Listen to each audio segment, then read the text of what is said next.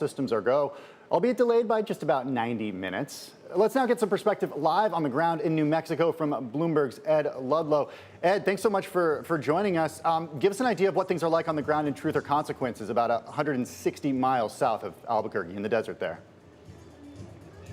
Yeah, it's a party atmosphere here, Tim. Believe it or not, it's been that way since 3 a.m. local time when people started to arrive.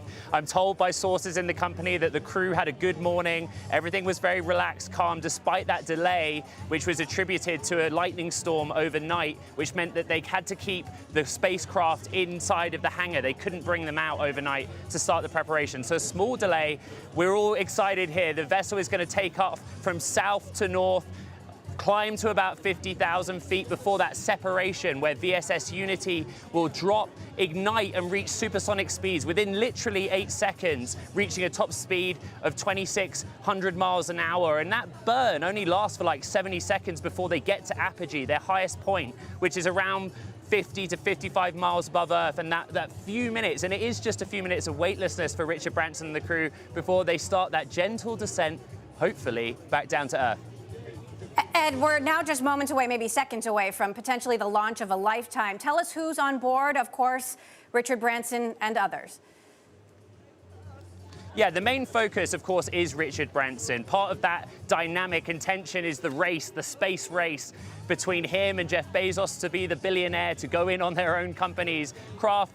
He is principally on board to test the experience of paying customers, of civilian astronauts, what it will be like for those that put down $250,000 for the privilege of doing it. But a lot of this activity is also about scientific research. Beth Moses, who basically leads crew training at Virgin Galactic, she will be on board evaluating the strength of the experience, how the astronauts cope, and she will be in charge of training those future civilian astronauts as well. Also, Surisha Bandla, who is the VP of Government Affairs, she's going to be looking at the scientific nature. She's going to be doing an experiment in that microgravity environment to see how basically plants and their biochemistry fare coming in and out of microgravity stresses. And that's another future revenue stream for Virgin Galactic. They plan in the future to charge a higher rate, around 600,000 US dollars a pop, for those few minutes of weightless scientific experiment. You also have Colin Bennett, who's making his first flight into space. He used to work for Virgin Atlantic and is now the pretty much lead engineer for operations here at Virgin Galactic. He will be up making sure that from an engineering standpoint, the cockpit and the cabin operate in the way that they should be. Ed, we know that there's already been one delay this morning. We still are not seeing the craft take off at this point. What do we know about the latest about when it's actually going to be taken off?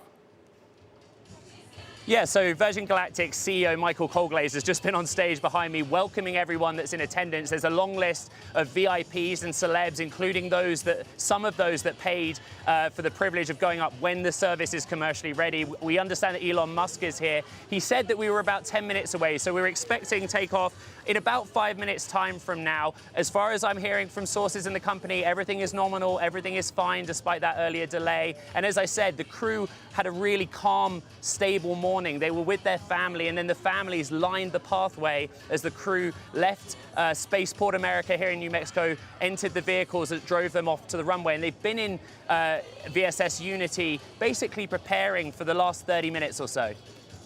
You're watching our special coverage of Virgin Galactic founder Richard Branson planning to take off minutes from now from a spaceport in Truth and Consequences, New Mexico. Ed, you know better than anyone, anything goes in space. It can always be canceled a second before. They had a test flight that was aborted back in December. What's it looking like now? I know we're in the middle of the New Mexico desert. The weather is looking good, but you know, what are the chances this doesn't happen today?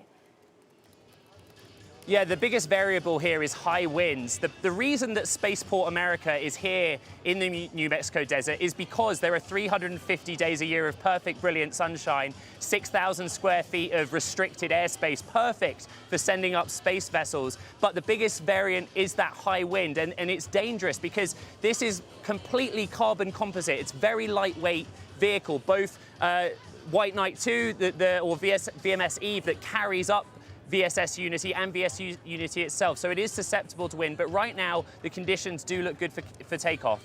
Ed, it has been a long, difficult path for Virgin Galactic to get here, absolutely decades in the making. And I can't help but think of the tragedy back in 2014 that killed one pilot and badly injured another, actually happening on the same class of ship as Spaceship Two, as VSS Unity. I'm wondering what you know about safety on board today. Yeah, so according to sources, there will be parachutes on board VSS Unity. The 4 crew members and the 2 pilots have been trained to use those parachutes as well as other safety procedures. What happened in 2014 is that on ascent, the Unity vessel activated its landing procedure while it was on the way up. At the time, the investigators found that was probably due to human error, but it raised questions about how could they possibly have a system that would allow you to start the landing procedure on takeoff. But that is what was attributed to the crash, and it's since been rectified with the latest generations of vessel that Virgin Galactic's using. Ed, thanks so much for joining us. Please stand by. We'll get back to you as soon as that launch happens. I want to bring in Chad Anderson now, founder and managing partner of Space Capital, a seed-stage venture capital firm with $80 million under management. You are watching our live coverage of the Virgin Galactic launch, carrying founder Richard Branson on Bloomberg Television, radio, and Quick Take. Chad, you've been investing in the space business for a long time. These launches happen. This one is particularly more high profile given that Richard Branson is on board. How significant in the span of space launch, space flight history is today? How big a milestone is this? It's significant. I mean, today is really exciting, and I'm excited to be here watching with you. This is a new era in human spaceflight, and it's been a long time coming. I mean, so since the X Prize was won in 2004, where Paul Allen's team made it to space twice using the experimental version of this spacecraft that Branson then later licensed. So it's been 17 years of building and testing and getting to this point. It's been a long road, and it's fascinating for me to see that this is coming online at the same time as Bezos and his vehicle that's been at it for just about the same amount of time. So 20 years in the making, all coming to a head, and 2 very different systems, 2 very different architectures and approaches coming online within about a week and a half of each other. So today is very significant and kind of ironic. You know, the choice of architecture with going with a carrier plane to drop the spacecraft was, one of the arguments for that is that it can rise above the weather and they can launch in any weather, and that's what Virgin Orbit does, makes the same argument for their satellite launches that they do under the wing of a 747. So kind of ironic that the weather would delay this vehicle today, but no, it looks like it's going to take off, and we're all very excited to see it happen. Chad, much has been made of the differences between Blue Origin and Virgin Galactic. Of course, if they do become space tourist carriers, they will be direct competitors. But as you say, the technology is incredibly different. Branson will be on essentially a space plane today, whereas Blue Origin's New Shepard goes up and down. Talk to us about the differences in the technology here, the approaches of Richard Branson and Jeff Bezos. Yeah, so they're both suborbital vehicles, and the White Knight carries up the spaceship, as you see rolling out to the pad or out to the runway now, and so it's about an hour and a half total trip. Most of that is on the way up. The launch actually is quite quick, and as Ed mentioned earlier, it's a 70-second duration burn. So they go basically vertical, and it's going to be quite a thrill. So I've done the centrifuge training for this. That wasn't enough to get an invite to this flight, but you get 6 Gs through your chest. And if you've ever felt that before, I mean, it's pretty intense. You go through training so that you can enjoy the experience when you're up there and you don't pass out, for example. I mean, this is the type of G-forces that stunt pilots and aerial pilots go through. And then they take 3.5 Gs through their head as well. So it's an exhilarating experience, should be really fun. And then when they get up there, they've got 3 to 4 minutes of weightlessness.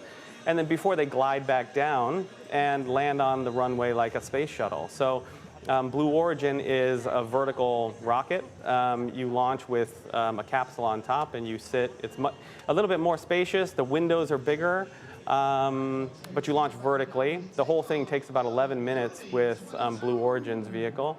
And the capsule detaches and you have, similar amount of time and weightlessness before you come back down under parachute, similar to what the Russians do in Kazakhstan. So two very different approaches.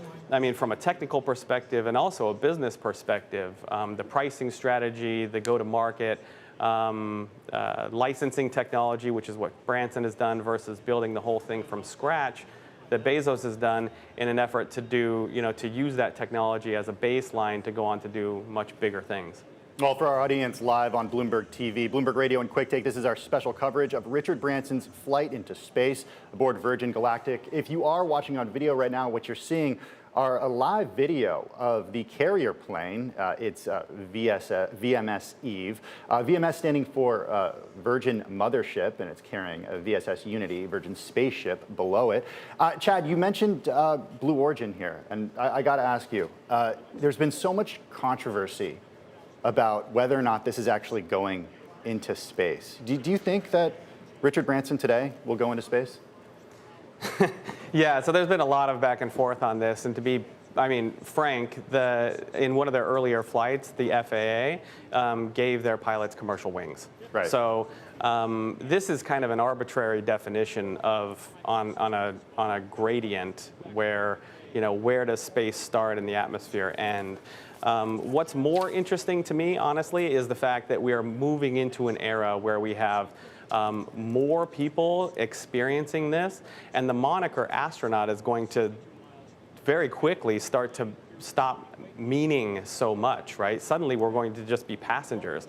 Similar to what happened on airlines. I mean, the earliest folks used to get their wings when they would fly, and that was a big accomplishment. I went and flew on an airplane. It was reserved for only the most, the wealthiest of us, celebrities flying in black ties. And then there wasn't a coach class in airlines until the late 70s, right? They called it a tourist class. And so making airline travel available to most of us. And so you can imagine that a similar thing is going to play out here. And what I'm most interested in is that... All right, Chad, sorry to cut you off, but it looks like Eve, the mothership, is picking up speed. Eve, of course, named after Richard Branson's own mother. And between the two planes on the end, you see the VSS Unity. That is the spaceship that will separate from Eve about 50 minutes after takeoff and then rocket up into space or to the edge of space, however you'd like to see it. It'll take Richard Branson and the crew up for 5 or so, we believe, minutes of weightlessness. They haven't been super specific. They've said several. We believe it'll be about 5 minutes. They will get that view of Earth that so few humans have seen. And then, as our Ed Ludlow mentioned earlier, the rocket will change shape in midair, which is one of the key signatures of Virgin Galactic's special technology. It's called feathering. The rocket will change shape for a safe re-entry back to Earth. I want to bring in our Ed Ludlow, who is on the ground watching Eve take off, carrying Richard Branson, 2 pilots, and 3 additional crew members. Ed, give us the mood on the ground. What are you feeling? It's incredible, unsurprising. There are cheers and claps and applause, and I could see it out of my peripheral vision. And then when it came in line with me, that high-pitched scream of the jet engine, which is a hybrid burning solid and liquid fuels, and a smooth takeoff. And you have to be honest, it's an incredible moment anytime there's a space launch. But to be here on the ground in New Mexico, live on Bloomberg Television, Bloomberg Radio, and Quick Take, absolutely incredible. As you said, over the course of 45 minutes, reaching somewhere between 45,000 and 50,000 feet before VSS Unity is released. It's a call of 3, 2, 1, release, release, release. That engine ignites and the burn within 8 seconds hits supersonic speeds, a 70-second steep arc up to around 50 miles above Earth's atmosphere. And Chad was talking about the stresses on the body that you're experiencing during that time. We found out this morning that Richard Branson himself was doing some training in a sort of centrifuge, which basically simulates that experience of the G-forces running through the body. It's a difficult one because now it's just a waiting game. You know, the way the delivery mechanism works, that dual stage process, they're just on their way up like a normal aeroplane takes off, and you wonder how those 6 human beings are feeling inside that spacecraft. Emily, Tim. Well, for our audience live on Bloomberg TV, Bloomberg Radio, and Quick Take, this is our special coverage of Richard Branson's flight into space. Ed, you mentioned those passengers, the crew aboard. For the next 45 minutes, it is really like a traditional space flight for all intents and purposes. I mean, 50,000 feet, yeah, it's about 15,000 feet higher than a traditional commercial airliner travels when it goes coast to coast across the United States. What do you think they're feeling right now on board? What do you think they're experiencing right now on board? What do they see in the cabin? Well, so the cabin is designed to maximize the experience of the paying customer, right? It is very spacious. As I said, both of the craft are made out of a very lightweight carbon composite that is designed that way to make it energy efficient, but also to minimize the kind of stuff inside, the dense material. It's only 68 feet long, so it's not that big, but on the way up, they will be experiencing those, kind of similar pressures to an airplane, but this airplane obviously goes much higher than, say, a commercial liner around 37,000 feet. This is going to 50,000 feet. They have had some training, some limited training. As I said, Richard Branson's definitely had some more specific G-force training. But the whole point of this exercise, the whole point of this big media event, the world's media is gathered here, is to A, prove the technology works, but B, come back and explain what the experience is like. Because if you want to go on board, you've got to have a very healthy bank account. Ed, I want to bring in Chad Anderson, who's with us on set in New York. And Chad, having gone through this training, wondering what you're feeling in this moment, having invested in this industry for years on the hope, on the promise that this would be something big, that there is a big future for space tourism, that people around the world are going to want to board Virgin Galactic or Blue Origin flights for that, screaming few minutes of weightlessness in space. What are you feeling as you watch Eve take off? A lot of excitement. This has been, we've been building to this point for a very long time, and it's great to see it finally coming to fruition. I mean, they have been talking about getting to space later this year, I think, since 2007. So it's kind of surreal to actually be watching it happen right now. You have to imagine that this is all part of the experience. I mean, Virgin Galactic has built this into everything they've done. So it's a long waiting game. People have put down deposits. And so they've focused on everything, calling them future astronauts, building a group of folks that come together. They have events. They come to Spaceport America. They do these weightless parabolic flights on jets. They do the centrifuge training. It's a whole experience. And so you have to imagine that they have now taken that as well on launch day. And people experiencing this in flight, they're in a beautiful cabin, lots of windows. You have to imagine, the excitement is building, and they've prepared for this part of the experience as well. So, you've got an hour to get excited, let your nerves settle. And that might actually make it much better and easier for you to enjoy that short period of time of intense stimulation, So a bit of time to sort of get your feet under you, get prepared for the thrill of a lifetime. Chad, earlier in our conversation, you drew the parallel between transcontinental flight, around the world flight, and the way that the prices have come down, especially over the last few decades. And I wonder when you think the price of this type of experience will get to the point where really the masses of people can experience, like they can experience buying a ticket on Southwest. I mean, Virgin Galactic has said they want to do 400 of these flights per year from around the world. That's more than one every day by the end of this decade. We're still so early to be having this conversation, but it's a fun one to have. So the pricing strategies of both companies have been very different and very interesting.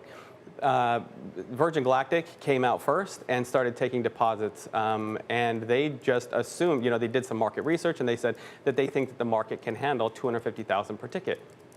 And people started to put down money for that. Blue Origin, on the other hand, waited until they were ready to fly, and they did a price auction, much more sort of Silicon Valley approach to pricing. And they, the ultimate price paid was $28 million for a similar arguably similar experience. And so now we know that the ceiling is much higher, and anything that they charge from here on out is going to look like a discount by comparison. But more interestingly, they now have all of that information about all of the other bids that came in, how many there were, how many, what people were willing to pay. And so they can now use that in their pricing strategy. We don't know what Blue Origin is going to charge yet. I've heard, from reputable sources, people who would know that it's well north of $500,000, but we'll have to wait and see. But these are significant prices. In airlines, it took from the first flight in the early 1900s until the late 70s for a coach class to be developed. And I hope, I think with technology today that and the way that things develop, I think that that we'll get there a whole lot faster. All right, Chad, we should mention that about 700 or so people bought those initial tickets that were available from Virgin Galactic on their initial flights. We believe some celebrities purchased those tickets, from Tom Hanks to Justin Bieber to Lady Gaga, $250,000 a pop. And Richard Branson has said that he will have a big announcement after he lands, hopefully safely today, about giving more people that opportunity to go to space. So we want to know exactly what that promise will be. I want to bring in Will Whitehorn now, the former president of Virgin Galactic, who is with us. Will, obviously, I imagine this is a huge moment for you. It has been a long path here. There were design changes, there were delays, there were some deaths along the way. Talk to us about what this means for you today and for the entire Virgin team. Well, I think I left Virgin 10 years ago, but I've still stayed pretty close to this project because I've ended up working in the space industry. I have a satellite company I'm a shareholder and director of, which is quoted on the Swedish stock market. And we're going to be using Virgin Orbit, the sister company, to launch satellites in the future. And I'm also running a new space investment company called Seraphim Space Investment Trust that starts trading on the London stock market on Wednesday. We're investing in some of the companies that actually Virgin's been looking at as well. So it's a very exciting time. It's a nervous time because obviously this is difficult stuff. They've been debating about who's going higher, but they're both going into space. The NASA definition of space is 50 miles. You're in a vacuum when you're up there, you're weightless, and things can just happen because it's space. It's not easy stuff. And I think that, the nervousness will recede when hopefully there'll be the joy of basically the inaugural flight of the company for the pre-commercial period, because obviously the next group of passengers who go off this will be the first paying passengers. And Sir Richard is doing what he needs to do as the boss of the company, which is lead the way and, take the company into its next era. But it's taken 15 years to get Galactic to this place. And it's been, a difficult time for them. I went part-time to do this project for Virgin, my last 5 years of a 25-year career there. And it was extremely difficult stuff we were doing. We were working with carbon composite, a new material for use in space to a large extent, a new type of rocket motor, the feathering device that allows the re-entry without the craft burning up. All of these were brand new, groundbreaking technologies. And at the same time, we laid the groundwork for what is now Virgin Orbit, which to me is actually just as exciting a business, being able to launch satellites from anywhere in the world in groups of up to 10 into low Earth orbit. And it's going to be, along with SpaceX, what makes this industrial revolution we're about to have in space happen. So this day really heralds an industrial revolution. For our audience live on Bloomberg TV, Bloomberg Radio, and Quick Take, this is our special coverage of Richard Branson's flight into space. Will, you talked about a new industrial revolution. Will Whitehorn, former Virgin Galactic president. What is the conversation that we are having 15 years from now? You said this was 15 years in the making. What's the conversation that we're having 15 years from now? What's going on in our skies? In 2018, there were about 2,000 working satellites in space. Today, it's about 3,500. By the end of this year, it'll be nearly 5,000. In 15 years' time, there'll not only be 100,000 satellites up there, but I believe we'll have all of our server farms or data centers, as people call them in space. We'll have most of our broadband from space. We will have mobile phones that work anywhere in the world because they'll be satellite enabled. We'll be beaming down microwave power to receiving stations all over the planet and getting 24/7 reliable microwave solar energy from space. What about We will be taking the heat out of the atmosphere, literally. Space has to be industrialized if 11 billion people are going to survive on this planet in 15 years' time. What about beyond communication? What does it mean for us actually visiting space, for the normal everyday person actually being in the skies? Well, I think as a result of what Galactic is doing at the moment, different to Blue Origin, the thing about the Galactic system is it's the prototype for being able to travel around the planet outside the atmosphere and not use the precious atmosphere for taking people from one side of the planet to the other. It's the beginning of hypersonic travel. There are companies developing motors which will allow a Galactic-type ship in a few years' time to travel at 3,000 or 4,000 miles an hour around the planet, 8,000 kilometers an hour. And that's like the reaction engine being developed in the UK at the moment. And there'll be a huge change in investment. What people will be able to do is start investing in these space companies directly in a way they've only been able to do with a couple of SPACs in America to date, like Virgin Galactic. Our own investment company, we raised $200 million on Friday, 150 million pounds, and it starts trading on the London stock market on Wednesday. And we're going to be investing in a range of new startups in space. And the public are going to see that happening. So they'll be able to go because they'll be able to fly regularized in 15 years' time at much lower prices. You know, one of your commentators mentioned earlier about the early flights. The first non-stop transatlantic flights on the Boeing 314 Clipper by Pan Am and the early British Airways in 1939 cost the equivalent today of $100,000 a ticket for the 35 people that went on each flight. They were the space tourists of their day. And these space tourists today will herald the regularization of space and an industrial revolution at every level.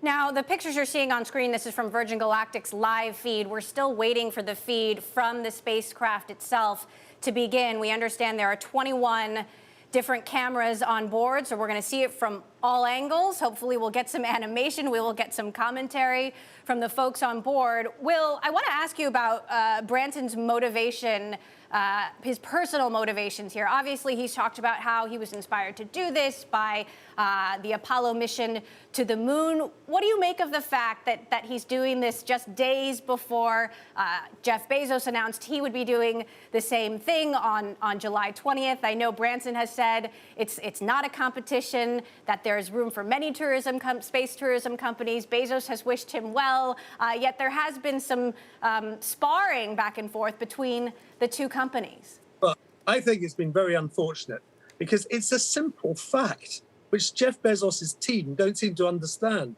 NASA's definition of space is 50 miles.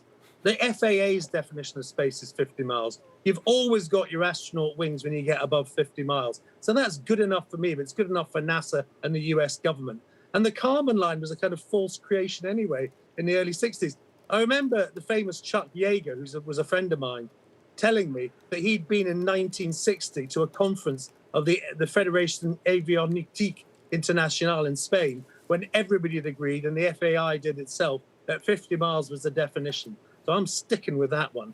And as for competition, I mean, there's room for all these systems. SpaceX, Blue Origin, Virgin Orbit, Virgin Galactic are heralding a lower cost access to space and that industrial revolution that I and others are going to be investing in. So we're about now 15, 20 minutes into the flight. As we understand it, that's the mothership Eve carrying the VSS Unity between those two fuselages. About 50 minutes into flight, that spaceship will drop below the mothership and then rocket up into space. So we're expecting that to be somewhere between 20, 30 minutes or so from now. Will, talk to us a little bit about the technology here, because Virgin Galactic is taking a very different approach to Blue Origin, which is the much more traditional looking vertical up and down rocket. And this is the result of many choices that you and your team and Branson's team made over the years. Very innovative technology, the signature feathering technology that belongs to Virgin Galactic. Talk to us about what makes that so important. Well, what you have to remember about Spaceship Two is it can be developed. This first version is piloted. There's going to be a Spaceship 3 and a Spaceship 4 and a Spaceship 5. And they're all designed to be able to fly into space and use new motor technology and new ideas in the future. So the thing about the galactic system is it can really be developed. It can go higher, faster. It can do more things. It can do more suborbital science. It can carry AI robots into space in the future, as will Orbit be able to do with the kind of satellites it can carry. So I think the difference is that Richard has developed a technology based on aerospace principles that can be developed. I'm not so sure about Blue Origin because I just don't know enough about it. But to me, it looks like they'd have to design a completely new rocket to do the next thing. Will Whitehorn, I'm afraid former Virgin Galactic president, thank you so much for taking the time and for joining us for our special coverage. For our audience live on Bloomberg TV, on Bloomberg Radio, and watching us on Quick Take, this is our special coverage of Richard Branson's flight into space. Let's go now again to Ed Ludlow, who's at Spaceport America in the New Mexico desert near Truth or Consequences. It's about 160 miles south of Albuquerque in southern New Mexico. Ed, give us an update about what's been happening in the last half hour as Eve and Unity continue to make their way up to 50,000 feet for that detachment of the two planes. Yeah, so we just passed the 32,000 feet mark. Most commercial airplanes go in a range of 32 to 40,000 feet, right? So it's gone past that normal line, and now we're getting into high altitude territory before that release at around 45,000 to 50,000 feet. What they've been doing here on the ground is playing back messages from some of the key personnel within Virgin Galactic, including another message from CEO Michael Colglazier, basically just talking about how much this means to all of the staff. You know, this is only the 22nd time that the Unity has conducted some sort of test mission. VMS Eve, or the technology that VMS Eve is based on, has flown a couple of hundred, almost 300 test missions, but not always with VSS Unity attached. And, you know, the spirit here is one of celebration, but there is some tense feeling as well, because we still have a long way to go in the mission. Right, and it's not just Branson who's a first-timer. I understand a couple of the others on board are also first-timers, so a huge moment for them. And I want to talk a little bit about the business, because the goal here is, yes, to give anyone and everyone the opportunity to go up into space, but also to make money. Talk to us about the business model and what Richard Branson, you imagine, has planned. Well, you just asked Will about the technology. Why use this dual system? And a lot of it is based on the economics of it. As I said, it's carbon composite based, very lightweight. That makes it very fuel efficient. As we know, they're charging around $250,000 a seat as a civilian astronaut, a paying customer. You can get 6 people on board, so $1.5 million a pop. When Virgin Galactic did the SPAC deal with Chamath SPAC back in 2019, in the S4 we got a lot of detail. The cost per flight comes out at around $400,000 to $500,000. If you're bringing in $1.5 million a pop, you're getting very good margin on a per launch basis outside of your R&D and manufacturing costs. And so that's what the future is that Virgin Galactic is trying to sell. They're talking about manufacturing these things cheaply here in the state of New Mexico. I actually spoke to the state's governor earlier this morning, and she said that's the next phase of their negotiations, making sure that the factory where both VMS Eve and VSS Unity will be built will be here in New Mexico. And as they build more and they ramp up their activity, they're doing these launches at volume, the economics start to make more sense. Although you do have to wonder, how many people are there out there that have $250,000 lying around for a mission like this, for a trip like this? I certainly don't. Yeah, you and me both, my friend. Ed Ludlow joining us live from the ground at Spaceport America near Truth or Consequences, New Mexico. Ed, sit tight, because we're going to be coming back to you in just a minute. Joining us now is Lisa Rich, managing partner at Hemisphere Ventures. This is an early stage venture capital firm. It's focused on frontier technology. The company is invested in 17 different space companies. Lisa, it's great to see you this morning. As somebody who follows the space so closely, who's invested in many space companies, what are you feeling right now? Well, thank you for having me today. This is a watershed moment for the space sector. I think everyone in the community is celebrating because it's opening the door for commercial business. We're seeing a transition occurring here where it's not just government sending astronauts to space, but a commercial company and the opportunity for citizens to become astronauts. This has never happened before on U.S. soil, and now this is the beginning, and we're watching it live. So it's a great day here for the space sector. Now, Lisa, you have talked about the space launch party experience. And as I understand it, the belief is that there will be a whole space ecosystem that develops around spaceports, restaurants, hotels, people who decide they want to do this. They get to see some celebrities along the way. What's your vision for the future of that ecosystem? Thank you, Emily. That's such a great question because we experienced this last week or 2 weeks ago at the Transporter 2 launch. SpaceX was hosting us. We were rescheduled for launch 3 times, and everyone had a wonderful time together because we all made the most of it. And what do you do while you're scheduled for a launch and maybe there's a weather delay or there's some strange thing that happens? The second launch was cut at T-11. So you never know what could happen. But obviously, everyone that is anticipating a launch wants to be entertained and have that time together. And there's so much that space enthusiasts want to discuss that it is a time to build community.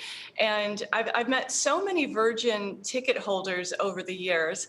And by the way, every one of them has told me that the $250,000 they've spent waiting has been paid for itself 10 times over because of the experiences that they have shared over the years in anticipation of this becoming an event that everyone can go to space. So that's something to think about. It is the ecosystem that's being built while you're waiting for a launch.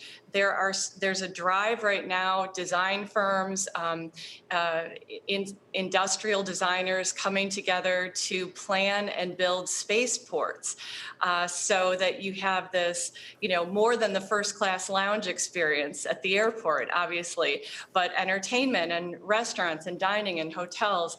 All of that is a big draw for these events that will be part of our future.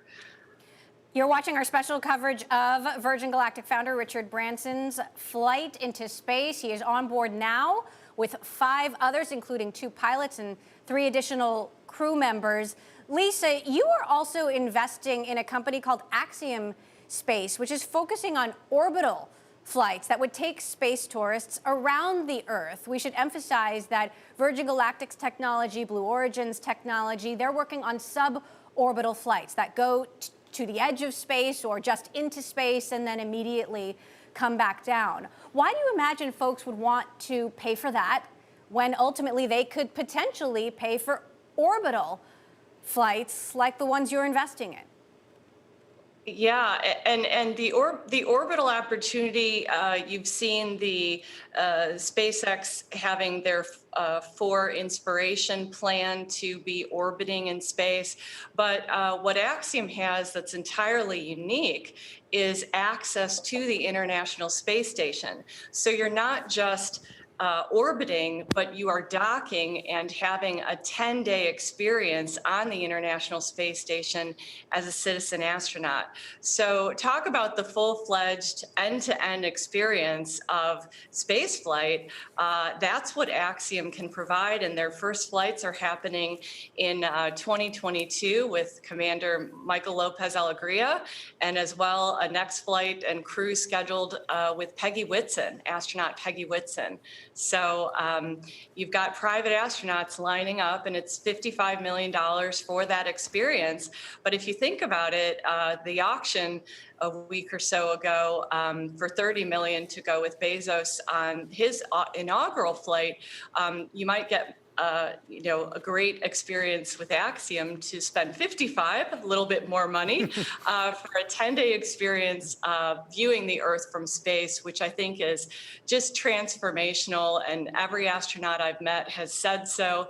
It has changed their life and all of their future vision for how they're going to live their life after they have an experience of the Earth from space. Yeah, 55 million, a little more than 27 million for a small number of people, I think, Lisa. I do wonder about that price tag. Does it come down ever? Or because this is dependent on the International Space Station, an entity that is overseen by many different governments around the world. It's the International Space Station, after all. Does that price just continue to climb? Well, it's an excellent point because, as we know, the International Space Station is reaching its end of life. It is set to be decommissioned, I think, at this point in 2028. So you have a space station that will be replaced, and the company that is replacing the space station is Axiom Space, that is attaching a module to the International Space Station and building a new space station on top of the old space station. So as they build Axiom Station, we're going to have a commercial space station that has reduced costs and many new efficiencies to it. And I expect that the cost of commercial spaceflight will come down as a result of that as well. So we have a lot to look forward to in the space sector for human spaceflight. All right, Lisa Rich, a longtime space investor, thanks so much for joining us today and sharing your insights. I want to get back to our Ed Ludlow, who's on the ground in Truth or Consequences, New Mexico, has seen the flight take off. Ed, where are we in flight?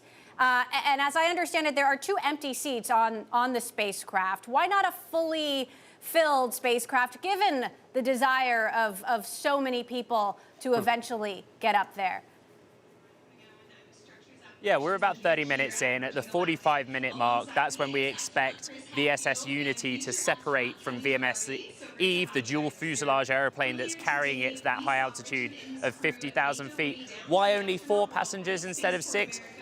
Yes, Richard Branson is on board to test the civilian paying customer experience, but this is very much a test. Remember that the reason they were able to do this flight is because the previous test on May 22nd yielded such good data. They immediately landed on the 22nd, handed that data over to the FAA, and it was that which led to the FAA giving them the license to be able to operate taking paying civilian customers up to space. But it is a test, and you have to control what you can. As I said, those 4 passengers, along with the 2 pilots, have been trained in emergency procedures. There are parachutes on board. They've been trained in how to use them and also other procedures in the event of an emergency. So we're just watching now for this key moment in about 10 to 12 minutes time for that separation. But as it stands, they're still climbing towards that 50,000 feet level. For our audience live on Bloomberg TV, Bloomberg Radio, and Quick Take, this is our special coverage of Richard Branson's flight into space. Ed, for those who are just joining us now, take us through exactly what happens in the next 12 to 15 minutes and then beyond. Yeah, so the separation is the key moment. VMS Eve is that funny-looking dual fuselage aeroplane. At 50,000 feet, the control room will call 3, 2, 1, release, release, release. For a brief moment, VSS Unity will free fall, and suddenly its single rocket motor will ignite. And within 8 seconds, it will hit supersonic speed. It's about a 70-second burn where it will reach a top speed of 2,600 miles. It's a very steep arc that it takes to apogee, its highest point from the Earth, which is about 50 miles. It could be as much as 54, 55 miles, but it's within that range. And then those astronauts will experience weightlessness. They'll actually unbuckle themselves and float around in the cabin. One of them will conduct a scientific experiment. Richard Branson is there just to explain when he gets back down what it feels like. It really is, in some ways, a sales exercise. Then they buckle back up, and that feathering process starts, and they gently come back down to Earth, hopefully. Again, we're watching Virgin Galactic's live feed on the left-hand side here. We're waiting for the live pictures of those 21 cameras on board to kick in, which, perhaps that'll happen, Ed, when the spacecraft separates from the Eve. You mentioned earlier the risks that have gone into this incredible journey. There are parachutes on board. Talk to us about Plan B, Plan C, Plan D. Yeah, there are safety mechanisms built into the design of the system. The engine on VSS Unity, the rocket, for want of a better expression, can be shut off at any time. And remember, the landing process, there is no additional propulsion. It is simply aerodynamics and gravity that brings VSS Unity back down to Earth. So if they did have to abort, then that's what would happen. The engine would be shut off, and then slowly it would glide back down to Earth using the aerodynamics of the wings. the difference in distinguishing between the Kármán line, 62 miles above Earth, and 50 miles NASA, the point is, yes, you are in a vacuum, but you're still within the pool of Earth's gravitational field. So, all you had to do is stop your momentum, and with that feathering process, the main function of the feathering is simply to reorient the VSS Unity, and that in itself starts that descent back down into Earth's atmosphere. I want to bring back in Chad Anderson, Space Capital Managing Partner, Ed Ludlow, that was joining us just now on the ground in Truth or Consequences, New Mexico, from Spaceport America. Sit tight, Ed, because we're going to be coming back to you in just a few minutes.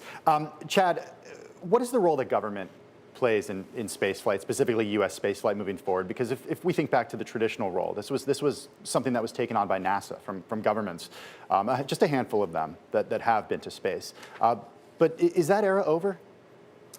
This is a huge benefit. All these commercial activities are a huge benefit for NASA. We have been operating in space for decades, but this has really only been a category for investors over the last 10 years. And it was SpaceX that really broke through the deadlock that the defense contractors had on this market, which was very limited market. I mean, on the one hand, you had a handful of defense contractors, and on the other hand, you had the government. And that was the whole market. And so the pricing was all over the place. The costs were extremely high. Everything that was built for a very sophisticated government customer. And so this really limited our capability and the innovation that we saw in the category. But given that investors have invested in these companies, they want to see some sort of return, does that limit the bets that these companies can take in a way that the government wouldn't have to hold back if it wanted to make big, bold bets? I'm thinking Mars here. No, so the government is benefiting from these new capabilities that are coming online. I mean, you had the defense contractors were getting very comfortable, right? And innovation wasn't happening at a pace that we're seeing today. What's happened over the last 10 years is the comparison is night and day. And the government gets to benefit from that because no longer do they need to be the benefactor that is funding the development of these systems that are going to take us to low Earth orbit. Now those operations, which are routine and we've done plenty of times before, can be handed over to private companies. They're going out and raising capital, venture capital dollars, and building these systems that NASA can then just be a customer of. One customer of many customers in a thriving marketplace. This is driving innovation and bringing costs down. There's been a lot of back and forth about Branson versus Bezos and like the competition that's happening here. This is definitely, no doubt about it, this is a competition. I mean, going 20 years of effort, going 11 days apart from each other, like this is a competition, but it's competition. We are witnessing it. It's driving progress, and we're witnessing it right now. And so the government benefits, NASA benefits, and we benefit. All of us get benefit from this because what's happening now, I mean, the pace of innovation that's happening at some of these companies, particularly with SpaceX and Starship. Starship is going to fundamentally change the way that we operate and interact with space. The two things that have defined space to this point have been it's hard to get to and it's expensive. With Starship, those things go away. You can carry a huge amount of capacity to orbit and beyond. It can refuel, and it can go to the moon, and it can go to Mars, and it can land us there. And I think Starship's going to be the vehicle that takes us to the moon, takes NASA to the moon in the 2024 type time frame. And you have to think about, everything else that comes with that, not just going to these destinations, but all the other capabilities that this brings online. Chad, we're just getting word from Virgin Galactic that we're about 9 minutes away now from separation, when the VSS Unity will drop from Eve and rocket up into space. Speaking of the competition, the debate here is that Kármán line, 62 miles above sea level, that's where Jeff Bezos will be flying on July 20th. Richard Branson, this flight today will be going somewhere above 50 miles above sea level. The last test flight, I believe, went 54 to 56 miles above the Earth's surface. We don't know just exactly how far, but it'll be above 50 and below 62. So that is where the debate comes in. NASA and the U.S. military define space as 50 miles above sea level, and that's how Virgin Galactic likes to define it as well. I want to know a little bit more about this space ecosystem that you've been investing in. If this flight today is successful, if Blue Origin's flight on July 20th is successful, what does that mean for the ecosystem of companies that you've been working with that are depending on progress here, that are depending on these milestones being hit to get to the moon, to get to Mars and beyond? I mean, so this is all relatively new from an investor perspective. A category for investors to participate in. It's really over the last 10 years and really over the last 5 years. And there's been a massive amount of innovation and activity and investor interest and participation. So we've got some preliminary numbers for Q2 in, and it looks like there was $10 billion invested in Q2 in the space economy. And almost half of that went to infrastructure companies, the launch vehicles and satellite hardware that is generating data and generating these types of experiences. And we're really, as a seed stage investor in this category, what we're really interested in is the types of applications that are going to be built on top of this infrastructure.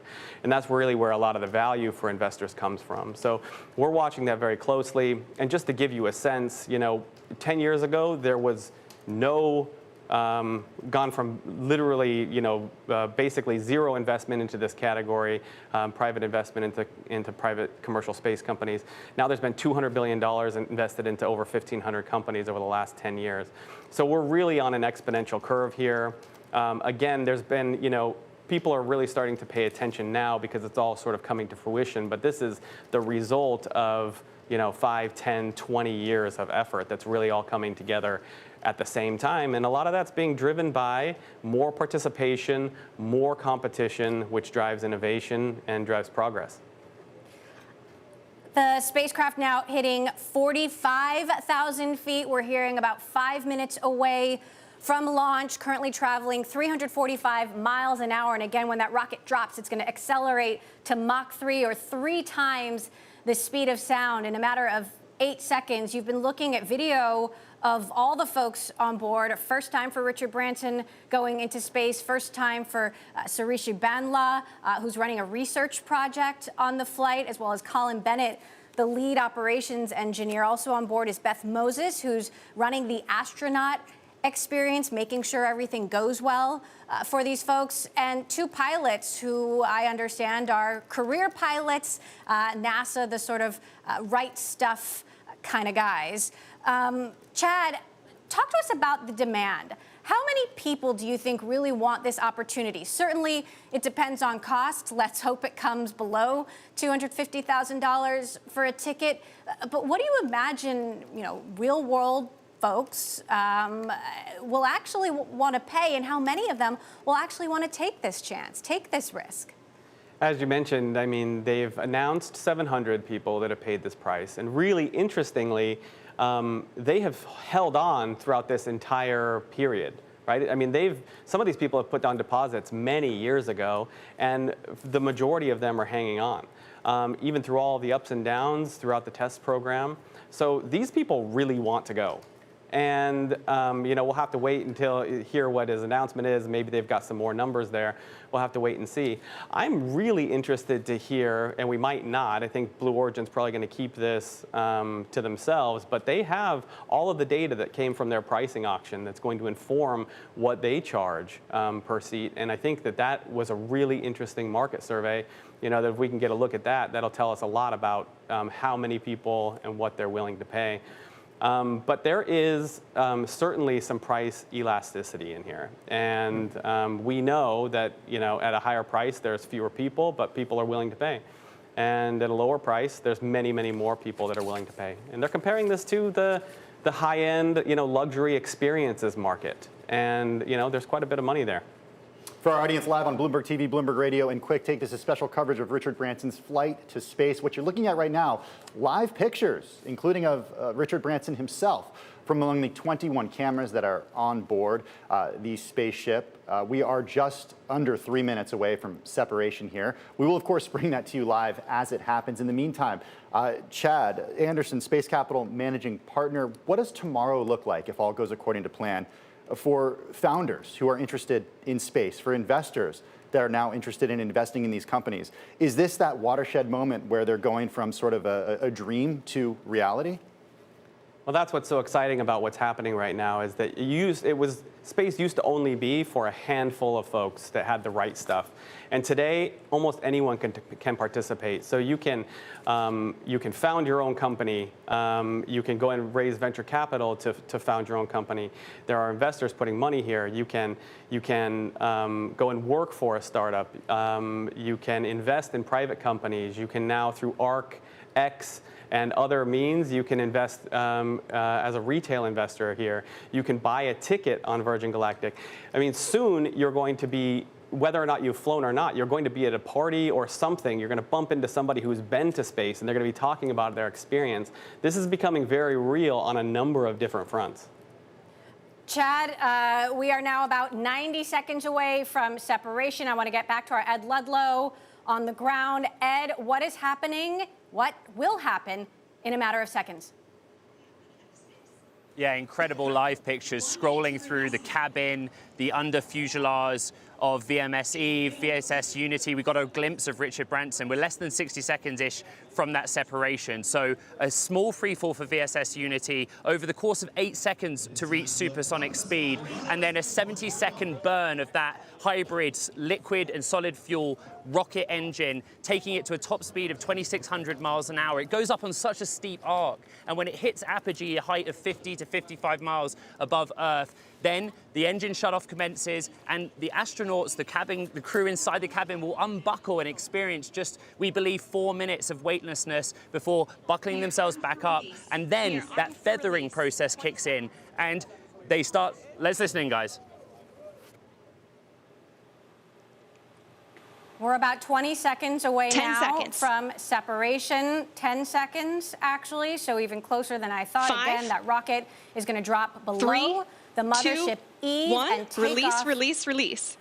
Clean soaring release. into space. Ignition. There it goes. Good rocket motor burn. There's Mach 1 trimming now.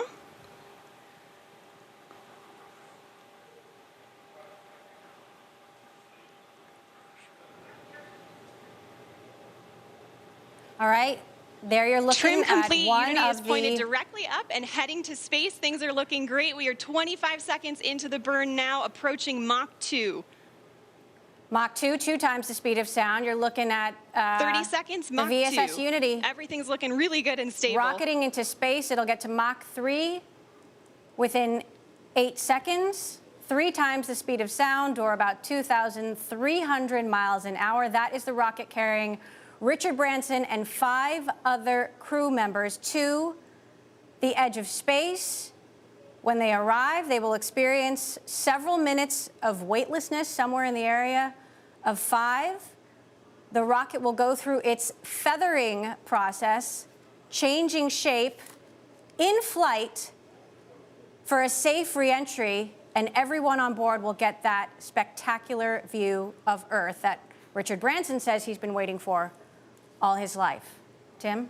For our special audience joining us live on Bloomberg TV, Bloomberg Radio, and Quick Take, this is coverage of Richard Branson's flight into space. We're seeing live images right now coming from almost 50 miles into space. Ultimately, we'll get above 50 miles into space before it begins its feathering process to hopefully safely re-enter Earth's atmosphere, continue to re-enter Earth's atmosphere, and glide back down to land safely at Spaceport America.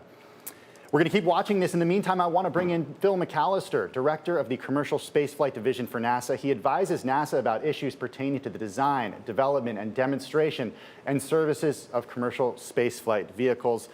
It's hard to describe how I'm feeling right now, just watching this, Phil. How are you feeling, Philip?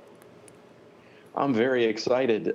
This has been a long time coming. I can't believe it's been 17 years since the Ansari X Prize was won. We've all been in this community waiting anxiously for this moment. And I'm very excited. I wish I was on the flight. I have a couple colleagues that are on there. I know Beth and Sarishi, and I'm sure they're just really excited right now. Have you spoken to them in the recent days ahead of this? I haven't spoken to them about this flight specifically, no. What do you think? Go ahead, go ahead, Emily. Well, Phil, I just want to jump in. The rocket has officially rocketed into space past that 50-mile mark above sea level. That, of course, is the definition of space by NASA, by the U.S. military, and, of course, Virgin Galactic. Now, what's going to happen is this feathering process where the aircraft will essentially rotate its wings and its tail booms upwards. This will stabilize it and prepare it to decelerate and descend back to Earth. And that entire descent will be controlled by aerodynamic forces. This is the signature part of Virgin Galactic's technology. I want to get to our Ed Ludlow, who's on the ground. He is very deep in the weeds on the technical details of it and what makes it so extraordinary. And there you're seeing the live pictures of the crew in space. Someone was floating there. It was a little pixelated, but I believe it looks like they're having a really good time. Ed, what's happening right now? It's just incredible. And that same moment you noticed it, Emily, the whole crowd here cheered. It's astonishing. Just the concept of a live feed from that cabin back down to Earth and watching it in real time is astonishing. But as you said, the feathering technology is so key.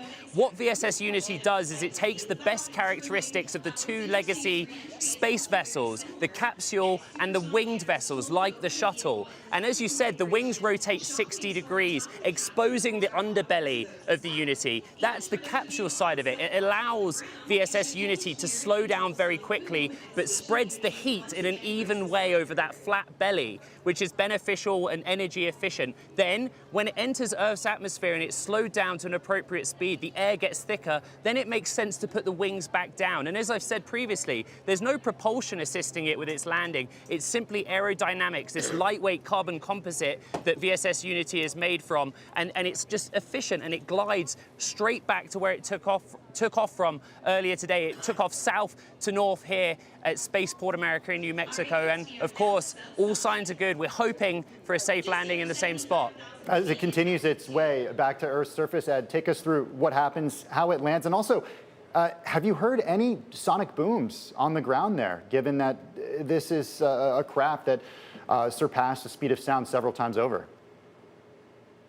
No, I haven't. I'll be honest, I haven't. But if you saw me jump out of my chair in the control room, we're all going, what's he doing? It's because above my head, you can see the jet trail. So you guys are all seeing it on the live feed. I've got the live feed over my shoulder. But if you look up, there's just an astonishing jet trail over my head from where, just after that point of separation with VSS Unity. There's two pilots in the cockpit of VSS Unity, and as I said, once the feathering process is done and the wings are unfolded and become in their sort of natural flat position, it's like flying a glider. That's all it is, using aerodynamics. It's already slowed down to an appropriate speed for the exposure of that belly through the feathering process. And simply, that's why they're able to land it in such a specific spot, say versus the capsule that Jeff Bezos will go in, which relies on a parachute and is subject to wind, of course. You just steer and land on the runway, but we're not quite there yet. There's time to go. I would say it's still very energetic and tense here, guys. Ed, we can hear the cheers behind you. We're about 6 minutes into the separation. The astronauts, I guess we can call them astronauts now, commercial astronauts, are back in their seats, so weightlessness has been experienced and it's over, and it's time to come back down. The feathering process has happened. There they are, all buckled up. They look good.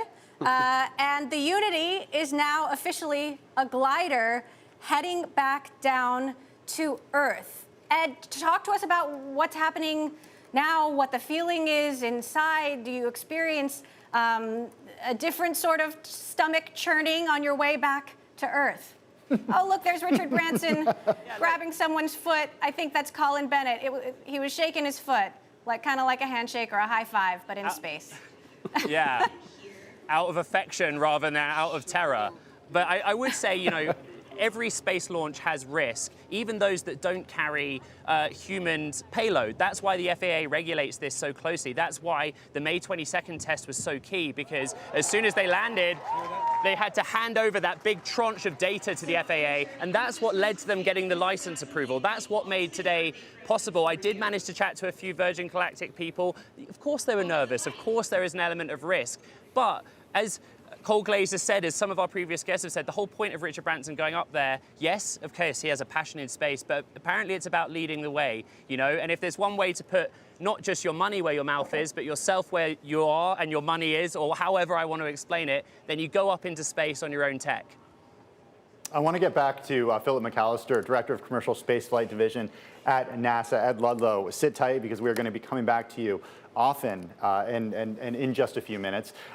Philip, I'm wondering about the relationship that you think is appropriate between private enterprise right now and the U.S. government and how this moment is different than the history of space exploration when it comes to government control of it. Yeah, there's no one specific way that the government and the private sector can interact. For a number of years, we've been in a public-private partnership with SpaceX and Boeing for orbital human space transportation, and that has worked out very well, where we share the risks and we share finances and technical expertise. In this instance, for both Blue Origin and Virgin Galactic, the private sector did this entirely on their own. They financed these systems, they developed them, they controlled the design, and made all the decisions. And from NASA's perspective, that's just a really good thing. Hang on, Phil. We're hearing Richard Branson speaking from the spaceship itself. Take a listen. A beautiful spaceport. Congratulations to everybody for creating such a beautiful, beautiful place.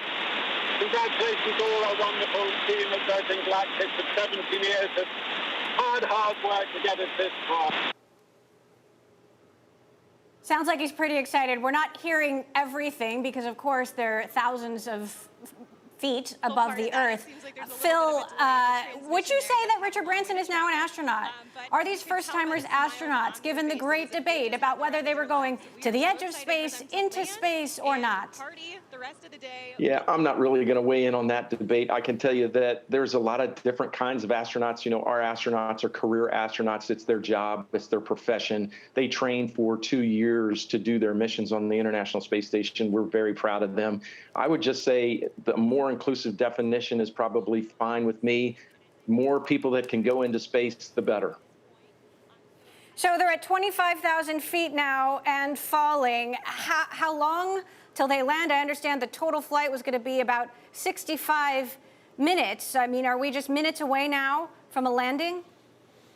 Yeah, I would suspect it's just a matter of gliding back down to Spaceport America, so it should just be a few short minutes. Phil, when it comes to regulation, at this point, the FAA does not regulate these passenger experiences the way it does when it comes to traditional commercial airline flight. Is there a role for regulation here, and what is it? Yeah, at this point, there is some regulation. It's called the informed consent regime, where the providers, Virgin Galactic and Blue Origin, are supposed to explain the risks associated with the flight, and the passengers sign what's called an informed consent waiver. I do expect there to be additional regulation as we get further into this. It was a conscious decision on the part of the U.S. government to allow this industry to sort of learn and explore and innovate in this very early stage so they could make some big advancements. But I think at some point in the future, you probably will see more regulation. And I think that's the appropriate role for the FAA. NASA's a space exploration agency, and we do not want to be in that business. So I think it's appropriate at some point for the FAA to get more active in that area. All right. Phil McAllister, Director of the Commercial Space Flight Division at NASA, thanks so much. We were just looking at live pictures there of the astronauts, we will call them, in flight, passing a phone around, talking to someone, presumably on Earth. I want to get back to our Ed Ludlow on the ground, where, Ed, will you see the rocket landing, and how many minutes away are we from that?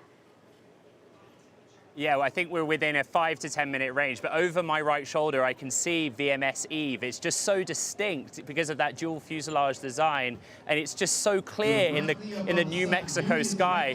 I just wanted to take a moment. apparently directly above us now, VSS Unity. This has been a really long, hard road for Virgin Galactic. Richard Branson acquired the assets from Scaled Composites, the engineers that designed the system in 2004. There were a number of setbacks, including the tragic and fatal accident in 2014, and progress has been really slow. All you have to do is go on YouTube and find Richard Branson videos where he said, in 10 months, in 18 months, we will have a commercial space flight with paying customers. That was all the way back in 2009 onwards. It's been such slow progress, but they have done things the right way. The SPAC deal was such a success in 2019, it gave them the injection of capital and also the profile to move forward with this project. But the other smart thing that they did was where I am right now, Spaceport America in New Mexico. The New Mexico state government paid for every single cent of this place, $200 million. Virgin Galactic paid $5 million a year in rent, but that's chump change in the scheme of how much they've had to spend on R&D. It's really put the company on the map. They have a good relationship with the regulators now, a good relationship with the state, and it really feels like they're making this Spaceport America in New Mexico a home, a place where now this could actually be a commercially viable business. Yeah, that's certainly the hope of New Mexico's current governor and former governor, Bill Richardson, who initially signed that deal with Branson so many years ago. Hey, Ed, give us the latest from on the ground there, because as we are watching the VSS Unity descend right now, glide, it's actually being guided by other planes as we speak. It's down below 8,000 feet as it makes its way to land at Spaceport America. What happens after it lands? What do Branson and crew do? Yeah, I think that the Branson crew and the Virgin Galactic leadership and employees take a big sigh of relief because there was risk involved here. There has been a tragic and fatal accident in the past, 2014, right? You know, you cannot escape history. What they plan to do, actually, is they have to land safely, they have to taxi, the convoy of Land Rovers has already gone to pick them up, and then they're going to just take 15 minutes with their family members in the spaceport behind me, in the Gaia Center, as it's called, which is a very nice place, by the way. I haven't snuck in yet, but I will. VSS Unity has just touched down. There it is, safely on the ground in Truth or Consequences, New Mexico, and Richard Branson is clapping. The flight of a lifetime. For sure, Ed. Wow. It's absolutely incredible to see this moment, Emily. I mean, so much went into this, as Ed mentioned, more than just Virgin Galactic's involvement in the early 2000s. This is decades in the making before Virgin even got involved with Burt Rutan and Scaled Composites, the Ansari X Prize and the winning of the X Prize back in 2004. If you are just joining us right now, on Bloomberg TV, on Bloomberg Radio, on Quick Take, we are watching live images of Richard Branson's safe return among other members of his crew and pilots of his historic flight into space. Emily? He pulled it off. He did. They pulled it off, and his boyhood dream has officially come true. Cannot wait to hear what they all have to say when they get off this rocket ship.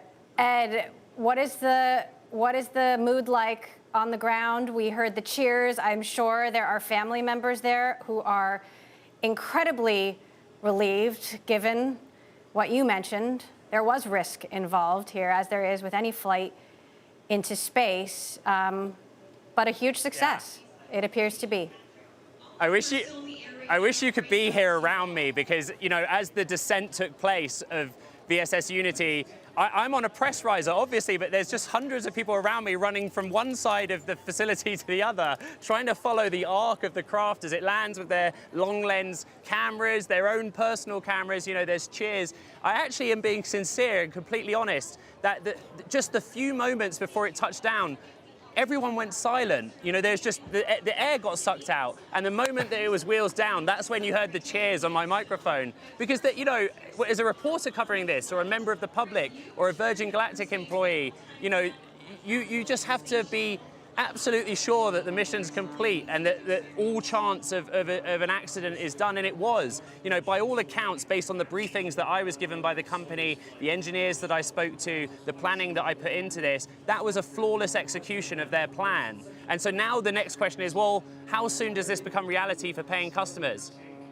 That is the big question. Ed Ludlow from Bloomberg News, sit tight. We'll be coming back to you in just a minute. Ed joining us live from Spaceport America in southern New Mexico. Let's go now to Janet Kavandi, Sierra Space Executive Vice President, where she's responsible for the company's space programs, including the Dream Chaser space plane that is under contract to deliver supplies to the International Space Station beginning this year. Dr. Kavandi, also an astronaut who has logged more than 33 days in space, traveling more than 13.1 million miles in 535 Earth orbits. Dr. Kavandi, what is going through your head right now? What are you feeling after seeing the successful finish for Virgin Galactic? Oh, I think my heart is starting to slow down. I get the same feeling every time I watch a space launch, whether it is a space plane or a rocket or anything with a jet like that, or a rocket like that, just makes my heart go fast. And so I'm starting to calm down. It's always so nice to see a safe return for everyone on board. Janet, what's the feeling like when you land? I mean, do you have, I know we say sea legs, are there space legs or rocket legs? That feeling when you actually touch down and it's all gone well and you're alive and you get back to Earth.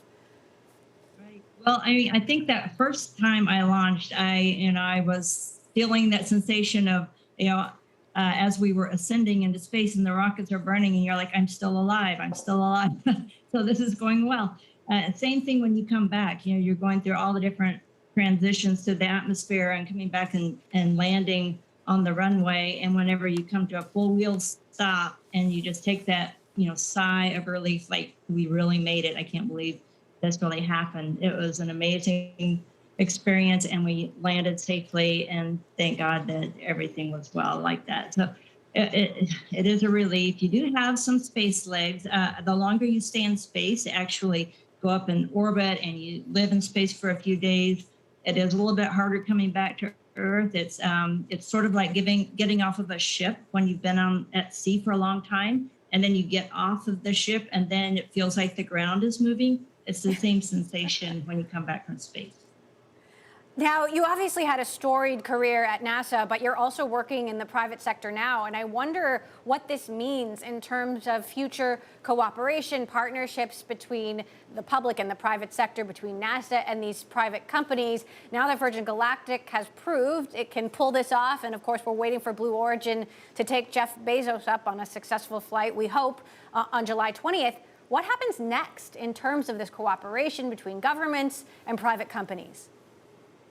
Yeah, so you're right. I was at NASA for 25 years, so I was on the other side for that period of time. And after I retired from NASA, I wanted to do something in the private sector to help make space more accessible to the private citizen. As over time, we will be able to bring the costs down so that more and more people will be able to afford to go to space and experience what it's like to see the curvature of the Earth and to feel weightlessness. So this will continue to evolve. I work for Sierra Space Corporation, which is also building a space plane. Our space plane will go all the way to orbit, and we're also planning to build a commercial space station that will be available to NASA after the International Space Station deorbits. And so we're working on taking crew and cargo to that space station. And we also are under contract to take cargo to the International Space Station until it's the time where it can't stay in orbit anymore. What is the preparation, Janet, that you had to go through in order to have so many successful missions in space? And how does that compare to what the folks who are going on Sierra Space's product on their space plane, how does it compare to that? Well, again, Phil McAllister mentioned the different types of astronauts. I was a career astronaut, so I wanted to also fly since I was a child, but I wanted to make it my career in space. So I went to college a long time. I went through a very intense selection process from thousands of people, and you get selected down to, say 10 to 20 people in an astronaut class, and that happens every 2 to 4 years. And then you go through about 1.5 to 2 years of training for each specific mission so that you're well prepared to do all of the experiments that you do or assembly that you do on that particular mission. So it's a long and grueling process. You do a lot of variety of training. between aircraft and underwater training for spacewalks, as well as the academic part of it. And then you actually fly. And these days, people stay around 6 months at a time in space on a space station and then come back down to Earth. That compares to this. This is, as you saw, the time that you're weightless is just a few minutes, and you're actually free falling the whole time. So you're not truly weightless, but you're actually free falling, which makes you feel like you're weightless inside the aircraft. And so it's a very short ride in comparison. Perhaps Richard Branson might like someday to fly all the way to orbit and to stay in space for several days and actually get to see the whole planet. And that's what some of these other space companies are endeavoring to do. All right, Janet Kavandi, Sierra Space Executive Vice President, also an astronaut. Really appreciate you bringing us your perspective today on this historic flight and successful landing. I want to bring in another special guest, Michelle Hanlon, University of Mississippi Center for Air and Space Law co-director. Michelle, you have such an interesting perspective on this because it sounds so great, space tourists going into space, but there are a host of legal and ethical questions that have not been answered that make this very complicated. It's not just about buying a ticket and getting a seat on a rocket, but who has liability for who and for what. Now that Richard Branson has pulled this off, certainly we're closer to that future of any of us being able to buy a ticket and go up there. But it's not so straightforward, is it, Michelle? No, absolutely not. First of all, let me just say this is such a great day for humanity. I mean, how exciting is it that we actually are having private companies do things that once only governments could do? And so, but that is what causes this legal issue, because we have all of our laws related to space govern states and sovereigns and countries doing things in space. And now today we realized that, no, we're going to have individuals in space. And so we think about all sorts of things like, there's a lot of talk about, are they astronauts? Are they not astronauts? Now that's kind of a marketing, kind of a symbolic question, but it's also a legal question, because if you're an astronaut under the Outer Space Treaty, every country in the world has an obligation to rescue you if something goes wrong. And then the question is, are you in space? Are you not in space? Because the Outer Space Treaty covers space, but if you don't consider, some people are saying, no, you're not in space until you reach 100 kilometers. So then what law applies, air law or space law? Just a lot of really fun, sort of nerdy legal questions to answer. Michelle, I'm wondering what you think the priority needs to be now when it comes to the legal perspective and the worldwide perspective about the challenges and the sticky situations that you describe. Does an international community need to get together to establish the clear definition of space and the clear difference between a space tourist and an astronaut and somebody who is on a mission that is sponsored by a government? Absolutely, I think so, because not just because we need to worry about what's happening right now today, but because we need to worry about what's going to happen tomorrow. And so what we do today with respect to contracts and how we treat these spaceflight participants, these civilian astronauts, whatever we're going to call them, we want them all to be called the same thing. We want them all to be treated the same way. We want all of the people who become our spacefaring progeny to have the same rights in space as they do here on Earth. And so when we think about, my ideal is to have all of these amazing companies that are sending civilian people, normal people into space, come together and create one sort of master contract that says things like, hey, we recognize that you are a human and that you have certain rights in space, you have rights to oxygen. We are going to treat you a certain way. We also have to think about people who are on the crew. What labor laws are going to apply to them? So it's really important in terms of, we call it the flag of convenience. We don't want people rushing to a country that doesn't care as much about how people are fit to fly or the crew of that flight or the safety of that spacecraft. We were just looking at live pictures there of the VSS Unity folks preparing it to be towed off the runway. The crew has gotten off the rocket. They are about to go through a medical debrief, all 6 of them. Michelle, talk to us then about what happens next. Obviously, there's still a long road ahead, even though Richard Branson has managed to pull this off today. It's a very different story when you're talking about anyone and everyone going into space. What do you imagine the next steps will be? How do we even begin to form new laws, regulations that will govern this activity?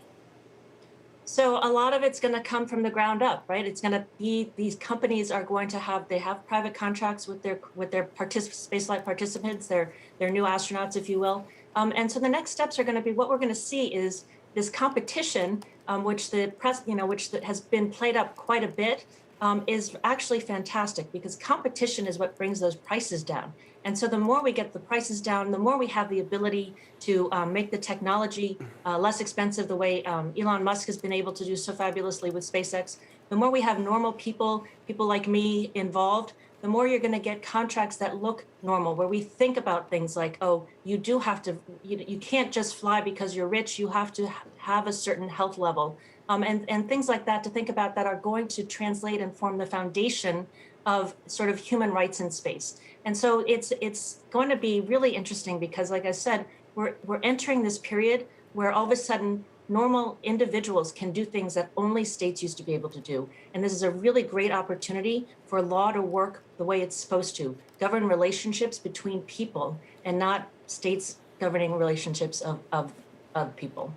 Michelle Hanlon, University of Mississippi Center for Air and Space Law co-director, thank you so much for taking the time and for joining us with our special coverage. For our audience live on Bloomberg TV, on Bloomberg Radio, and on Quick Take, this is special coverage of Richard Branson's launch and return into space. And joining us now is Dylan Taylor, CEO of Voyager Space Holdings. It's a multinational space holding firm that acquires and integrates leading space exploration enterprises globally. Dylan, thanks so much for joining us today. How does space exploration change tomorrow versus what it was like yesterday, given the success of Branson's mission? Yeah, thanks, Tim. Thanks for having me on. I think it is transformational, because space, which has always been sort of a little bit of an echo chamber within the industry, a lot of people excited for days like today, hasn't really spilled over to everyday experience, right? I mean, if you ask someone, off the street, do you know an astronaut? The typical answer is going to be, of course not. But that's about to change, because we're opening up space for real. And I think, I saw several 100,000 people on the live stream. So I think it really is going to be more tangible to everyday citizens going forward. Dylan, what do you think about the rivalry between Blue Origin and Virgin Galactic? Does one or the other offer a better proposition, a better experience in your view? I think they're different. So, if you look at the architecture of the vehicles, they're different. One's a space plane, of course, where the first stage is actually an airplane lifting it to about 50,000 feet, as we just saw. And the other is a rocket, right? So the different architecture. If you look at the actual capsule design, I've actually been in the Blue Origin capsule. It's very communal, it's very large. So it's a little bit of a different experience. And I would anticipate, I know these tickets are expensive, but I would anticipate people will fly on both platforms eventually. I think they're both have their merits and both have their advantages. Dylan Taylor is Voyager Space Holdings CEO. Dylan, thanks so much for joining us. Let's get to our guest on set with us right now, Chad Anderson, Space Capital Managing Partner. Chad, as Richard Branson and the team were landing, you were so excited. You were actually physically pounding your heart. You've had some time to recover from the excitement. What's going through your head right now? Just a huge congratulations to the whole Virgin Galactic team and everyone that was involved to make today happen. This was a big, big day. And, you think the flight up seems pretty relaxing. The drop and the rocket, all of that's very exciting, and that seems like the dangerous part. The gliding, we more or less have, control and an understanding of how the gliding works. But if you look at that thing, those wings are really small. And they land like a space shuttle. And so I have a friend of mine used to be a shuttle commander, and he would tell me, over drinks, that it's like landing a brick. So I'm watching this thing fall out of the sky, and if you're watching the altitude meter, it's like just dropping precipitously. It has no propulsion. It's gliding. It's gliding on very small wings, so it's dropping pretty fast. And so I'm watching this, and I'm thinking back to this story about my friend. And there's actually in the Museum of Flight up in Seattle, there is a space shuttle simulator where you get to try and land it. And I was there with my, I'm not going to name him, but my friend that used to land actual space shuttles, and he crashed in the simulator. Wow. So I'm just saying, no, it was fantastic to see that today. I mean, all the way from like Ed mentioned, you wanna watch all the way until the end and make sure the whole thing was safe.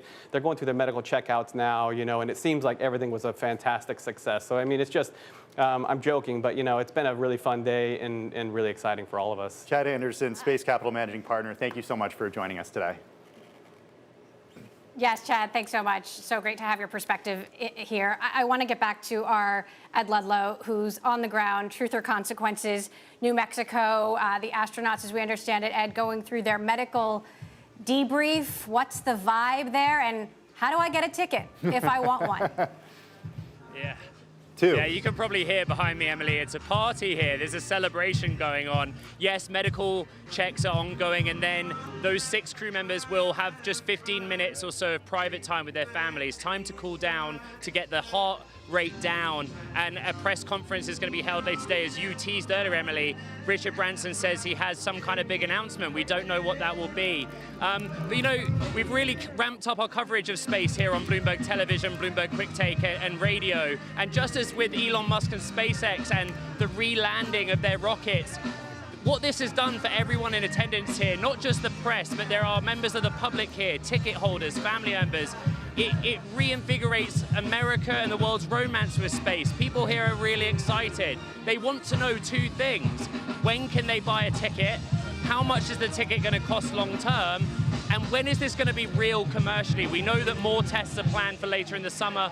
We know that, for example, Virgin are going to take up the Italian space agency for some scientific experiments in zero or microgravity environment. We know that they're going to restart pre-orders or ticket sales at some point in the next year. So these are the little clues we're looking for. The bear case scenario is that the demand isn't there. Who really has $250,000 for this? But it was a success today from start to finish, and those 6 Virgin Galactic people arrived back down on Earth safely, and that, frankly, is the most important bit. Ed, very briefly, what happens in the public markets this week? SPCEA, Virgin Galactic Holdings, Inc. is up 107% so far this year. Give us a preview of what analysts have told you just in a few seconds. Yeah, we got the bull case scenario today, right? Richard Branson went up and he came back down safely. Read the Wall Street notes. You'd look at the stock Monday and see that as a positive. The bear case is that we see the same thing of the last decade. This takes a long time to come to fruition. And there's always the question, is $250,000 worth it for just 4 minutes? But today was a success, and you'd think that the street looks at this as a real positive. All right, our Ed Ludlow on the ground in Truth or Consequences, New Mexico, after a successful landing by Richard Branson and team. Virgin Galactic will be hosting a news conference in about an hour, 1 p.m. Eastern time, 11 a.m. Mountain time. You can also catch that at Bloomberg, on the Bloomberg terminal at Live Go. You can listen to it on Bloomberg Radio. And this concludes what has been, I have to say, a historic day in space flight history. Certainly feels like more than one small step for Richard Branson and Virgin Galactic, but a giant leap for space tourism and maybe even mankind, Tim. Yeah, so I'll see you on board, Emily? I'll think about it. I'm going to think about it. I'll get back to you on that one. I'll have to ask my family, as I'm sure all of these astronauts have. For Tim Stenovic, Ed Ludlow, I'm Emily Chang in San Francisco. Stay tuned to Bloomberg for more coverage of Virgin Galactic. This is Bloomberg.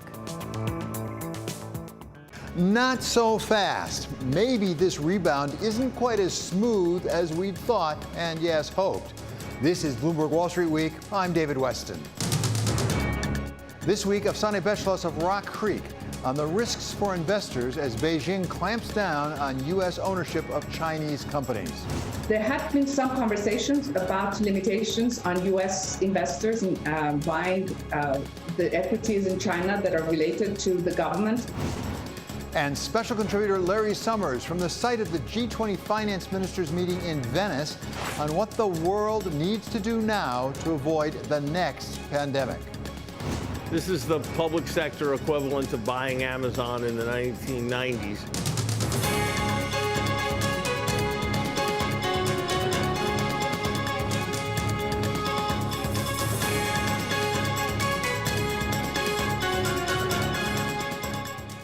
Everything was going so well. We were all starting to get back to the office and eating in restaurants and going to parties. The economy was snapping back into place. and we were adding jobs at a brisk, if not entirely satisfying pace. But then this week, some doubts started to seep in. The Delta variant of the COVID virus led to shutdowns in Israel and Australia and threatened the Tokyo Olympics. We didn't make our goal of 70% vaccinated in the United States by July 4. Today, we are closer than ever to declaring our independence from a deadly virus. That's not to say the battle against COVID-19 is over. We've got a lot more work to do. And we reached the grim milestone of 4 million deaths worldwide, with the pace accelerating. Some economic numbers started to soften at least a little bit, and bond yields took a big step back, with the 10-year heading down below 1.3 rather than up toward 2.0, the way people were predicting not very long ago. At first, stocks shrugged it all off, but by the end of the week, they too were beginning to show some doubts. And here to take us through the markets and what they're trying to tell us, our Wall Street Week contributor Afsani Beshlos, founder and CEO of Rock Creek, and Nathan Sheets, PGIM fixed income chief economist. Welcome to both of you. Great to have you back on Wall Street Week. So, Afsani, let me start with you. I start every week, frankly, reading your Rock Creek note. And when I went back and looked at this last week, at the beginning of the week, we were all thinking about, well, is inflation here? Is it not here? Is the Fed going to have to clamp down? What happened this week? Because it seemed like the bond markets, at least, started to think maybe growth isn't really coming the way we thought it was. Well, I look forward to hearing from Nathan on the bond markets. But what is interesting this week is it seems like we went to somewhat more of a balance. You remember we were talking about reflation trade. We were really, really concerned about inflation. And the Fed itself started sort of, I wouldn't say changing its tune, but saying that now the tapering might in fact get pushed into December, which is much later than what we had expected, which could have been in June or earlier than that. So we saw a shift in both numbers, but also in the psychology of the markets. But the more important thing, which was really interesting, is we saw the markets up today, of course, across many of the US markets. And what you're seeing is more of this balance, people sort of hedging their bets on both sides. And you're seeing that people are starting to buy tech again, but also trying to sort of be on the defensive also with value. And that might be the tale of the next few months as we go ahead. So, Nathan, as Afsani suggests, you really know the bond market terribly well. I mean, we watched the equities really go down. They came back up, as Afsani said, at the very end of the week. At the same time, the 10-year yield got back up to about 135 or so, but still, it was down quite substantially. Was that technical? Is that a technical bond trading issue? Or was it reflecting something more fundamental, and particularly maybe that Delta variant? So I believe that there were some technical issues. You had some folks that were short who were shaken out of the market this past week. But I also think there are some very important fundamental effects and factors. The Delta variant is one. Another is we continue to see relatively soft data come in from China. That was supported toward the end of the week by a monetary policy easing by the PBOC. And kind of putting this together, I think the markets are kind of concluding that, yeah, we're going to have a strong recovery and growth going forward is going to be solid. But it's possible that the most rapid growth in this recovery is now in the rearview mirror. And that means a little less inflation risk. That means the Fed can be a little bit more patient than it seemed a couple of months ago. So, Afsani, is that right? A little less inflation risk? Because certainly that appears to be what the markets are reflecting. At the same time, I'm not sure I saw a lot of economic data that would suggest that's true. You're absolutely right, David. The short-term inflation risks are still there. But I think, as Nathan said, the longer term, I think, seems to be more believable by more. As you know, just a few weeks ago, every story was about inflation. Every story was about it's going to get out of control and the Fed needs to do something about it. And that completely changed. And so basically, as Nathan said, also this peaking of growth in the US, if that happens to be the case, I think very much supports the idea that longer term inflation fears may not be as bad as we think. But also, if inflation does get a little higher, there is so much time to take charge of it and to control it. So Nathan, decouple, if you will, on the one hand, inflation, on the other hand, growth, because we have some issues with supply chains that, as far as I can tell, are not going away. They could give you inflation whether or not we get real growth. In fact, those challenges may hold back growth. So, David, broadly speaking, the incoming data are still pointing to those inflation risks. But looking forward, I think the markets are trying to read some tea leaves. And maybe over-interpreting what's happening in the world. But some PMI measures that we've had over the last couple of weeks have kind of suggested that maybe some of the supply chain tensions are topping off and maybe even starting to reverse themselves a bit. The Baltic Dry Index of commodity shipping costs has kind of leveled out and maybe down a little bit. Commodity prices, with the important exception of oil, which is a special factor, a special case, commodity prices, broadly speaking, have leveled off.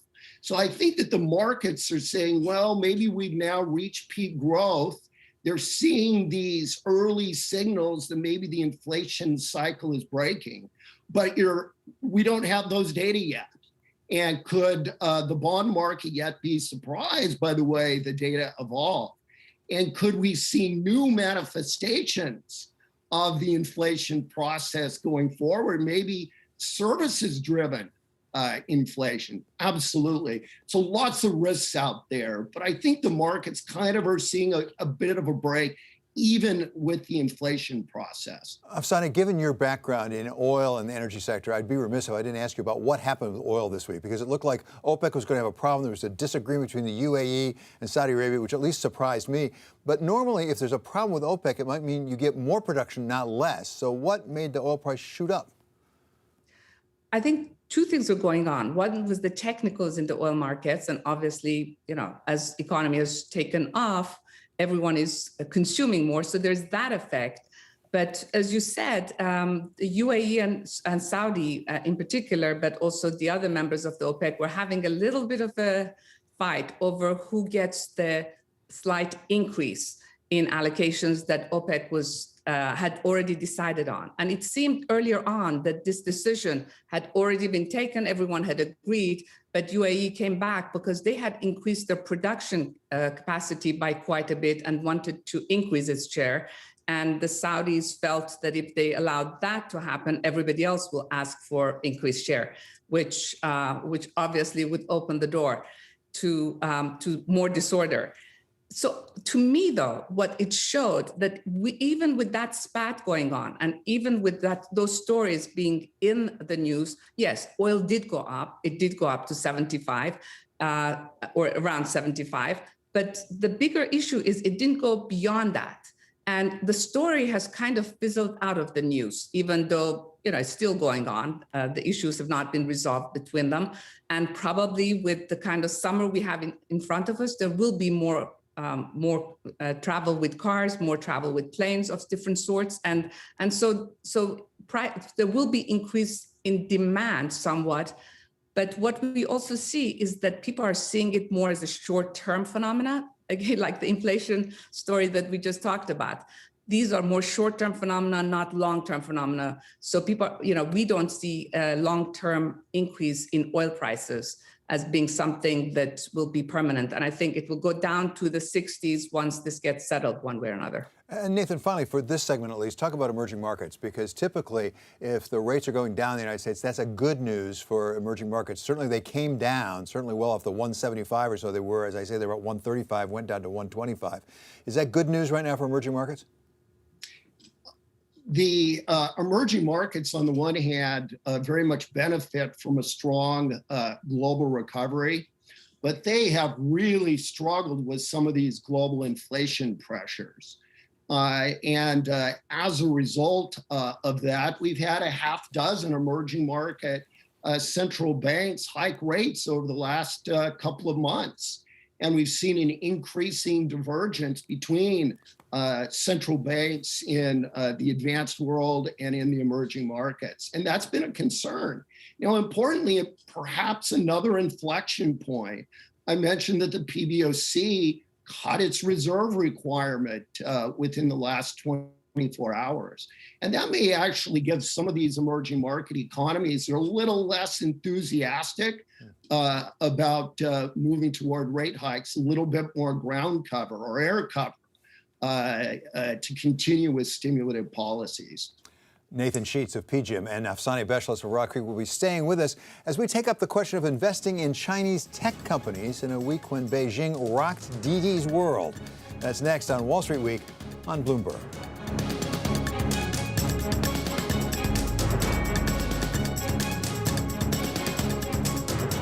Amazing grace, how sweet the...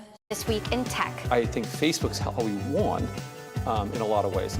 Do you ever take any of the tips and give them to your LA Clippers coach? No! I will stand up for Canadian interests. I will only sign a deal that is good for Canada. Coming up on Bloomberg Best, the stories that shape the week in business around the world. Welcome to Bloomberg Big Decision. Really good to have you here. Thank you so much for having me today. We know this business inside and out. You've really built a conglomerate. We saw amazing.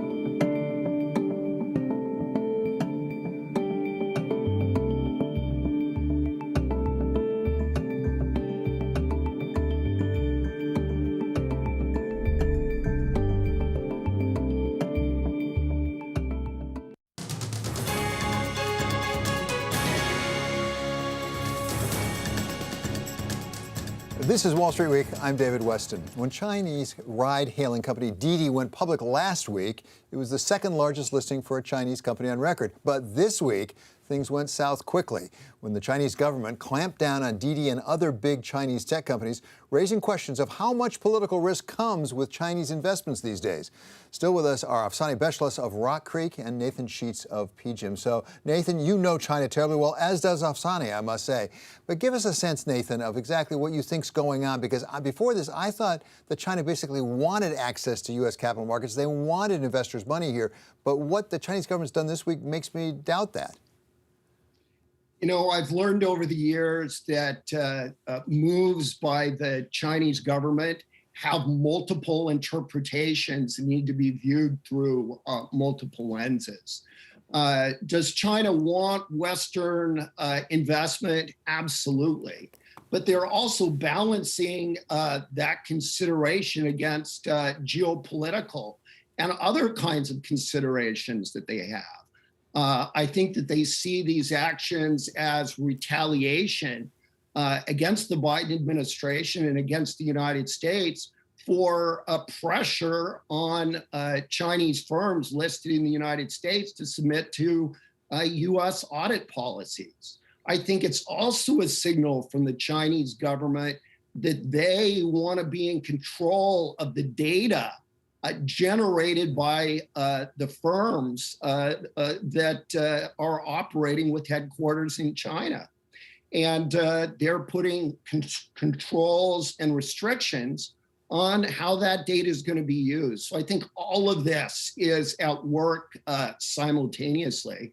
And we're seeing that in this ongoing thrust and parity between the United States and China, that tech is now really becoming the beachhead for that confrontation.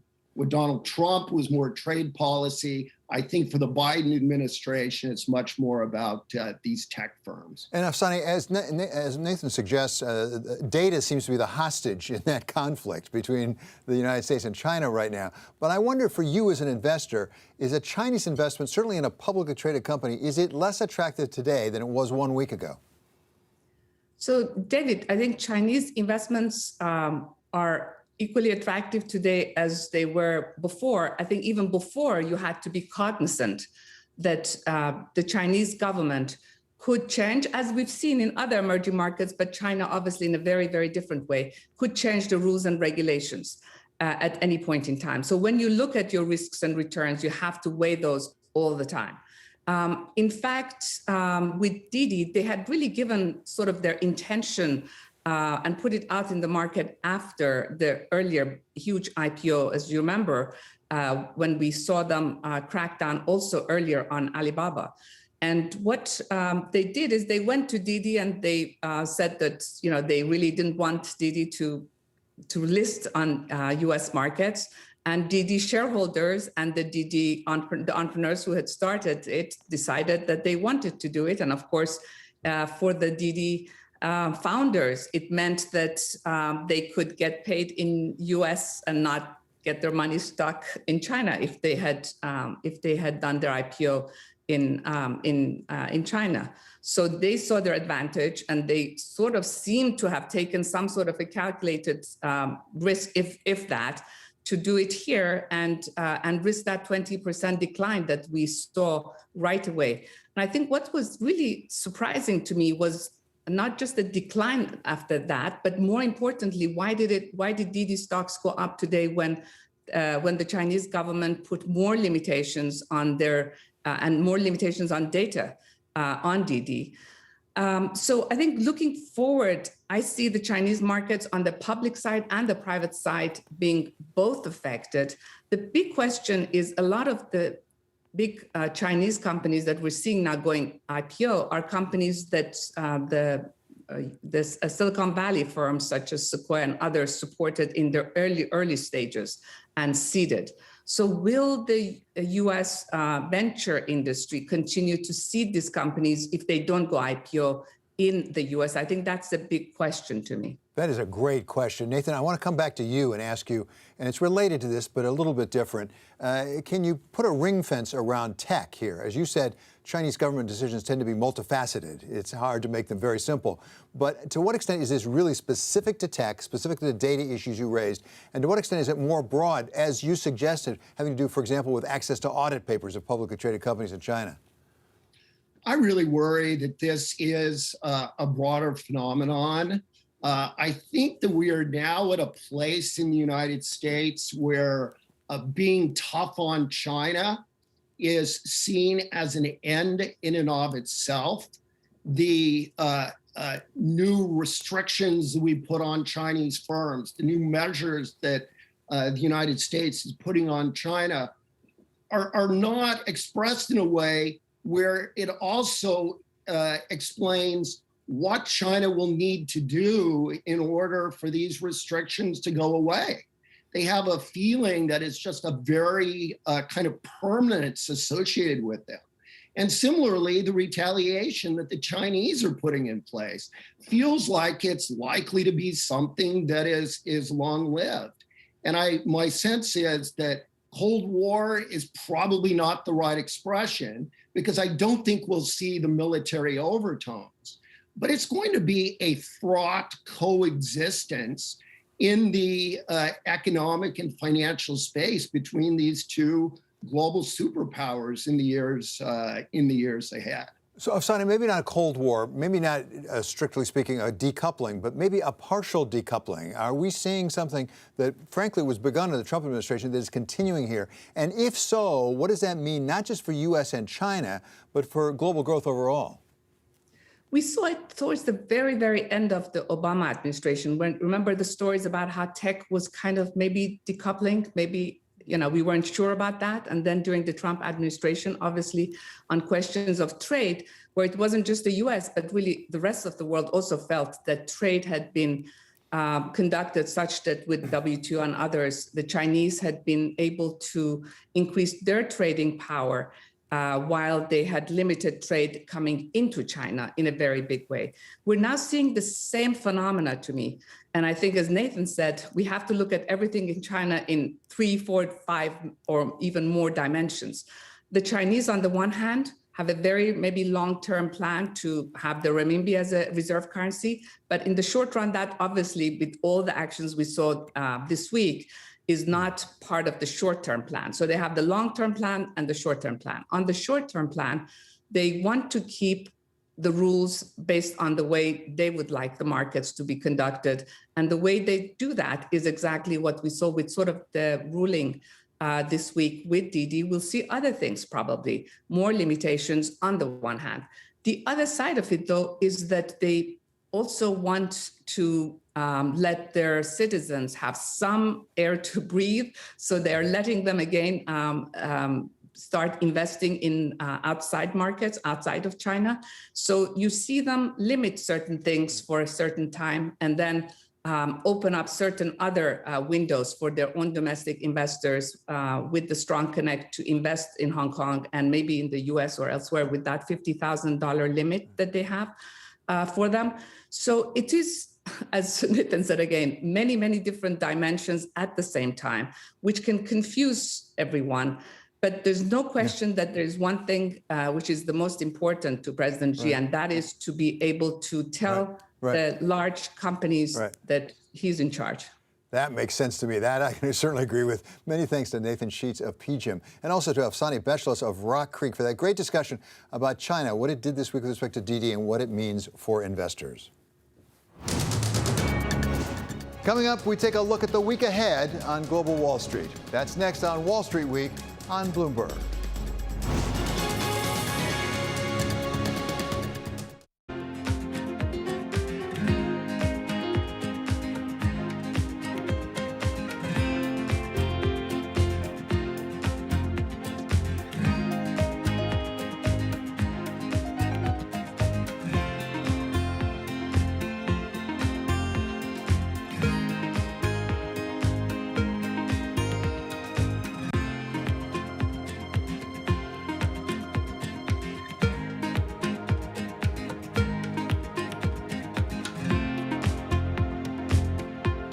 Trading revenues coming in better than expected. Everything cash, $1.4 trillion of cash. One of the most notable aspects of this report that was stellar. Up to Maine and had a lobster, and it's not as romantic as Lisa going to Greece. Tom Keene says what? You mentioned Maine and the lobsters up in Maine. Well, they can't compare to what you can see in Greece. Even better, I can't pronounce it. Astacoma carinata. I nailed it. It's not thera, whatever. Astacoma. You're nailing it. Carinata. You're nailing it. We're figuring out the hard stuff for you on Bloomberg Surveillance. Mornings on Bloomberg Television and Radio.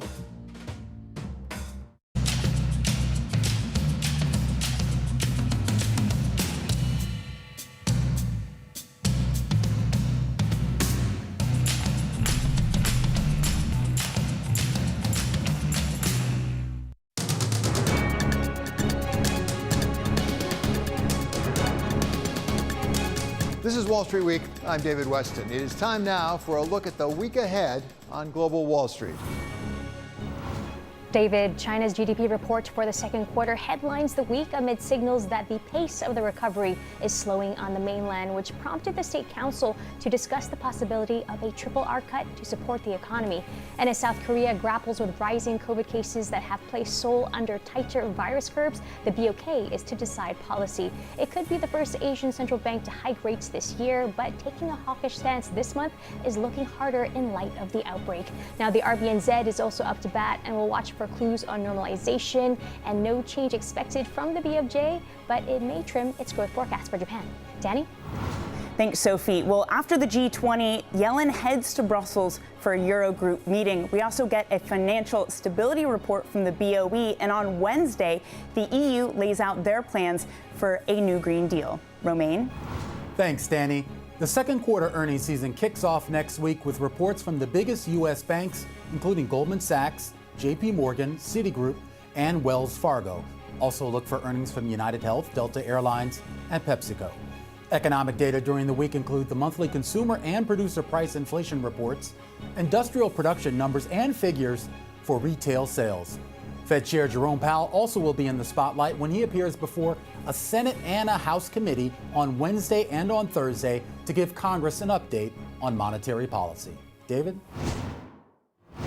Thanks to Sophie, Danny, and Romaine. Coming up, the finance ministers from the 20 largest economies in the world met this week in Venice, even as the number of worldwide deaths from COVID reached 4 million. So the question is what the G20 can do to address the biggest economic risk that is out there, the threat of not getting COVID under control everywhere. We talk with Raj Shah of the Rockefeller Foundation about what it would take to get not just the United States, but the entire world up to that 70% vaccinated mark. That's next on Wall Street Week on Bloomberg.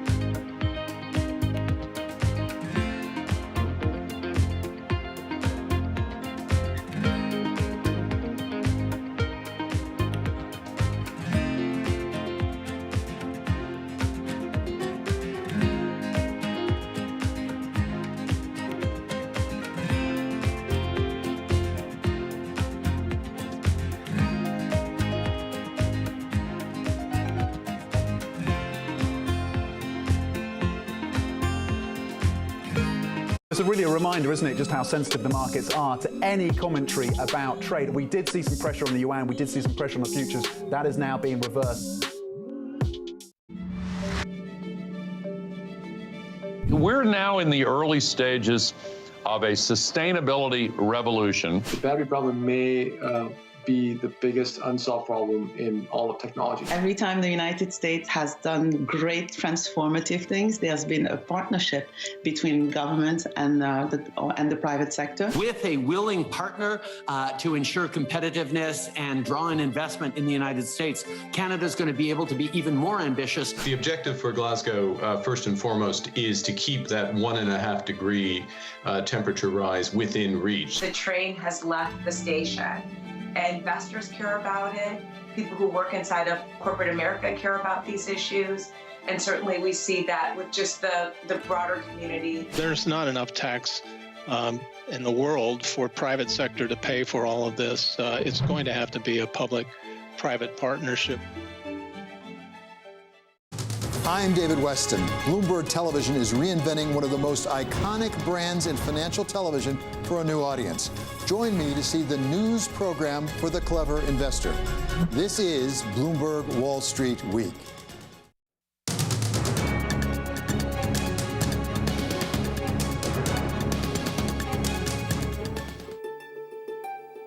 The COVID-19 pandemic took a toll on the world's health and economy.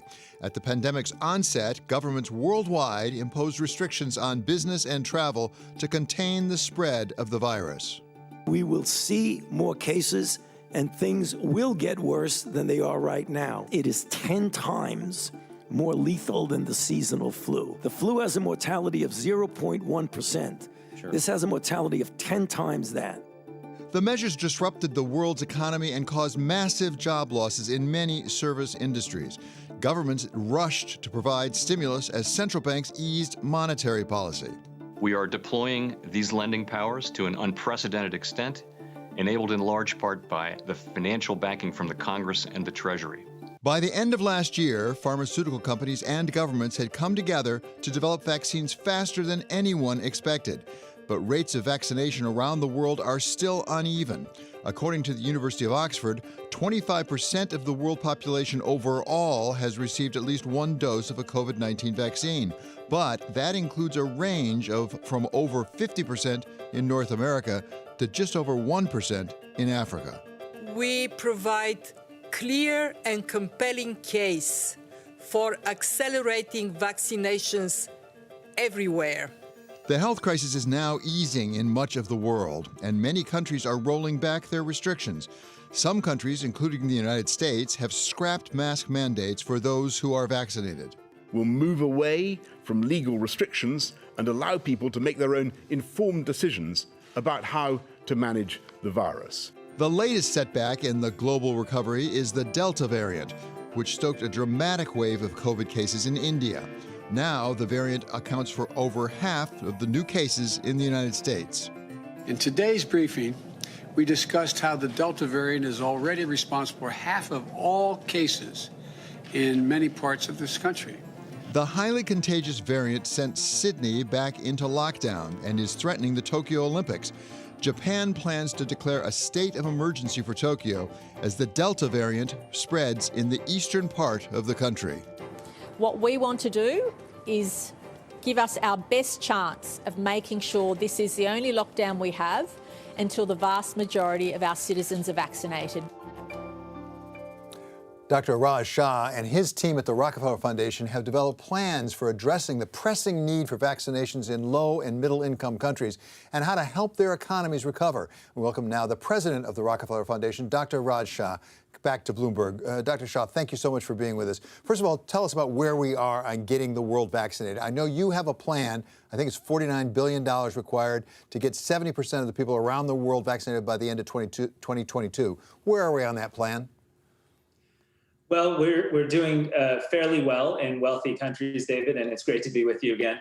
But it's just as your piece indicated. You know, Africa has a total population of above 1.3 million people. Just over 1% are vaccinated. India, another 1.3 billion people, 5.1 to 7% vaccination rates. Latin America, maybe, twice that, but still quite low across a population of almost 800 million. So the reality is there are billions of people in lower income countries that are quickly becoming a huge reservoir for viral replication. And as now we see the Delta variant is the dominant variant in so many places around the world, that is just going to keep replicating and keep threatening the precarious gains we've already made, and could undermine this global economic recovery and could cause a new wave of death and lockdown in wealthy places that think COVID is over or is behind us to some great extent. Raj, where are you on the $50 billion? 49, just to be precise, $49 billion, because we've been talking about this for a while now. You've had that plan out there. We now, for example, have, as I understand the IMF, moving forward with I think it's $650 billion in issuance of new special drawing rights. Will that help take care of the problem? Well, yes and no. As you point out, the Rockefeller Foundation pulled together experts from around the world and estimated about 49 billion would get a 70% herd immunity vaccination rate in the 92 low-income countries, poorest countries in the world. And, that would save the world economy $9 trillion in losses if we don't do it. So it's an incredibly good ROI investment. The IMF has made important steps forward, but they still have, probably 4 to 6 months before those resources start to hit and improve vaccination on the ground in those countries. And there's some complex steps that still need to happen. The G20 finance ministers are meeting right now in Venice and have a unique opportunity to take the shackles off of the multilateral development banks, the World Bank, the African Development Bank, the Asian Development Bank, and give them the capacity to greatly expand rapidly their lending to low-income countries.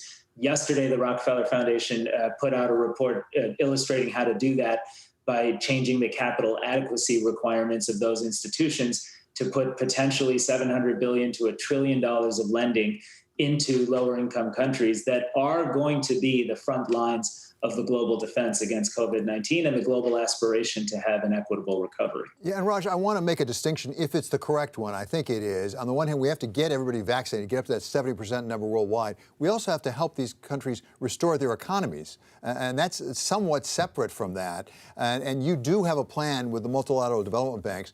As I understand it, maybe freeing up as much as $1 trillion for investment? That's exactly right. These banks were created after World War II in the famous Bretton Woods Agreement. They were created to help much of the emerging and developing world achieve some degree of economic convergence, catch up growth with wealthy countries on the basic idea that stability, growth, economic activity, and opportunity for everyone is deeply stabilizing for the global economy. Simple concept. The reality is they've been deeply constrained through this crisis. We illustrate how, if you look at 2019 versus 2020, multilateral development lending to low-income countries has not increased their rate of growth on an annual basis and stayed around 6% growth, whereas during the global financial crisis, it was much, much higher than that. This is a global financial crisis for the emerging world, and both because resources are needed to vaccinate everybody and because you need big fiscal expenditures, as you see in wealthy countries, to recover. And neither of those things are happening right now. And so we call for bold action right now from the G20 finance ministers in Venice. And Raj, just a final point here. As I understand your proposal is you might try to kill two birds with one stone. That is to say, in a lot of this lending in these middle and lower income countries, you would actually put it toward climate change investment. Yeah, that's right. I mean, look, never waste a crisis. And the reality is, if we want all of the world's economies and not just a handful to join a climate agreement at around 1.5 degrees Celsius, building on what the Biden administration has put out there, there has to be some pathway where countries believe they get resources to invest in lifting up the living standards of their people and do it in a green, renewable, clean manner. And this is that opportunity. We see green recoveries being a big component of the EU plan. We know it's a big part of the Biden bipartisan infrastructure bill in the United States. It should be a part of the package that's offered to the 92 poorest countries in the world. And just like after World War II, the ministers came together and said, let's create the basis for dealing with the future challenges the world faces. That's what the opportunity the G20 finance ministers have right now, and I very much hope they'll act. Raj, just briefly here at the end, I always ask the same question, when? What's the timeline? How fast could you get that money out? Well, both the IMF action and the action around the multilateral development banks would have to be agreed to by finance ministers now, approved in board meetings this fall, and probably really start to disperse aggressively in Q1 onward of next year. And that's probably in the current system about as fast as you can go in order to do something bold and transformational. We did not see these kinds of leadership actions happen a year ago. And as a result, in 2020, we don't see huge new funds flowing from wealthy countries and the community of nations to the 92 lower income countries. It's urgent that we not repeat that mistake that was made, and we act boldly now so that 6 months, 9 months, 12 months from now, we're in a whole different environment. Thank you so much. Always great to have you with us. That's Dr. Raj Shah. He is president of the Rockefeller Foundation on their plans both to get the world vaccinated, but also to help those economies come back. Coming up, we wrap up our week by going to Venice, where special contributor Larry Summers of Harvard is at the G20 finance ministers meetings, helping to plan for the next pandemic. This is Wall Street Week on Bloomberg.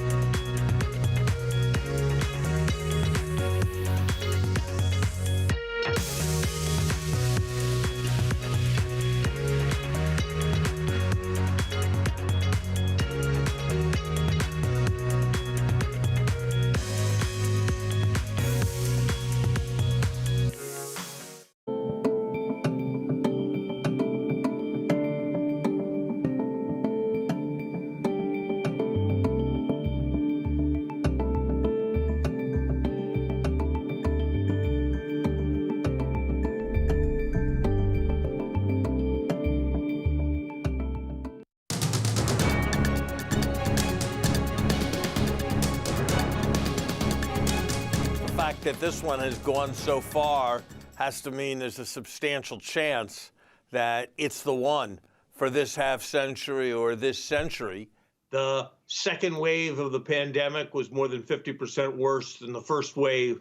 I personally doubt what I think is the market's view, which is that we're going to have most people vaccinated and life returning to normal sometime by spring of next year. When you look at Latin America and Africa and even parts of India, you're going to be looking at a lost decade. To have that kind of effort requires the international system to step up. That was our special contributor Larry Summers warning us as far back as February of 2020 right here on Wall Street Week just how bad this COVID-19 pandemic could get. Sadly, Larry was all too right. And now what he's doing is he's co-chairing a special high-level independent group for the G20 to try to give some advice on what we can do to prevent the next one, or if not prevent it, at least deal with it much more effectively if and when it happens. And we're pleased to go now to Larry Summers of Harvard, who was over in Venice for the G20 finance ministers meeting. So welcome, Larry. Great to have you with us. You've worked hard, obviously, on this report with your colleagues on the group. Give us a sense of what the need is right now in planning for the next pandemic when we're not quite done with the current one. David, I'm glad to have a chance to be with you. Look, I've seen a lot of global good causes that require investments to achieve international objectives and strengthen the international community. That's familiar.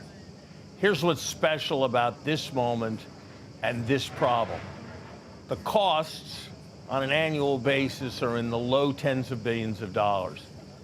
The benefits, if we prevent another COVID, are in the tens of trillions of dollars once you add up all the various costs and all the various remedial measures. So that could be 1,000 to 1 in terms of the annual cost versus the benefit. So the stakes are immense. And the stakes for Americans, for Europeans, this isn't just a moral issue, though it is that, with respect to poor people in poor countries. The greatest threat we have of decreased life expectancy in the United States is not war.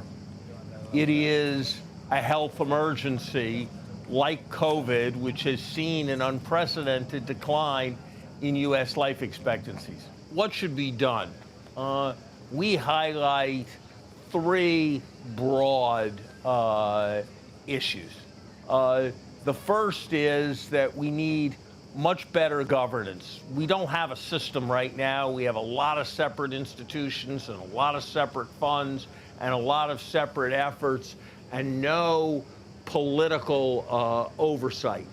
That's the way financial regulation was before the financial crisis, and that's why the world established the FSB, Financial Stability Board, to provide a much stronger and coordinated kind of governance. And while it's not perfect, we're doing much better in terms of global cooperation and financial regulation than we were.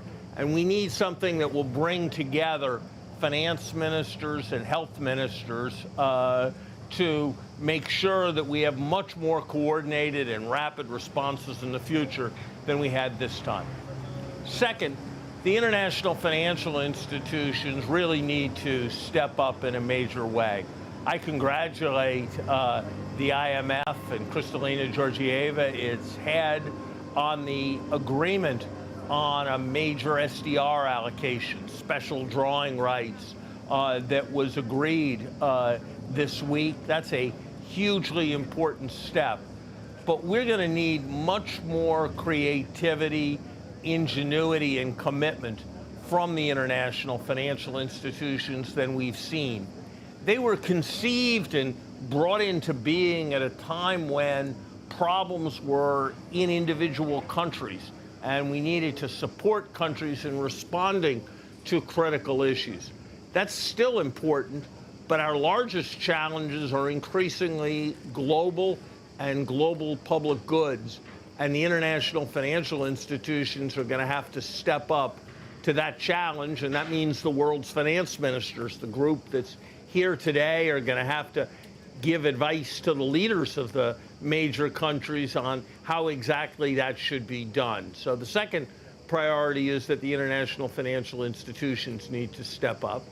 And third, nations are going to have to commit resources if we're to be in a reasonable position the next time a problem comes.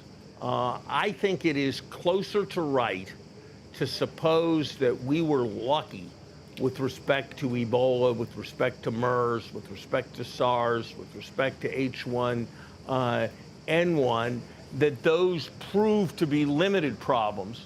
I think that's closer to right to believe that that was lucky than to believe that the world had some spectacular misfortune with respect to COVID. And with the incidence of these things coming, we just need to be committing resources so that never again will it take months to procure adequate masks. Never again will there be a lack of data on the problem as it unfolds. That we will find vaccines even faster next time, and even more important, that they'll get disseminated far more effectively than is taking place this time. So this is a problem that can be solved. We can't eliminate epidemics, we can't eliminate sickness, but we can very substantially cut back the costs to the global economy if we just have the will to do it. And that is the key question, isn't it, Larry? The will to do it. I mean, you're one of the people who has taught me that we tend to respond to crises when they're here rather than anticipate them and really provide for them in the future. What is the likelihood that will happen? We're not quite past the COVID-19 crisis globally by any means.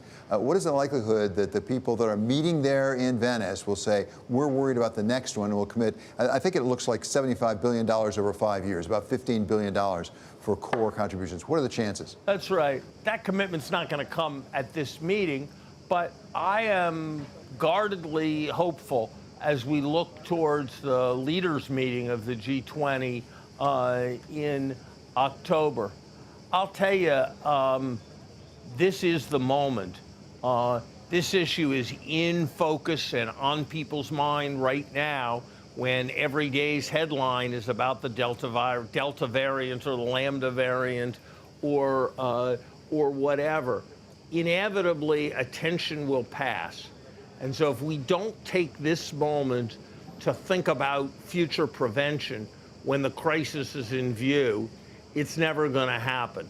I hope it will happen, and I think there are a lot of people who feel the impact of what has happened. And again, we're talking the low tens of billions of dollars in order to save the low tens of trillions of dollars. So it's about as easy an investment return choice.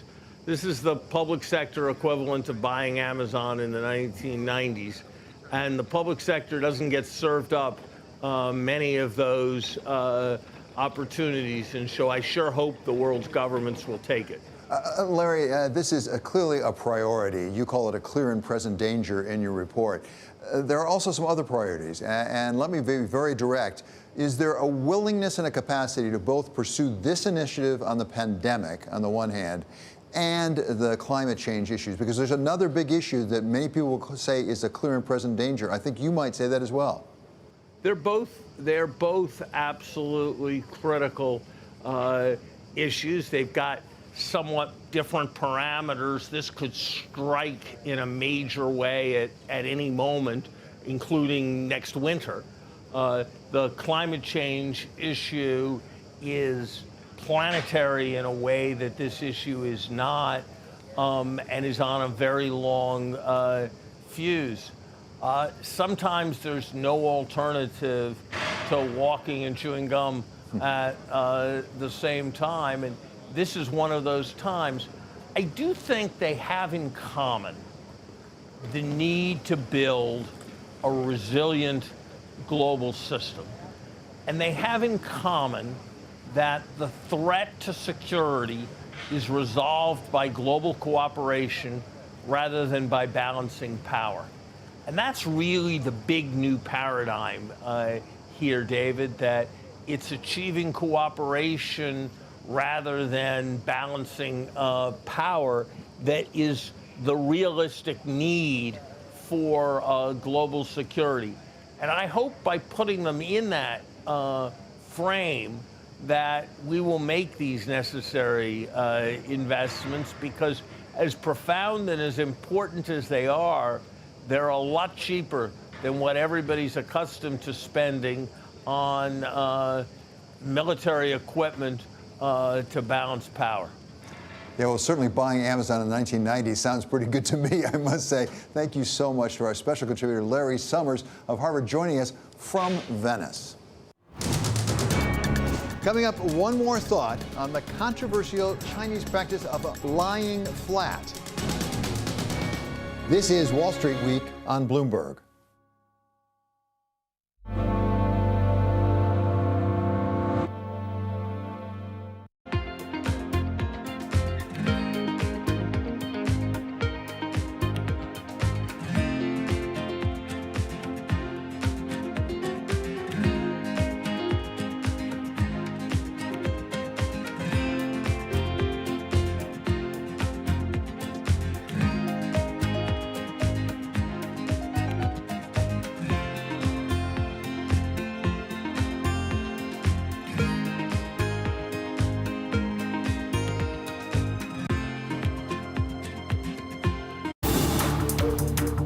Every Friday with 30 minutes dedicated to fixed income, I'm Jonathan Ferro. This is Bloomberg Real Yield. Bloomberg has enhanced search on the terminal to deliver what you need when you need it. Now, you can simply type phrases in everyday English in the command line. Compare financials. Find people. Analyze markets. You can enter phrases or ask questions. What do you want to know today? Ask a question or visit SearchGo to find answers now. Our view is that the meme stocks will come and go because it is a social media trend. We're looking at making sure that people get the right information around responsible and appropriate companies as opposed to just trading on fads.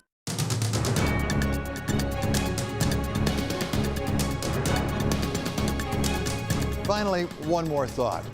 Boy, that was quick. 50 years ago this weekend, National Security Advisor Henry Kissinger took his historic, and boy, it was secret, trip to Communist China to meet with Prime Minister Zhou Enlai as the first step in what became President Nixon's opening to China. I think one of the results of our trip, we hope, may be that the walls that are erected, whether they are physical walls like this, or whether they are other walls of ideology or philosophy, will not divide peoples in the world. In 1971, China's GDP was under $100 billion a year, way behind the United States, which had nearly $1.2 trillion. But in 50 short years, China has grown its economy, listen to this, over 100 times to more than $10 trillion a year now, becoming the second largest economy in the world and closing fast on the United States in the #1 position. So how did it do it? The old-fashioned way, through enormous hard work, the ambition of its people, and a fair amount of moving people from the rural interior to the urban coast. But today, that may just be starting to change. Where in the 1960s, Timothy Leary was urging America's youth to tune in, turn on, and drop out, today the equivalent Chinese mantra is Tang Ping, or lying flat. Begun 5 years ago by a 25-year-old factory worker named Luo Huazhong, lying flat is spreading through the youth of China. Tired of the long hours, they've decided to take it easy, giving up their jobs, living modest lives off of their savings, and yes, sometimes off of their parents. As you might imagine, this doesn't sit very well with the older generation. President Xi insists that struggle is the way to go. The government is shutting down online groups advocating lying flat. One newspaper writes, quote, "The only way to ensure a happy life is if one works hard. Lying flat is not only unjust, but also shameful." However it all ends up, it does underscore just how far China has come, from subsistence living to demanding more out of life than a house and a car, all in just a little bit more than a single generation. And I must say, without the love beads and the psychedelic mushrooms. Back in the day, we used to say, "Come the revolution." But, oh yes, in China, they already had their revolution, didn't they? That does it for this episode of Wall Street Week. I'm David Weston. This is Bloomberg. See you next week.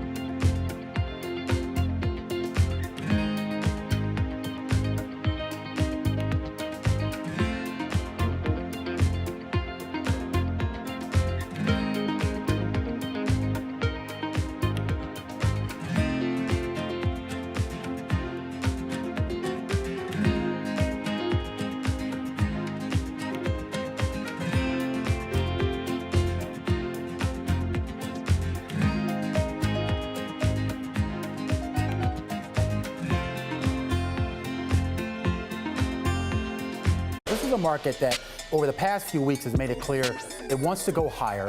It got a little spooked by the idea that geopolitical tensions are rising.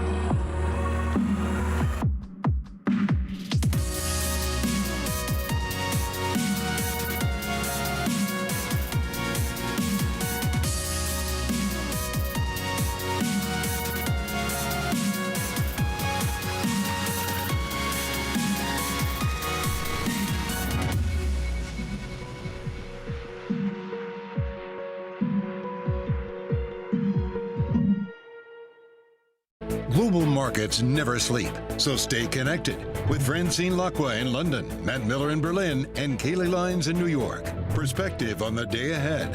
Bloomberg Surveillance, Early Edition. Weekday mornings on Bloomberg Television.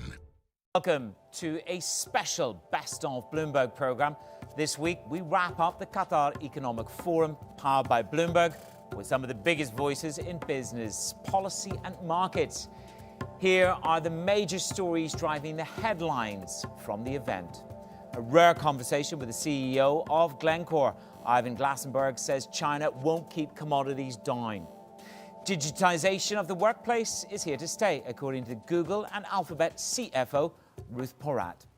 And former Qatari Prime Minister and major Deutsche Bank shareholder Sheikh Hamad bin Jassim Al Thani says European banks need to bulk up if they want to compete globally.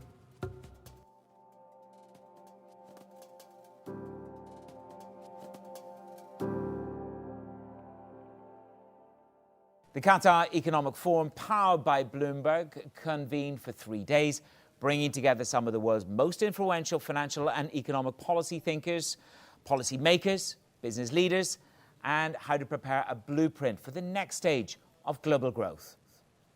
First up, the head of Glencore says Beijing's efforts to cool commodity markets won't last long. It was a rare interview. Ivan Glasenberg told Bloomberg that supply won't meet demand from the US and China, and that prices will stay high. You got the big infrastructure spend, which is occurring in China at the moment. It started early when the COVID crisis hit and the Chinese got out of the problems. They started spending on infrastructure and pushing the infrastructure fiscal spending, and that started the rise of commodity prices. You also had a few disruptions around the world in certain commodities because of the COVID, and that tightened up supply, and that allowed the commodities to push up to where they are today. You also have infrastructure in picking up in various parts of the world, but we do see it coming in the United States when eventually they pass the infrastructure bill, and the speculation of commodity prices picking up on the back of that will start driving them up. So I think the pure underlying demand supply fundamentals are putting commodity prices to the levels where they are.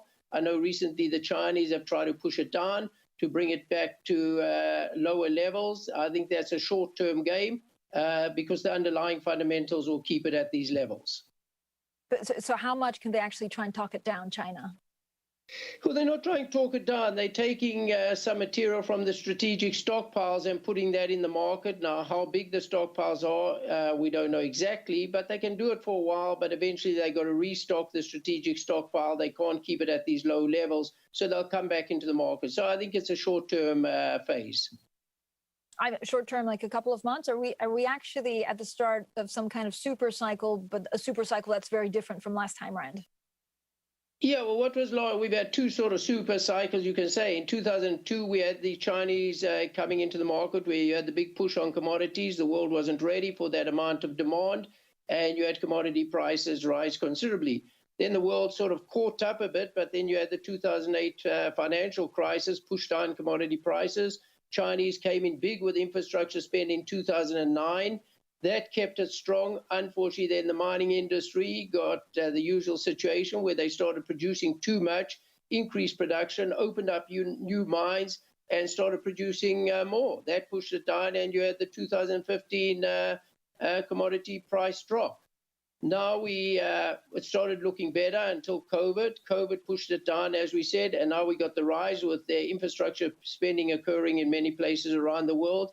Is this a super cycle? I don't know if you want to call it a super cycle, but I do believe commodity prices will stay strong for a long while longer. And I think when the American infrastructure plan comes into fruition and the actual shovel-ready, how many shovel-ready projects they have, I don't know, but let's assume it will take them 18 months to get going.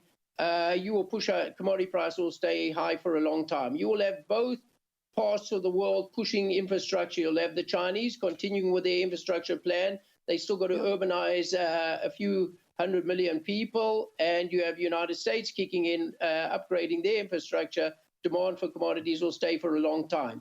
Can supply meet that demand? Well, that's another debate. How quick the mining industry can increase and bring new projects on, but that's a lengthy debate. New projects, I think, are going to take longer this time around. There aren't many projects around the world. We've developed most of the easy projects. We now got to go into the more difficult regions of the world where there isn't infrastructure, harder political environment, and I think the mining industry is not ready to add massive new tons to the market.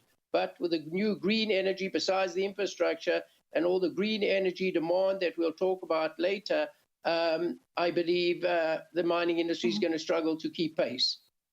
So, Ivan, is a surge, for example, in coal prices, which currently are at around a 10-year high, a warning sign what could happen, for example, in oil and gas with the energy transition now that companies just aren't investing enough, which goes to what you're saying?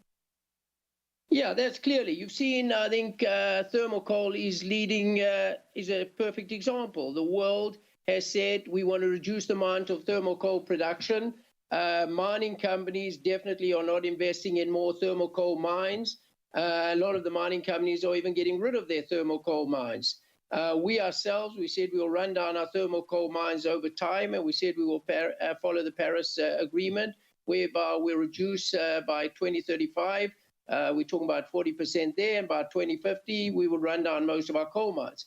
So what you are having is supply being disrupted, no new supply coming into the thermal coal market. However, demand is still there. Now we can talk about the green energy and how we're going to switch from fossil fuels to renewables and how quick we can do that. But right now there are coal-fired stations around the world, especially in Asia, which continue. There are still new coal-fired stations being built around the world, as much as we don't want that to happen. But the developing countries, coal is still the cheapest form of energy, electricity supply, and these coal-fired stations will continue.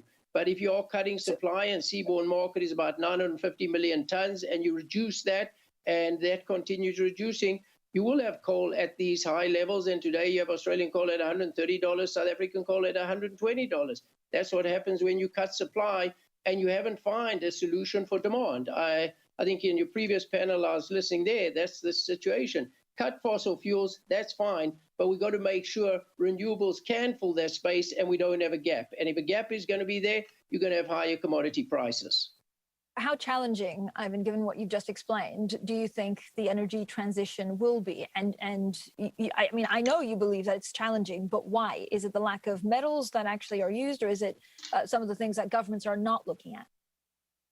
Yeah, look, the energy transition, we today we got to substitute fossil fuels, whether we're talking about coal, oil, gas, and we've got to reduce that by the year 2050. And we're talking about replacing, that supplies 80% of the world's energy demand today. So, you know, if you've got to do that, we still got to grow the amount of energy. By 2050, you've got to produce 2.5 times more energy the world's going to need. You still have about 800 million people in the world who still don't have electricity. We've got to supply them electricity. You still have about 2.6 billion people in the world that still don't have clean cooking. So a lot of new energy has to be supplied to the world. Now, if we're going to take that renewable, today the world produces around about 3,000 gigawatts of renewable energy. We've got to take that up by the year 2050 to 26,500 gigawatts of energy, renewable. What does that mean? We've got to produce 20 times the amount of solar energy than we're producing today, 11 times the amount of wind turbines, and we talk about electric vehicles. We say we want to produce by the year 2030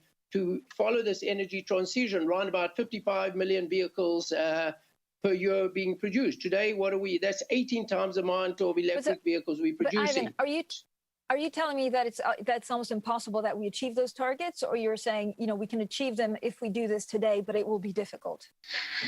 I don't know if we can achieve them. Can we switch over to that amount of wind and solar in that amount of time? I don't know. But let's assume we can, and we can fill the gap of fossil fuels with this wind and solar. The question is, do we have the metals to supply it? To give you an example, copper today, we produce, the world consumes 30 million tons of copper. By the year 2050, following this trajectory, we've got to produce 60 million tons of copper per year. Now, if you look at that, that means we've got to grow and increase copper supply by 1 million tons per year. If you look at historical past 10 years, we've only increased 500,000 tons per year. Do we have the projects to add 1 million tons of copper per year? I don't think so. I think that's going to be extremely difficult. Take the same if you take nickel. Today we produce 2.5 million tons of nickel. We've got to grow to 9.2 million tons of nickel. We've got to produce an extra 250,000 tons of nickel per year. We've only been growing at about 100,000 tons of nickel. Same goes for cobalt. But so if we're not able to actually meet the forecast, what does the industry do about it? Is there anything that they can do now to make sure that they grow at least at a pace which is adequate to keep up with some of the things that you're talking about? Look, the mining industry is going to look at it intensely. We do see the Chinese who are focusing on this, and we see them trying to increase production in these various commodities. They were fast to see this, and they've been looking at this over the last 10 years at least. We've seen the Chinese have been increasing nickel production in Indonesia rampantly. We see nickel pig iron in Indonesia. I think today they're producing around about 800,000 tons. That comes from a very low level. So that there, the Chinese have seen it. We see it in the DRC. If we talk copper and cobalt, The Chinese are pushing copper and cobalt production in the DRC. And I think they're seeing it. Us, the mining industry, we're trying to grow and we're trying to increase projects. But as I said earlier, projects are in the more difficult regions, not the easy projects. Naturally, the world does the easy projects first, the difficult ones later. We're in that stage now in the difficult projects. We're going to countries with lack of infrastructure. We're going to new countries in a difficult political environment, not so easy. So I think the world's going to struggle to catch up. And that's where it's going to be the thing. What we're doing is we want to say we want to cut the supply of fossil fuels, and we must find the solution. And that's going to be you cutting it, but we don't have the solution yet. So you've got to try and get the two to balance. Can we do it? That's going to be the test. Okay, whose job is it to do it? So is it private companies? Is it public companies? Is it governments? Is it someone else? I think it's a mixture of everyone, yeah. I mean, I think it's got to be governments. If governments say we've got to have green energy and we've got to move towards green energy and we've got to get rid of fossil fuels, who's going to supply it? Can private industry do it? And private industry, of course, will push because we know that's going to create higher commodity prices. That's what we want, and we're going to try grow. But provided the demand is there, the demand will be there. But do we have the projects to do it? If we don't, then yes, like China, the government is pushing their companies to grow supply. We see it. We're going to see it in iron ore shortly. You have Guinea, where the Chinese are pushing, their companies to go produce more iron ore in Guinea. So it's going to be a push from governments to make sure that their private industries, their private companies are investing and growing the supply of these important commodities for the new green energy future. Electric vehicles, you're going to have to produce a lot more nickel, a lot more cobalt, a lot more copper. Can we get it if we are going to total electric vehicles? And as I said, by 2030, we're talking 55 million electric vehicles a year. That's a lot of copper, nickel, and cobalt we're going to have to produce. Can we get it forward? And it's going to be a concerted effort, I think, of both government and private industry. Evan, you're considered one of the fiercest chief executives of this generation. Really? So as you're about to step down, what's been the biggest mistake in your career, apart from not giving enough TV interviews?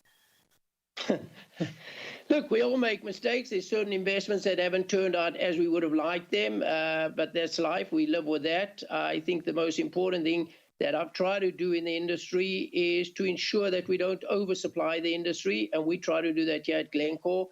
Reduce supply when we felt the market didn't need it. But yeah, we've had some problematic assets around the world, difficult regions we've operated in. Some didn't turn out great. So I think like any CEO, you got some bad projects didn't turn out. But overall, I think it turned out great. I think the company's done great. We have a great set of commodities, and we're very fortunate that we got the right set of commodities for exactly what we've been talking about. We got the commodities that feed this new green energy. We have cobalt, we have copper, we have nickel, we have zinc. These are the important commodities for the new energy future. So that's what we are pretty happy about here at Glencore. Coming up, our exclusive conversation with Bridgewater's Ray Dalio. He says the Fed won't be able to tighten without upsetting markets.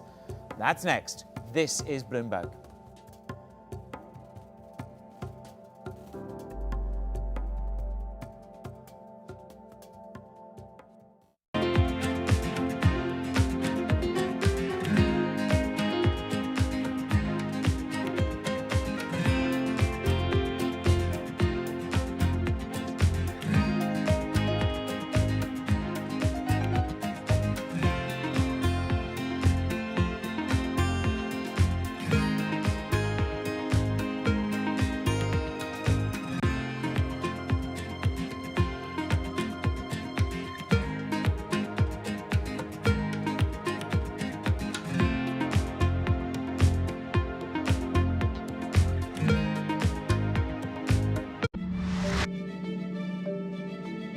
We're now in the early stages of a sustainability revolution. The battery problem may be the biggest unsolved problem in all of technology. Every time the United States has done great transformative things, there has been a partnership between government and the private sector. With a willing partner to ensure competitiveness and draw in investment in the United States, Canada is going to be able to be even more ambitious. The objective for Glasgow, first and foremost, is to keep that 1.5 degree temperature rise within reach. The train has left the station.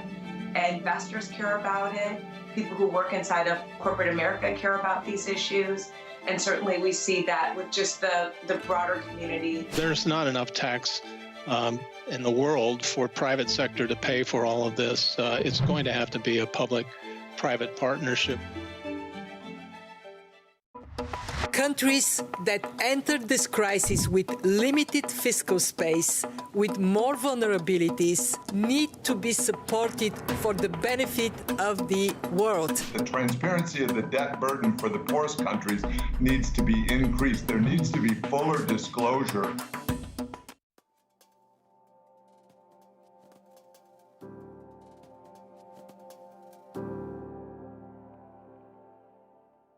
Welcome back. We're wrapping up the best of the Qatar Economic Forum, powered by Bloomberg. Bridgewater's Ray Dalio joined the global conversation. He says the Fed won't be able to tighten without upsetting markets. There's something like 10% of GDP stored in financial assets that's going to be coming out. And so it's likely that there's going to be a big pickup in demand, and that will probably raise prices significantly. And it also depends how you count for inflation, because like housing prices themselves are going up a lot, but rental prices are going down a lot. The big things I think are, and if you went to a 3% inflation rate or some bounce, that's not one of those things that gets me very nervous or very excited. The real issue is that we have a supply-demand issue of bonds, because we're going to have to sell a lot of bonds to those in the world who own bond inventories. And they have very low interest rates, negative real interest rates, and they're overweighted in US bonds, and they're going to have to buy a lot more. And that is also coming at a time when Chinese capital markets, other capital markets are becoming more attractive. That creates a supply-demand. This is breaking news from Bloomberg. Bloomberg Newsroom press conference at Spaceport America in the New Mexico desert with Richard Branson and others back on Earth after Virgin Galactic's test flight earlier today. Let's listen in. A day. And thanks to all of you who came early, stayed, and are joining us here today. I want to start by looking over here and thanking our crew and our pilots. You guys were amazing today. Oh, come on, clap for them one more time. And of course, now it's my honor to introduce them so that they can share their experience that they just had with all of you. So one of the goals for this test flight was to be able to bring back a group of people that then could go around and share what it's like to be an astronaut on Virgin Galactic and what it means to be in space. I'm sure you're all familiar with this group because we've just made them astronauts, but one more time I'm going to introduce them. Let's start with our Unity pilots for this mission, Dave Mackay and Michael Masucci. Dave, Such.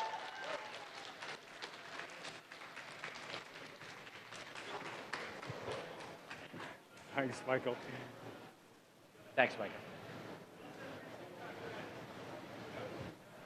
Next, I'd like to bring up Beth Moses, our chief astronaut instructor at Virgin Galactic and the cabin lead and test director for this flight. Beth, you did it, oversaw the whole thing. Great job, Beth. Colin Bennett, our lead flight operations engineer. Colin was evaluating all the equipment, procedures, and experience, and I think doing some tumbles. Colin?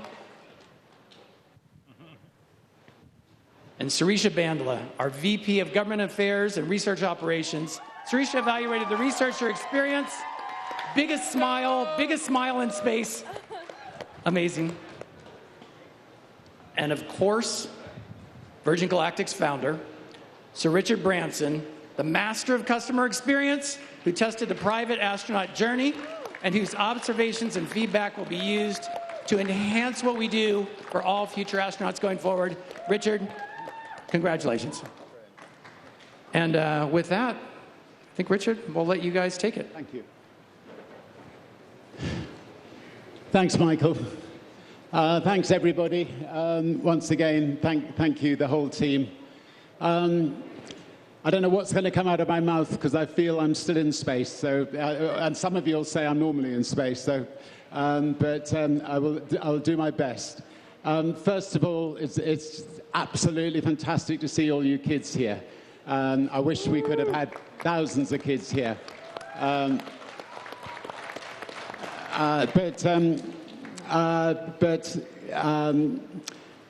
Hopefully kids all over the world saw it.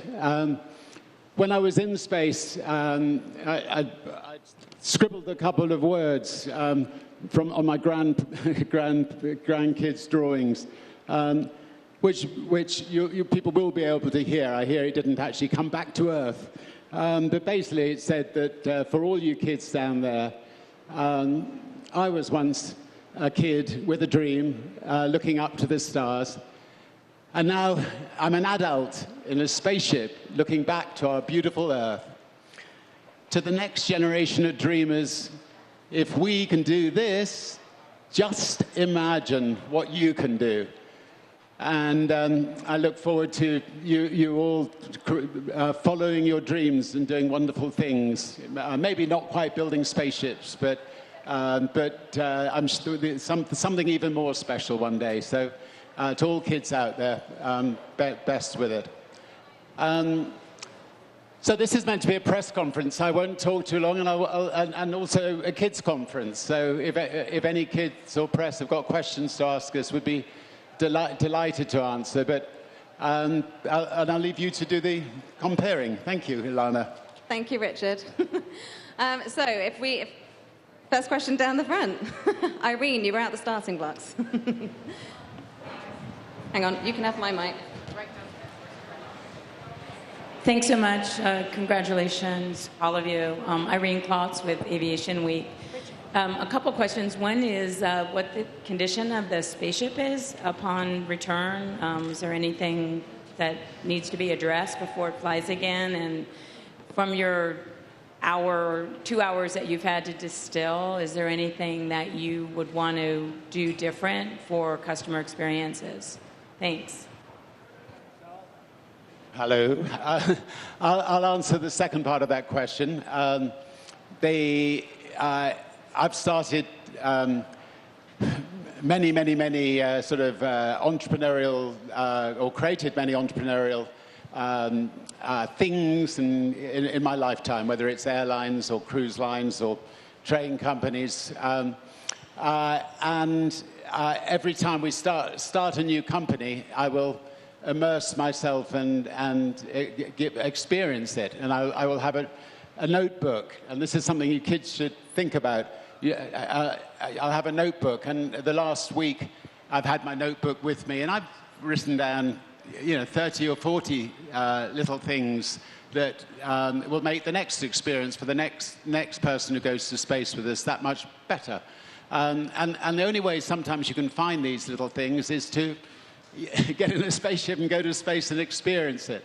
But having said that, 99.99% was beyond my wildest dreams. I mean, it's impossible to describe. Well, I should try, but I mean, what it's like, going from 0 to 3 Mach in 7 or 8 seconds, and then, as you go into space, the views are breathtaking. I mean, there's no question we are so lucky to have this planet that we all live on, and that's what Virgin Orbit, our other space company that had a tremendous success last week, and Virgin Galactic. We've got to all be doing everything we can to help this incredible planet we live on. I will devote the rest of my life doing that, and I think other people who go to space with us will devote the rest of their lives doing that.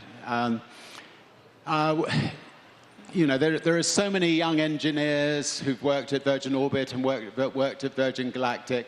You know, some of them very young, just, you know, on secondment, who then had got full-time jobs. So the 17 years of creating this has created so many incredible engineers and new jobs, and that's the other wonderful, exciting thing about this. It's too soon to, you know, I mean, before they do the next flight, they'll obviously examine the craft and in meticulous detail, but there was nothing, you know. I think Dave Mackay could answer that question. Yeah, actually, Dave, I can take that one. Okay. So I'm Mike Moses, president of Space Missions and Safety Marine, so I can take that one. Everything looks perfect in real time. We've looked at the data. We've done our quick engineering walk around. Normally, we take it in the hangar to do that, but the quick walk around on the ramp is perfect. The ship looks pristine, no issues whatsoever. We obviously had some trouble with the transmission. We wanted to get the interior cameras live downlink to the ground, and they just kept cutting in and out, so we think we have some antenna blockage that we can work on, but that's the only actual real issue that we're tracking right now on the ship. As Richard said, we'll take our time, do all the detailed inspections, and then we'll figure out when we're ready to go again. But the ship looked perfect. Yeah, I mean, the nice thing about everything was filmed on board, and that we'll be able to put out later today. So it wasn't as if we'd lost anything. And if people want to see more, I'm sure our team will be offering it. I definitely want to see the tapes. So, I mean, it's so strange. You know, you're suddenly, you know, I said my words back to kids down here, unbuckled, and the next moment, I see 3 people floating below me. You know, just look out of the window and just, you know, it's just, I'm never going to be able to do it justice. It's indescribably beautiful. And yeah, anyway. Thanks, Richard. So I think we have a question at the back here. G'day, Sir Richard. Just a quick question. You exude such confidence. Is there even just a small part of you feeling perhaps an intense relief that it all went to plan today? Look, we have nearly 1,000 of the best engineers in the world, and including, I mean, some of these, the Sharisha. What's your some astrophysics? I mean, these are astounding. I'm an aeronautical engineer, not an astrophysicist. Anyway, I mean, I left school at 15, so, you know, being with all these people. Look,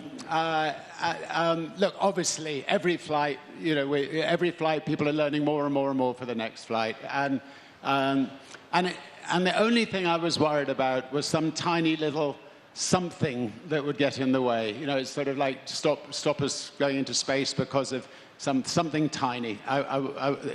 Now, after 17 years, the team is so meticulous that, you know, X-raying every single bit of the craft and so on, that I have no concerns on that count. But anyway, we're celebrating yet another incredibly successful flight into space today. Thank you. Great. Oh, I am just going to go over here, and then I promise I'm coming back here. Let me just give you a mic over.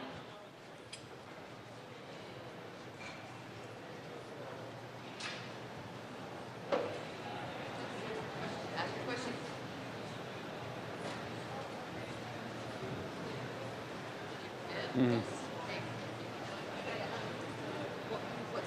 That's what I would have done. Definitely would have. What did you see from space? What you see from space is this wonderful dark sky, and then this incredible blue. We've got these incredible windows, and Dave and Such, they turn the spaceship upside down. So when you are floating, you're looking out of these giant windows back at this beautiful, beautiful sky, beautiful Earth back down here, and it is, I mean, it is indescribable. It's up to us to to make space available so many of you, when you grow up, are able to go there. We launched a raffle today to enable people to go into space. And you might think, as kids, why should I join in a raffle? Well, if you can persuade your parents or your grandparents to give you a raffle ticket, when you're 18, if you win, then you and a friend will be able to go to space. So it's an exciting, I think, opportunity for people around the world, which has never existed before. And I think, I was going to say, I know, Colin, you wanted to share what, what you saw. I think I saw you floating at one point in the camera. Yes, I was very busy for the first part of the flight in space. I had some checks to get done, and so I was kind of in my zone doing that. And then I remember hearing Beth shouting, "Don't forget to look out the window, don't forget to look out the window." So very, yeah, so I looked out the window, and it was just, the view was just stunning. And just, it's very zen. It's very kind of peaceful up there as well. What jumped out at me were the colors and just how far away it looked as well. It felt like we were just so far up there. And I was just mesmerized for a good 30, 40 seconds. So it was amazing. And Beth, I can't help but ask this, just because this is your second time in the cabin. How was it the second time? Truly phenomenal. It was truly phenomenal the second time. And I would say it was more majestic, more beautiful, and of course, shared with more souls, all of you. So I couldn't be more pleased or proud of everything. Amazing. So I'll give a question down here. Thank you. Chris Buckton from the Daily Mirror newspaper. I've got two questions, Sir Richard. First off, you've conquered land, you've conquered sea, you've conquered air, now you've conquered space. What next? And I couldn't help notice that you've landed before the big game back in the UK, England in the final. Will you be watching the game, and how will you relax now? Is that for Richard? Well, you should show your arm. I have a feeling that... sorry, what was your first? What next? What next? Okay, sorry. Well, I'll do the second one first. So I think everybody who's Italian or from the UK will be watching. You're very welcome if you're not Italian or UK to watch it. We've got big screens up everywhere. And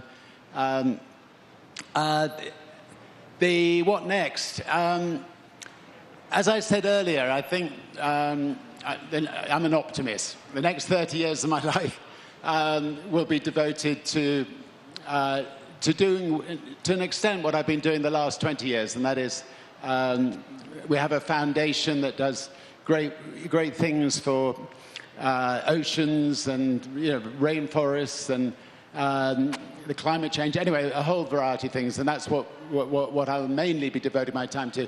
Whether I will do another adventure, I'm not sure it'll be fair to put my family through another one. Whether it's, I think I've got the record for being pulled out of the sea 5 times by helicopters. So I think maybe I'll definitely give it a rest for the time being. Second one was about the game. Great, and I'm just going to go to the lady in the back. So Ella, it's just there's 2 people in the back. We'll do both questions. Gotcha. Hey, Jackie Waddle, CNN. So Richard, you've talked a lot about the overview effect and wanting to spread that. Would you say that you experienced that today? And then I was curious if we could also go down the line from all the passengers today, and if you brought any mementos with you or a way that you plan to commemorate today, I'd love to hear about it. Yeah, so where are we? I brought some mementos. I think you should always bring mementos. I brought pictures of my kids when they were a little bit littler in front of a giant UFO, which actually you kids are like this. On April Fool's Day, we flew this UFO over London and caused absolute panic in Britain. They had the police, the army, everybody out and surrounded the UFO when it landed. And then we had a little ET figure that walked out of the UFO when an English bobby came up with a truncheon, and this English bobby ran for his life. That's a great... Pictures of my mum and dad, who My mum is the mothership is called Eve, so and that's in her memory, and I know she'd be proud. Picture of the whole family. You asked the question. There was a lovely lady who I wanted to go to space, and sadly is no more. And her family asked if I would bring up this picture, which I was delighted to do. I tell you what.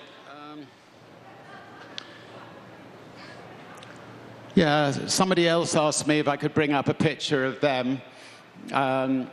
It was a bit heavy, so I brought up his head.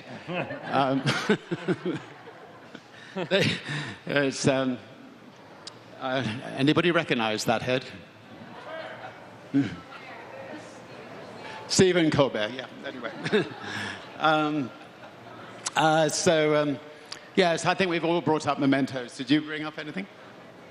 So I brought up my husband's wedding band. Our wedding didn't really go as planned due to COVID, but he's still here, so I brought a piece of him up with me. And a flag from Purdue, boiler up. Go Boilers! And I brought a pin that was designed and made by Matthew Isakowitz. He worked at the Commercial Spaceflight Federation and was really an advocate for commercial spaceflight industry getting off the ground. He unfortunately passed away a few years ago, and we started a fellowship in his honor for students to get into the commercial space industry and just get excited and contribute. So I brought a pin up, which I will gift to his family. Oh, and pictures of my family. Sorry, Mom. I did bring up my mother and father. Yeah, so much like what Richard said, for me this was all about trying to inspire the next generation and school kids and to try and follow their dreams and achieve amazing things in the future. So I got in touch with my high school, and the headmaster was kind enough to send a flag from the high school, and then one from University of Illinois, where I went, so Big Ten. Just wanted to take those up, and then I'll send those back, and I think they'll find a nice, good place to put the picture and then the memento as well. So, yeah. Well, inside our suits we have inner pockets, and I tucked as many flowers in my inner pocket as I could for my loved ones and to represent life. So I flew flowers. That was all. I'd like to address the first part of your question. You asked what was the view like. So this was my second time in space, like Dave and Beth. Actually, Dave's third time, right? So, yeah, beat us all one more. But it was very spectacular the first time we went up in February of 2019. This time, I did spend a little bit more time at Apogee trying to take in that view, because the first time you do something you might not get it all right. So I did take a little bit of time at Apogee, and the amazing thing about Unity is you get the sense of coming to a stop, stillness, quiet. There's no systems noises, there's no sense of movement, and that overview effect is definitely there to answer your question. And that was even more amazing this time. So that was my takeaway to your question. Thanks. Yeah, I'd echo that. The view is absolutely extraordinary. The dense, matte blackness of space in contrast to the incredible brightness of the surface of the Earth, separated by this beautiful blue atmosphere, which is very complex and very thin. And it's an incredible thing to see with your own eyes. Pictures, no offense to any photographers out there, cameras don't do it justice. You got to see it with your own eyes. I carried a couple of very small items, some jewelry items for some friends. I carried a little bit of gold that my father panned out of a burn in the north of Scotland many years ago as part of his hobby. But I also carried my Virgin Atlantic wings. I've been in the Virgin Group now for over 25 years. About half that time in the Virgin Atlantic as an airline pilot flying 747s and A340s. When I joined Virgin Atlantic, I had a suspicion, it was led by this extraordinary person, and maybe something exciting would happen there. I never thought anything like this would happen. I never thought we'd be flying spaceships like this on a regular basis. So thank you, Richard. Great. I think we have a question here at the back, Haley. Sir Richard, Amelia from Channel 9 Australia. Just in terms of making history today and beating out your rival, I know you've been very clear that this was not a race, but you have won. How does that feel now to have come first? And what words do you have for your competitors and friends in the space tourism industry? I don't know how, I've said this so many times, it really wasn't a race, but we're just delighted that everything went so fantastically well. We wish Jeff the absolute best, and the people are going up with him during his flight. It was great this morning to find Elon in my kitchen at 3 o'clock and to come to wish us the best. I'd already been to bed, and he still hadn't gone to bed. He's an all-nighter, and I'm up to. Our time clocks are completely different, but so nice of him to come all this way to wish us well. And had a lovely goodwill message from Jeff as well. And I mean, so many incredible people around the world, and so grateful. And we've been to space, everybody.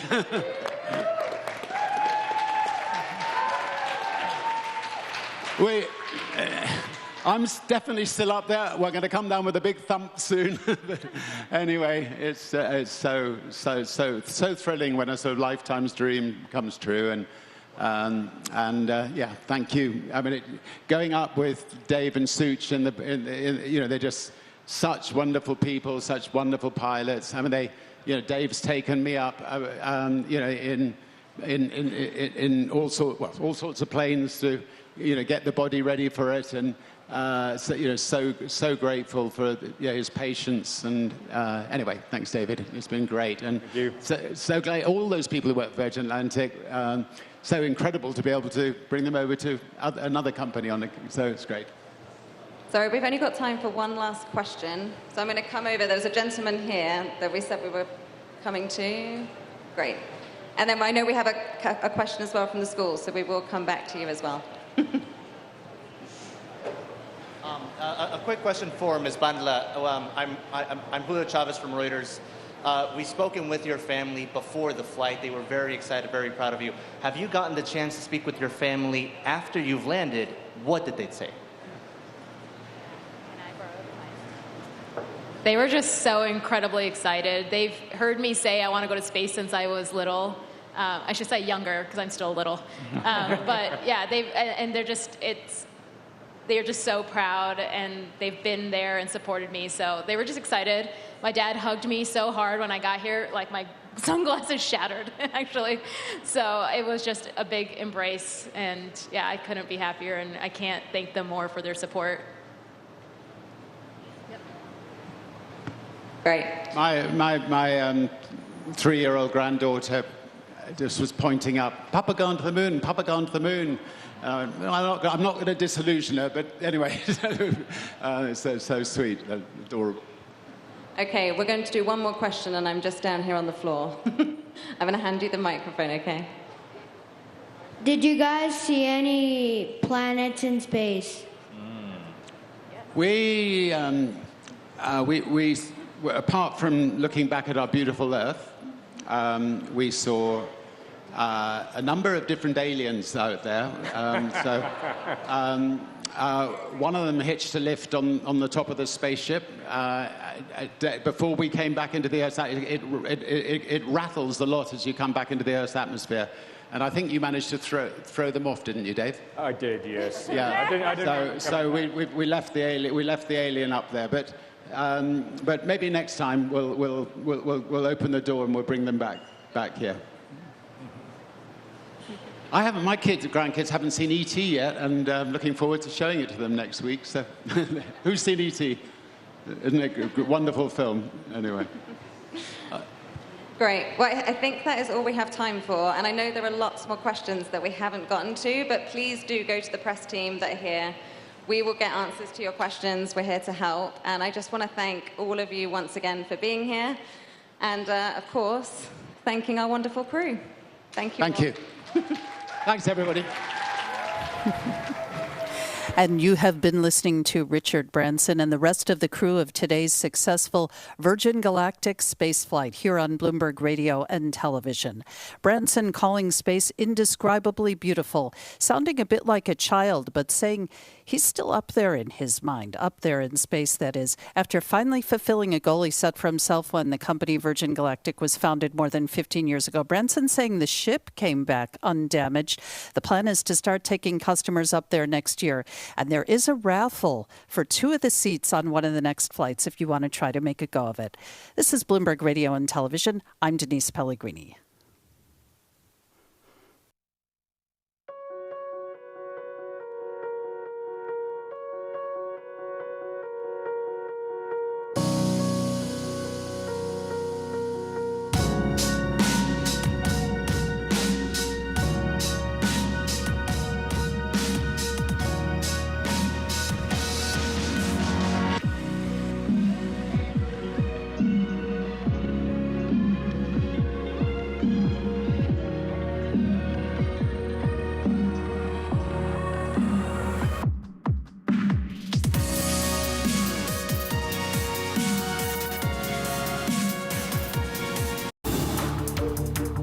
Every Friday with 30 minutes dedicated to fixed income, I'm Jonathan Ferro. This is Bloomberg Real Yield.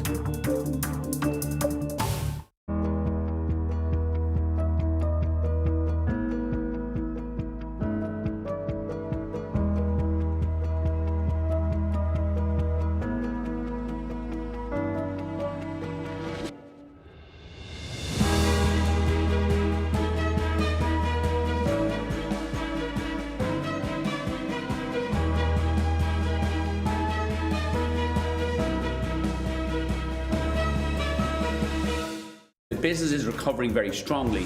The 2 markets that are lagging that are clearly the UK and Ireland, where still there are travel restrictions, COVID restrictions still in place, and in my view, people overreacting to the Delta variant.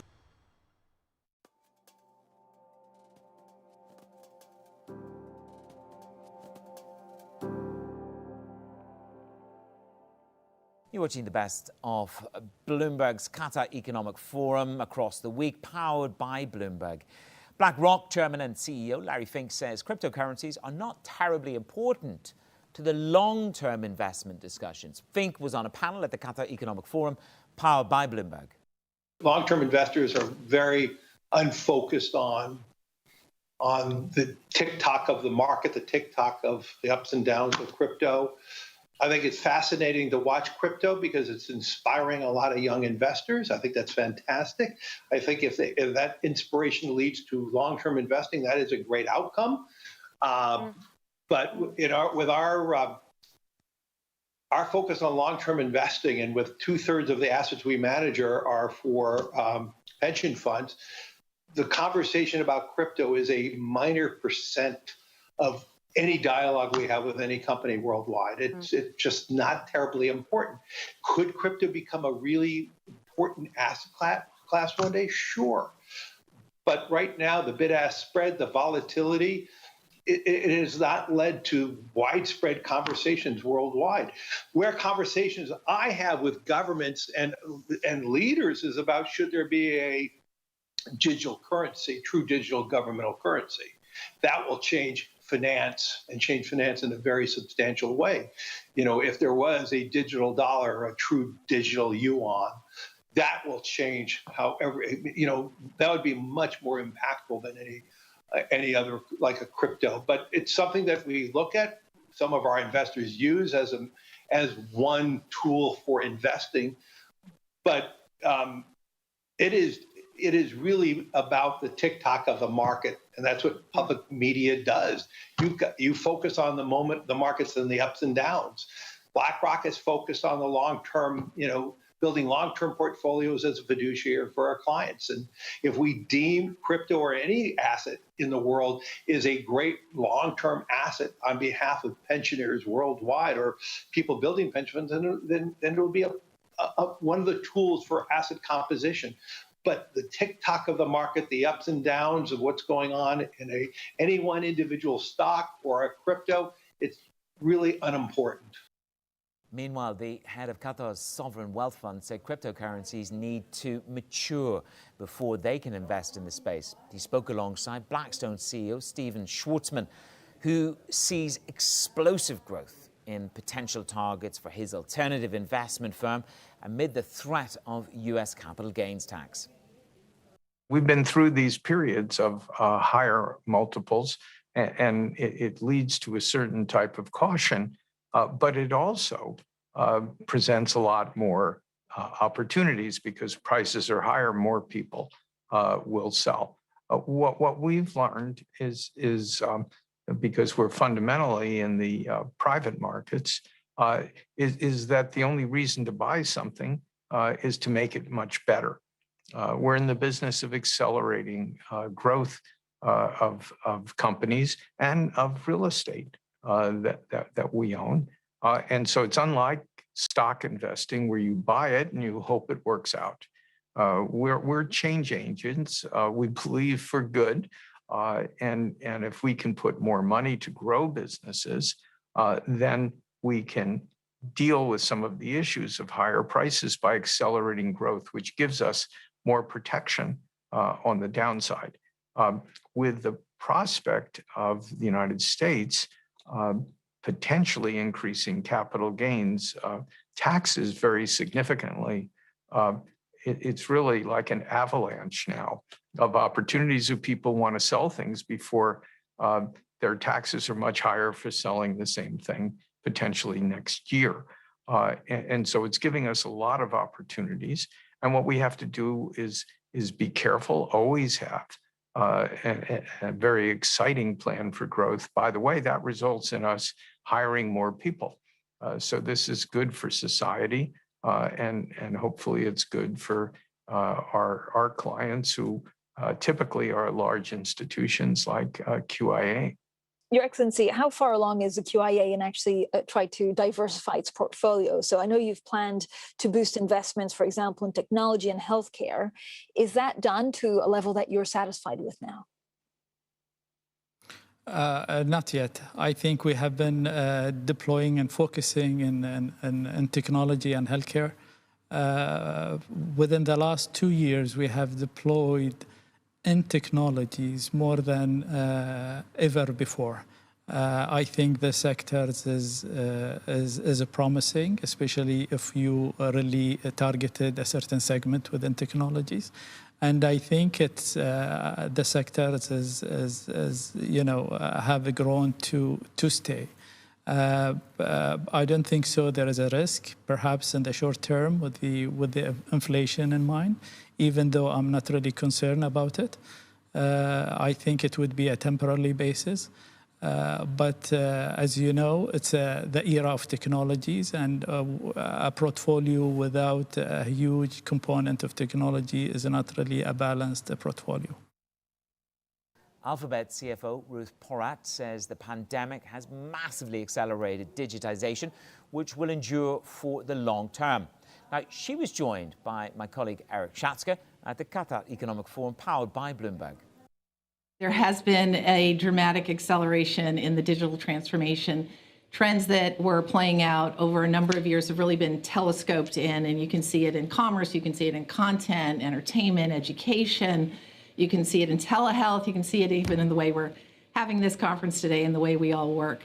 And I think one of the important points for everyone is that we don't see the clock turning back. We do see that these trends will continue to endure. And I think it's really important for each one of us to consider how we can embrace digital tools and technology to support both revenue opportunities and efficiencies in our own business. So, for example, and to your question, when we look at small, medium businesses, which are the backbone of economies, what we saw during the pandemic is 1 in 3 small businesses said they would not have survived if they did not have digital skills, because it enabled them to immediately pivot and find their customers where they were in the online world, to get them the information they needed to talk about things like delivery or changed hours. And so these digital skills were absolutely imperative for survival. The race, I would call it a race, to deepen relationships with customers and consumers is a fiercely competitive one.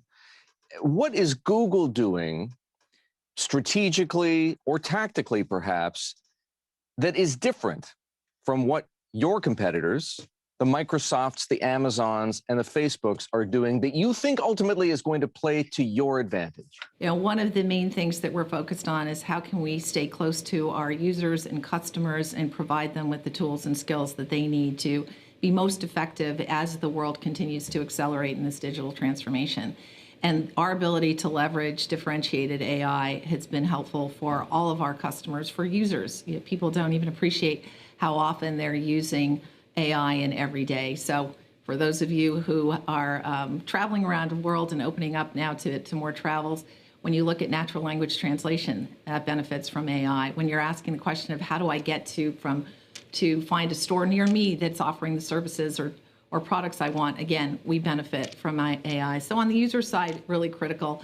On the enterprise side, what we're really excited about is the investments and opportunity in our cloud business. And our cloud business really is benefiting from extraordinary data analytics, the AI behind that, and then we've brought in talent to focus on very industry-specific solutions. So for example, in financial services, my old home, one of the key pain points was always the manual intensity around risk and risk analytics. We can leverage things like Know Your Customer or anti-money laundering with AI and data tools.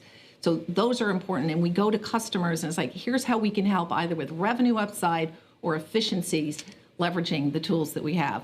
Same across retailers. They're looking at how can they ensure that they've got the best supply chain management when we've all lived through what we've seen. And so again, the benefit of AI. So we're looking across the board. I would say the other element of it is how can we be most supportive to the communities in which we operate? And part of that is ensuring that we're working around the globe to provide digital skills training to people so that everyone can participate in this rapid digital transformation. Thanks for watching the Best of Qatar Economic Forum, powered by Bloomberg. Remember, you can catch Daybreak Middle East every Sunday to Thursday morning right here on Bloomberg Television, 8 a.m. Dubai time. Do join us then. This is Bloomberg.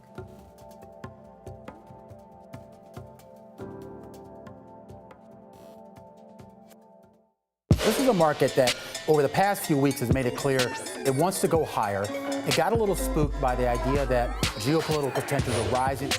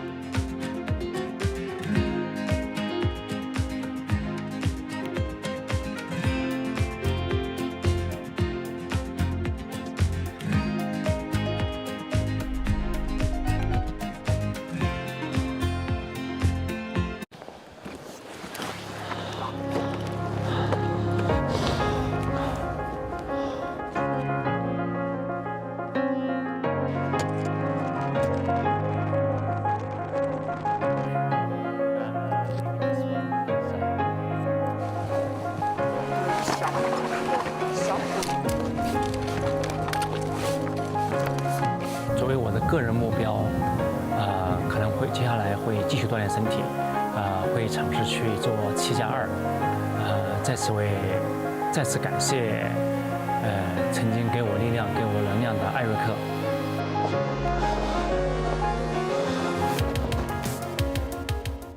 Bloomberg Bloomberg surveillance puts global markets into perspective. We're going to try to fold an economic theory here with what we've got.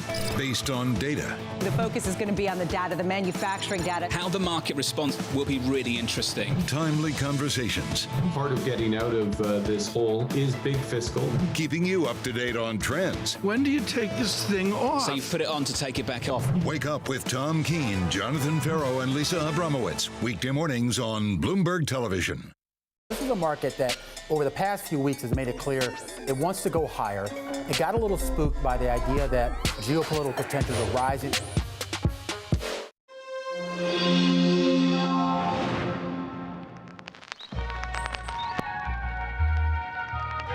This is my kitchen table and also my filing system. Over much of the past 3 decades, I've been an investor. The highest calling of mankind, I've often thought, was private equity. And then I started interviewing. While I watch your interviews, I know how to do some interviewing. I've learned in doing my interviews how leaders make it to the top. I asked him how much he wanted. He said $250. I said fine. I didn't negotiate with him, and I did no due diligence. I have something I'd like to sell, and how they stay there.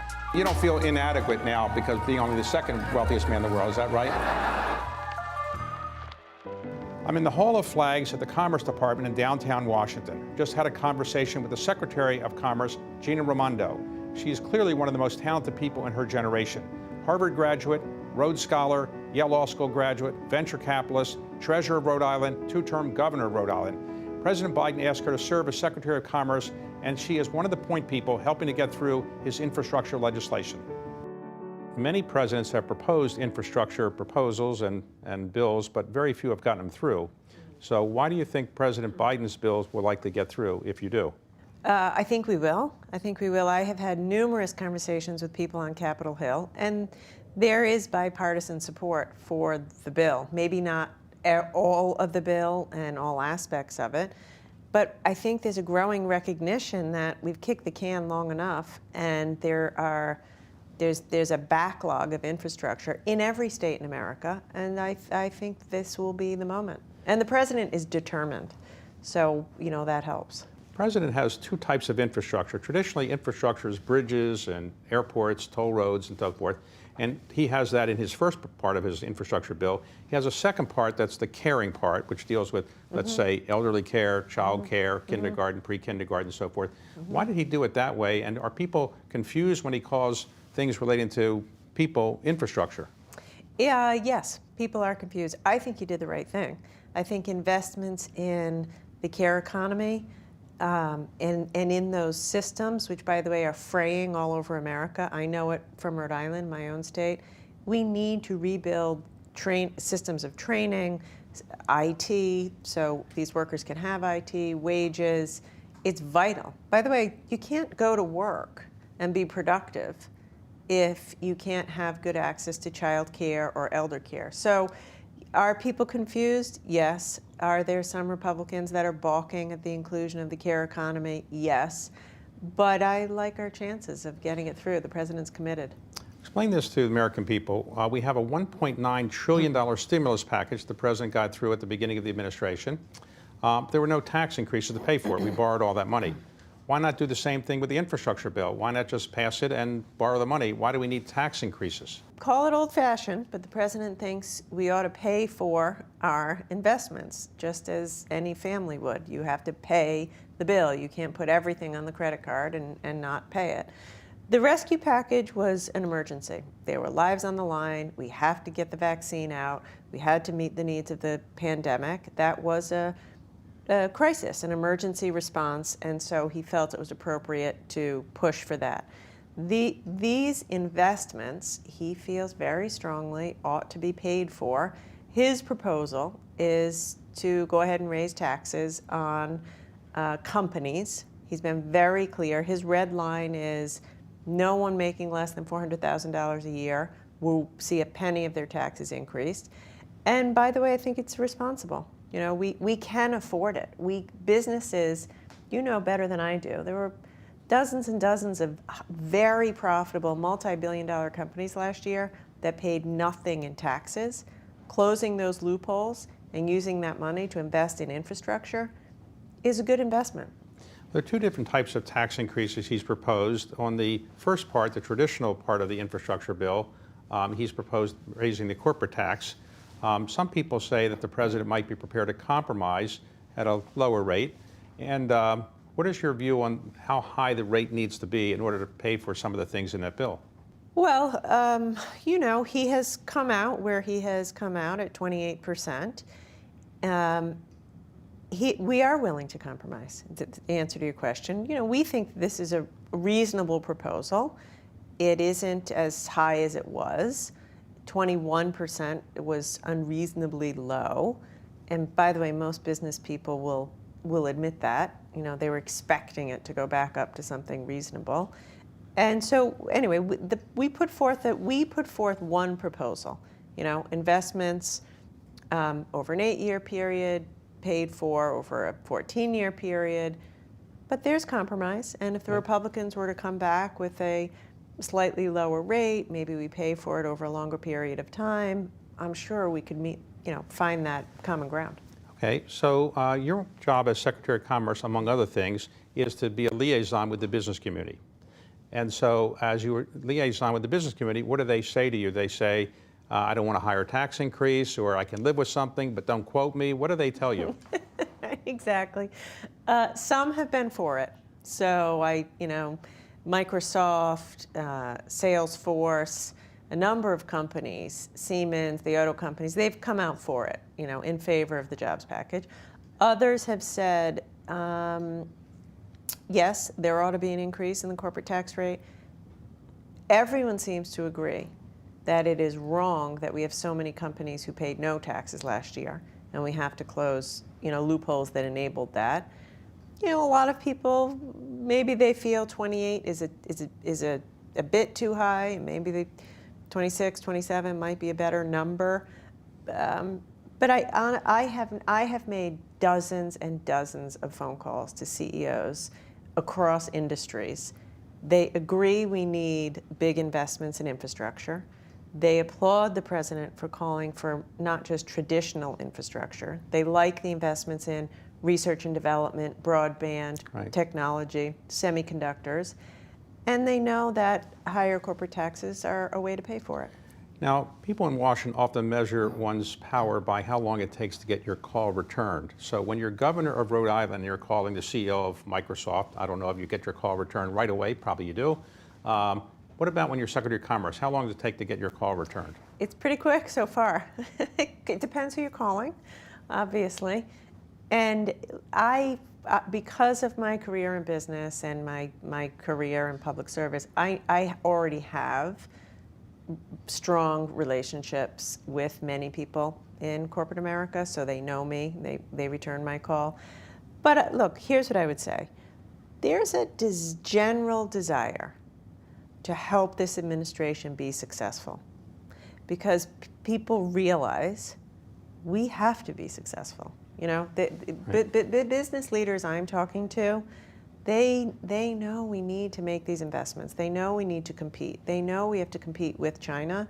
They want to help us be successful. So when I call on behalf of this administration, so far calls are returned speedily and they're engaged. So let's talk about the individual tax increases that are part of the CARE part of the infrastructure bill, because that probably will be more controversial, be my guess. Yes. So the president has said no tax increases, as you say, for anybody who's making $400,000 or below, and the people above that, they will see a tax increase that could go as high as 39.6%. Yes. So do you expect that will be compromised as well, or do you think the president is determined to get everything he's proposing? He's proposing it today, so I wouldn't want to lead with our chin and say we're going to compromise on day one. But I will say this. The president wants bipartisan action. And if compromising is a part of that, it's what he wants to do. He's been crystal clear with us. The only thing that's unacceptable is getting nothing done. Like, we have to get things done. So the capital gains, treating capital gains like ordinary income, absolutely will be controversial. Is there room for compromise? Maybe. But, you know, he feels that we have to raise those taxes and we'll compromise as we go.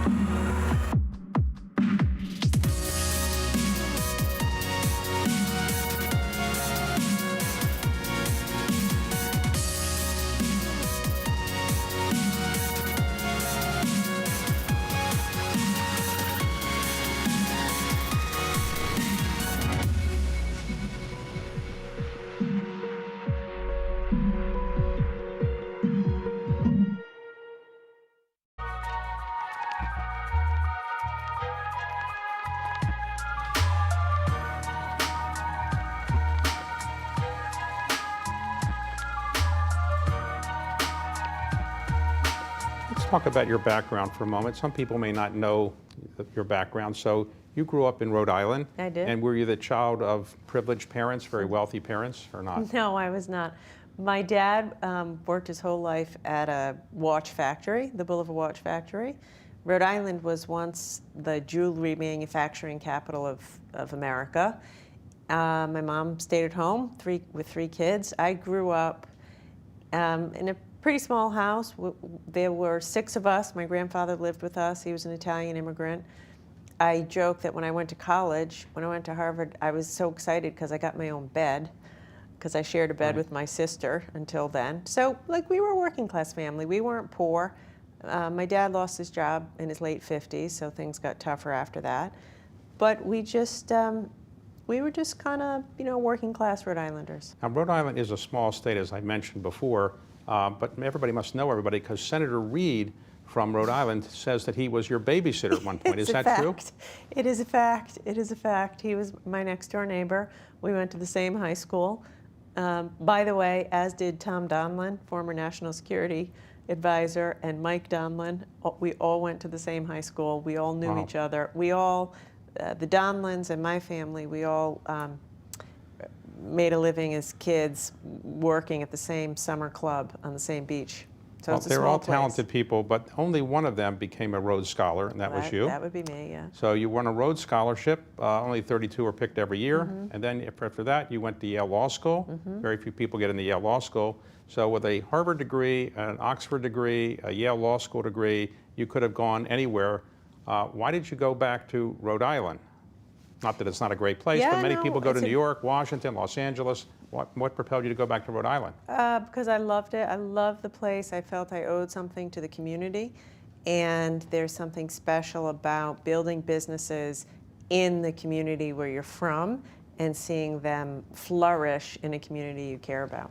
So you ran initially for the treasurer position of Rhode Island. Why did you want to be treasurer of Rhode Island? People wouldn't say Harvard, Oxford, Yale Law School, that person should be treasurer of Rhode Island. You know, it's funny, when I ran, that was the reaction I received. I called my parents to say I was doing this, and they said, "But Gina, you have such a good job." My mother started to cry. Politics is such a dirty business. I believe in service. I believe in public service. And I was qualified for the job. I actually had a finance investing background, which is what the treasurer does. I was chair of the investment committee. I just believe in service.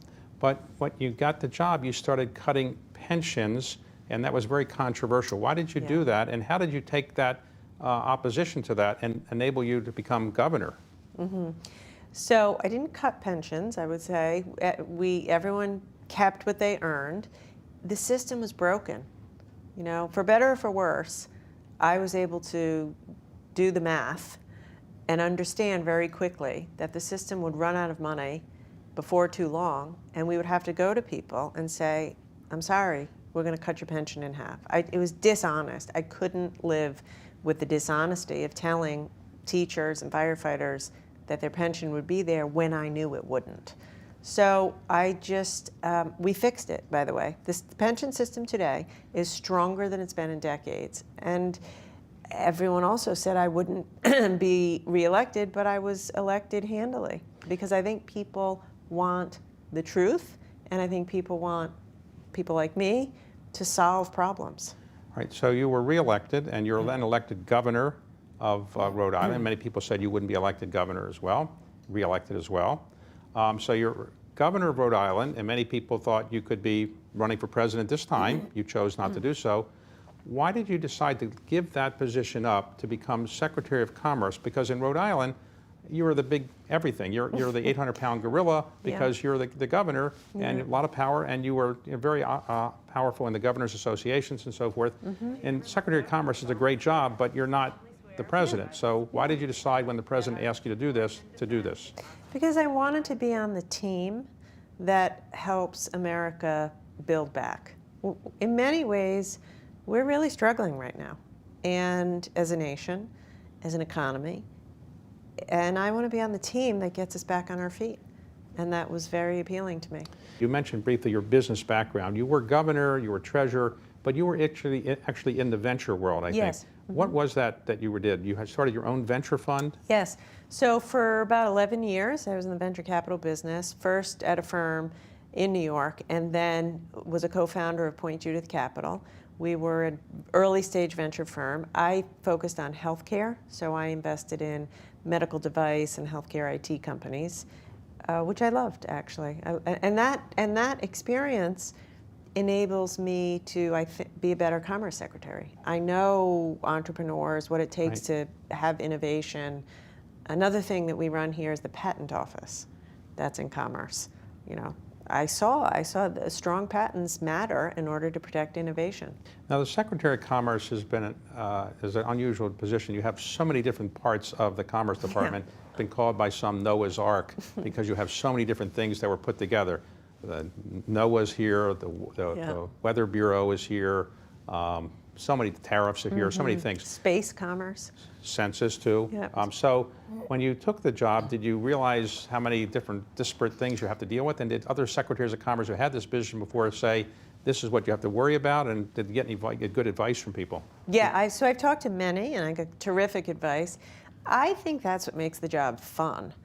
And hard. It's hard. It is hard to learn about the details of fisheries management, trade, census, space commerce, tariffs, semiconductors. But for me, that's part of, it's intellectually fascinating. And I'd like to think if you put your back into it, you can have a big impact across a whole range of topics. So when you decided to take this position, you called your mother and you said, guess what, I'm giving up being governor of Rhode Island. I'm going to be Secretary of Commerce. What did your mother say? She's 90 now, and she said, I hope you can help Biden.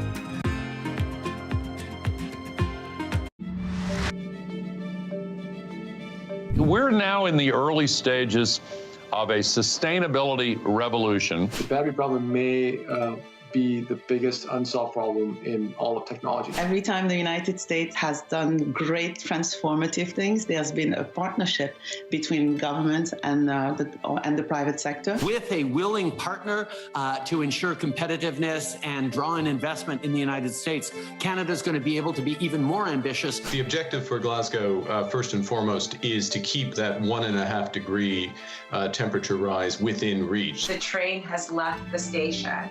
Investors care about it. People who work inside of corporate America care about these issues. And certainly we see that with just the broader community. There's not enough tax in the world for private sector to pay for all of this. It's going to have to be a public-private partnership. Every Friday with 30 minutes dedicated to fixed income, I'm Jonathan Ferro. This is Bloomberg Real Yield. Curtain will rise again. Broadway's returning June. Have you bought tickets? He's busted out. You've got more time here. Commodities are up. Keep going. To the moon. Beautiful. Bloomberg Surveillance, weekday mornings on Bloomberg Television and Radio. Let's talk about your job as Secretary of Commerce. Historically, the secretaries that I've known have said, well, I have two jobs. One is to represent the president's views to the business community, and then the other job is to represent the business community's views to the president. Yeah. And both are not easy. Yeah, so right. do you have those two perspectives as well? Is that what you see yourself as liaison to the business community and also the president's and the liaison to the business community to the president? Yeah, that is a big part of the job. And I think it's important for the business community to know we want to hear from them. You know, that is very important. You know, I am very available to the business community. and we want engagement. And I bring that information to the president, who, by the way, is genuinely very interested to know what do we have to do so American businesses can compete. Right now, there's a shortage of semiconductors, it appears, in the United States. Is that because of supply chain problems, COVID, and what are you doing and the president doing about this? It's because of supply chain problems. We have to shore up our supply chain. We have become overly dependent on a few suppliers in a few countries, and we need to make investments. So what we are doing is working with Congress to pass a $50 billion semiconductor supply chain fund so we can incentivize semiconductor companies to manufacture chips in America. So when you were looking at the campaign, we looked at the campaign, President Biden didn't support a lot of things that President Trump did. So some people are surprised that he's kept the tariffs in place. You oversee the tariffs. The steel tariffs that he put in place are still there. The tariffs on aluminum are still there. And the tariffs relating to a lot of products relating to China are still there. Is there any insight you can give us about why they're still there? Although we don't agree with the way the Trump administration handled many things, one of the things is they brought to light the fact that our competition with China is serious. It's a strategic competition that will define our time, and President Biden agrees with that. So we are going to continue to play tough with China. We're going to continue to use all the tools at our disposal to protect American workers and businesses from unfair practices by the Chinese government. And so the reason that we haven't made those changes is really that. We need to continue to be aggressive with China. European countries aren't happy with the tariffs on steel and aluminum. The president's going to the G7 summit soon. Do you expect we'll see any news relating to that when that summit occurs relating to the tariffs? I expect a robust discussion between now and then. The Europeans are not happy. I've had many discussions with my counterparts in the EU. They are our allies. Europe, of course, is not a threat to American national security. China's oversupply and flooding their market and our market with cheap steel, that is the national threat, and we need to work with Europe to prevent China from doing that. So some of your predecessors have done trade missions, taken business people around the world. Right now you can't do that, of course, because of COVID, but the administration has seemed to say we don't really want to have greater access to foreign markets so much so people can build factories overseas. We want them to build them here. Is that part of your ethos as well, not necessarily to have people build things overseas, but maybe build more here? We need to do both. We need to do both. So I plan to be active in export promotion. We need to help American businesses to export. We do need to continue to have free markets. I mean, even with respect to China, we need to do business there. We need to export there. But right now, we need a domestic focus. And so at least for the first 18 months, a lot of my focus will be domestically. Now, you've been running the department to some extent remotely, I guess, because while we're in the department now, a lot of people are not here. Yes. Yeah. Do you expect at some point that people will come back and you'll be going back to the way the department was run before, everybody shows up for office work 5 days a week, or what do you think will happen? Maybe not 5 days a week every week, but certainly predominantly, yes, back in the office. It'll be like business. You know, they'll always, I think work from home is here to stay for a certain part of the week. But look around, this is a ghost town. I mean, I hope in a few months from now you'll see some vibrancy here. If the American people are watching, they don't know much about the Commerce Department or what the Secretary does. What would you like people to know about the Commerce Department and what your principal goal is as the Secretary of Commerce? To help more people get back to work in decent paying jobs. It's really very simple. And everything that goes, you know, trade policies that level the playing field so American workers can compete, IP policy that allows innovation to continue, helping startup companies so they can evolve. But all of that fundamentally, at the end of the day, I learned this as Governor, David. Americans don't want a handout. They just want a chance to have a decent job. And so I'm obsessed with that. I was obsessed as governor. I'm obsessed with that now. And that's what everything I will do will be through that lens, creating decent jobs. So when you decided to take this position, you called your mother and you said, guess what, I'm giving up being governor of Rhode Island. I'm going to be Secretary of Commerce. What did your mother say? She was excited. She's 90 now, and she said, I hope he can help Biden. You know, that's her. Biden has to be successful. I hope he can help him.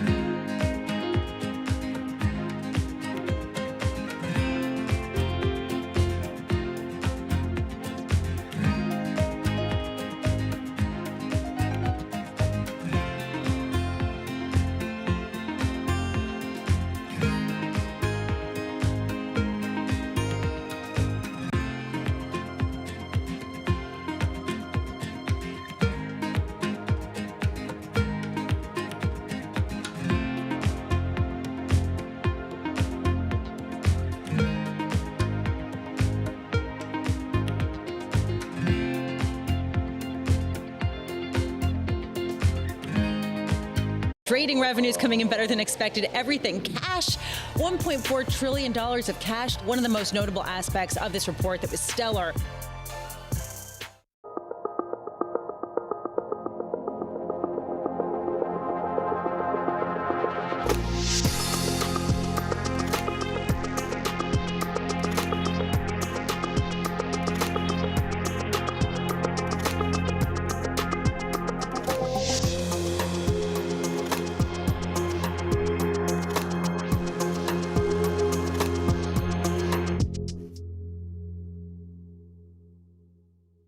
Future of work at Citi, we'll see nearly all of us back in the office, but there's a big but with that, and that's with increased flexibility. We're looking at a much more flexible approach going forward.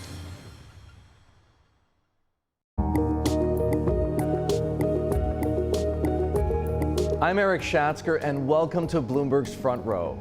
Today I'm talking to Josh Friedman, the co-founder and co-CEO of Canyon Partners. Josh was a hedge fund pioneer in the early 1990s, and today his firm oversees $27 billion. Distressed debt situations, Lehman Brothers, Caesars, and Puerto Rico have produced some of Canyon's biggest wins. But thanks to trillions in central bank stimulus, there isn't much distress anymore. Josh says it's just a matter of time. You've got big portions of the equity markets that are in business just to make acquisitions. That's what private equity firms' business is, making acquisitions and then selling companies. SPACs, they go out of business if they don't make acquisitions. And when people make acquisitions and they use debt to make acquisitions, there will be mistakes. Josh has seen cycles come and cycles go. We discuss how to play the economic recovery, jiu-jitsu tactics in credit markets, the amazing legacy of Michael Milken's Drexel, why Josh is leaving California and moving to Texas. Here's my conversation with Josh Friedman. Josh, here we are in the early days of the other side of the pandemic. How does the world look through the eyes of a credit investor? Well, the world looks dramatically different from the way it looked, obviously, at the bottom back in March of last year, helped by a naturally improving economy. This was not an economy that was headed for recession. It was an economy that was very strong, that got hit by an outside outside meteors. And now we see the prospect of even more forceful intervention, all of which has driven a lot of capital to be chasing risk-oriented assets, rates to remain extraordinarily low, and therefore people to do the same kinds of very aggressive things that they always do in those types of markets when there's a shortage of yield out there. There is so much liquidity and so much undisciplined money bidding up everything in public markets and private markets too. How does a prudent investor compete? For us, we're not an enormous firm. We're around $27 billion in assets. We're not of the same scale of some of the super gigantic asset gathering firms. So it gives us a little bit of a luxury to try to be a little more nimble and try to find value-added niches, but still things that are large. As I look at the markets today, I think some of the most important characteristics are that there's been a frenzy of acquisition activity, driven in part by these low interest rates. So you have private equity in a dominant presence in the market, venture capital, dominant presence in the market, SPACs, which are facilitating public offerings, et cetera.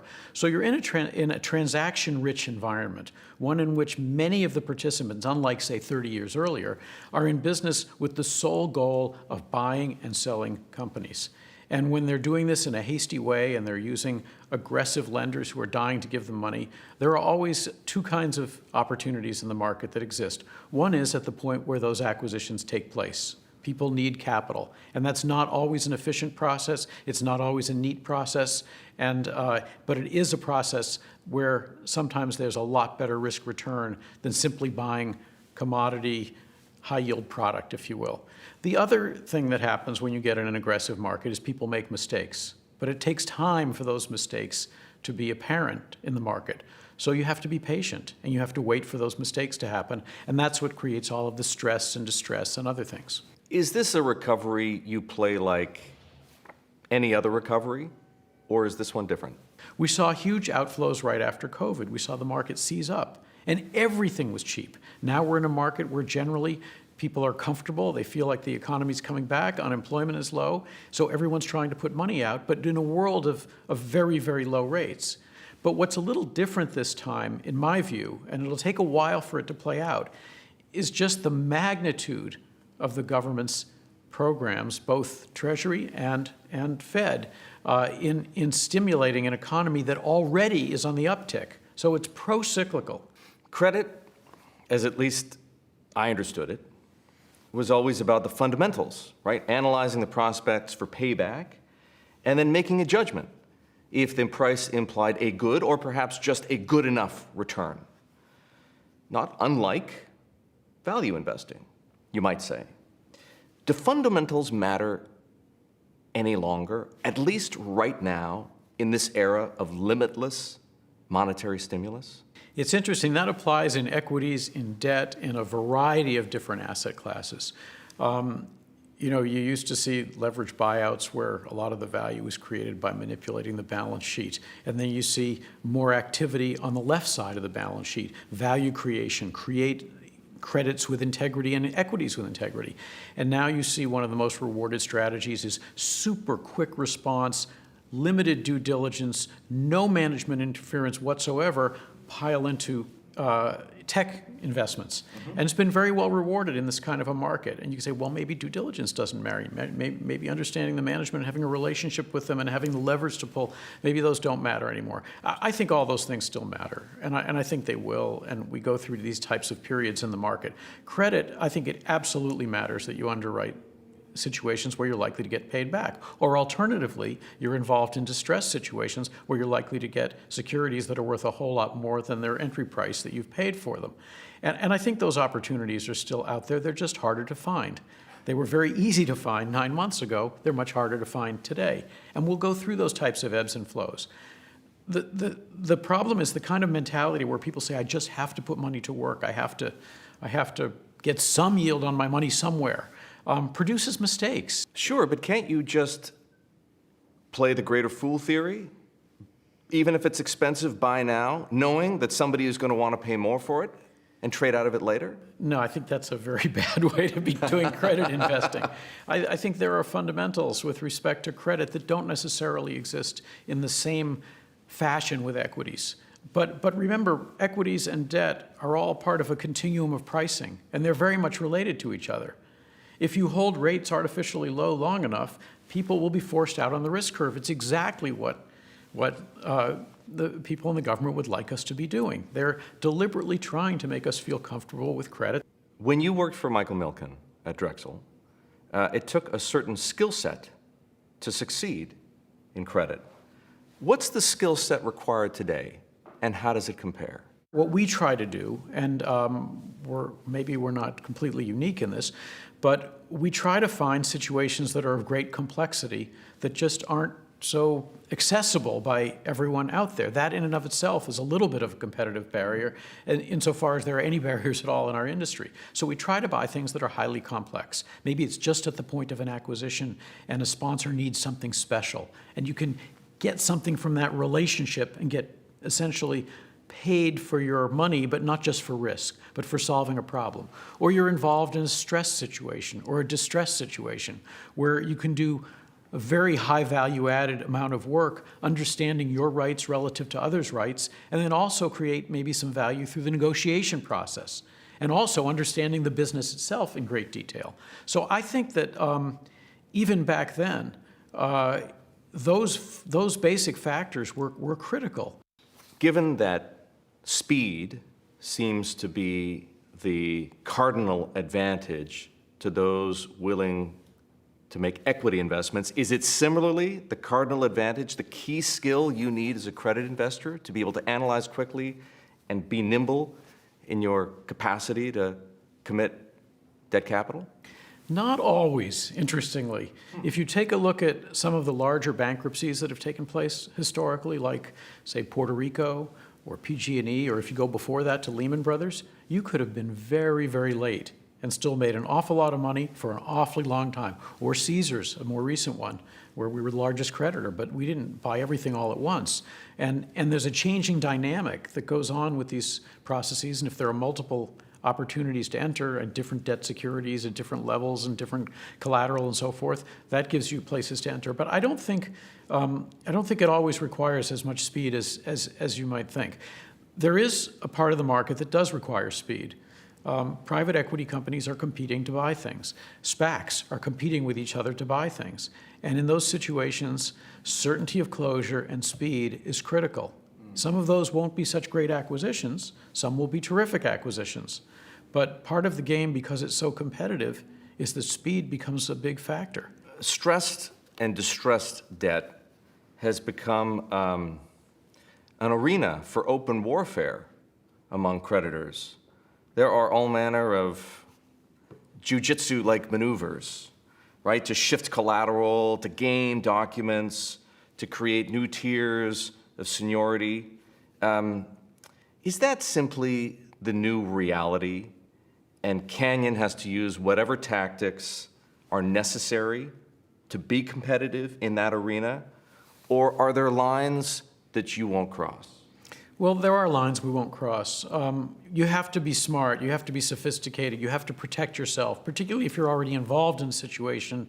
You have to be careful, not just about the debtor who's opposite the table from you, but you have to be careful about the other creditors who are sitting next to you, who you think are similarly positioned, but in this day and age are being much, much more aggressive about doing things that might benefit themselves, even though they own the same security that you own, and to your detriment. So you require that level of sophistication, but we're not a do anything to anybody shop. I think that when I grew up in the business, I remember that people used to quote Gus Levy at Goldman Sachs, which is where I started my career, as saying you have to be long-term greedy, not short-term greedy.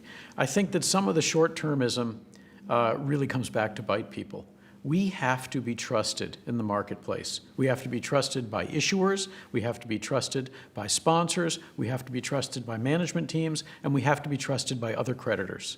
And different firms draw the line in different places.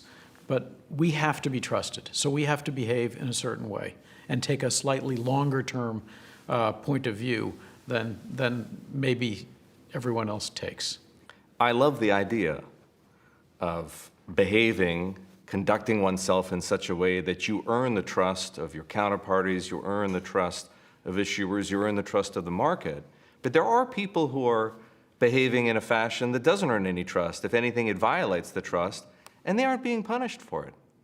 I mean, those might not be the first people that one invites into a deal. If you're involved in something proprietary that has great risk return, you call people you trust, and you get called by people you trust.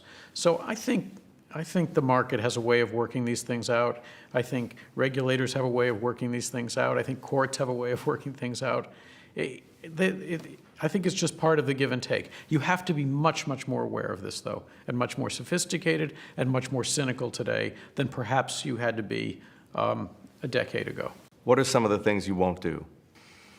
We try not to do things where you're similarly situated with everybody and you cut some private deal and then keep it secret and you elevate it. We'd rather Up-tiering. Yeah, I mean, it's one thing if there's a group forming and something's happened and you have to make sure you're part of that group and so forth. But it's not really the way the game's supposed to be played. Canyon has made its biggest profits on distressed situations. Lehman Brothers, Caesars, Puerto Rico. And it's impossible not to have noticed the lack of distressed debt during the pandemic. People have asked, and I'll ask you the same question, is the age of distress over? No, distress will come back. It always does, because this type of environment is exactly what creates mistakes. You're seeing acquisition. As I said, you've got big portions of the equity markets that are in business just to make acquisitions. That's what private equity firms' business is, making acquisitions and then selling companies. SPACs, they go out of business if they don't make acquisitions. And when people make acquisitions and they use debt to make acquisitions, there will be mistakes. I think finding the most interesting opportunities is difficult, but look in the real estate business. You know, CBL is a secondary mall operator that's a fairly recent and significant additional position we have because of the disintermediation of retailing because of the internet. B malls are in trouble, but that doesn't mean that all the real estate is bad. Some of it's quite well located and has alternative uses. If you look at retail, you look at multifamily is a protected class that's doing well. Industrial is doing well. But if you look at office, we're sitting in a building today that's probably 20% occupied at the moment in terms of people actually showing up to the office. We'll see how many people show up a year from now. A lot of people have gotten used to working, at least in part, from home. And so it's caused companies to rethink their space needs. And even a 5% adjustment can cause real issues. Hospitality is another area. We're clearly going to see permanent closure of a lot of hotels. And that will have effects on that business. It's fair to say, Josh, that Canyon had something of an awful start to the pandemic, and then it roared back. What happened? Well, two things. We made some mistakes. Certainly, there was one sub-asset class in particular in the distressed oil rig area that the displacement of supply versus demand, when demand vaporized, really caused a lot of companies to restructure that might have made it through in a more normal trajectory, even in a difficult trajectory. But a couple of things happened. One is we just held on to the vast majority of the things that we had in our portfolio that got priced down and they got priced back up. As I said, at the end of the day, if you get paid off, you get paid off. So somebody might choose to market at a low price. You can't necessarily buy it there, nor can you necessarily sell it. This is the challenge of liquidity in markets that get so disrupted. But that causes write-downs, and that's painful. But those have, virtually every single one of those has roared back and then some.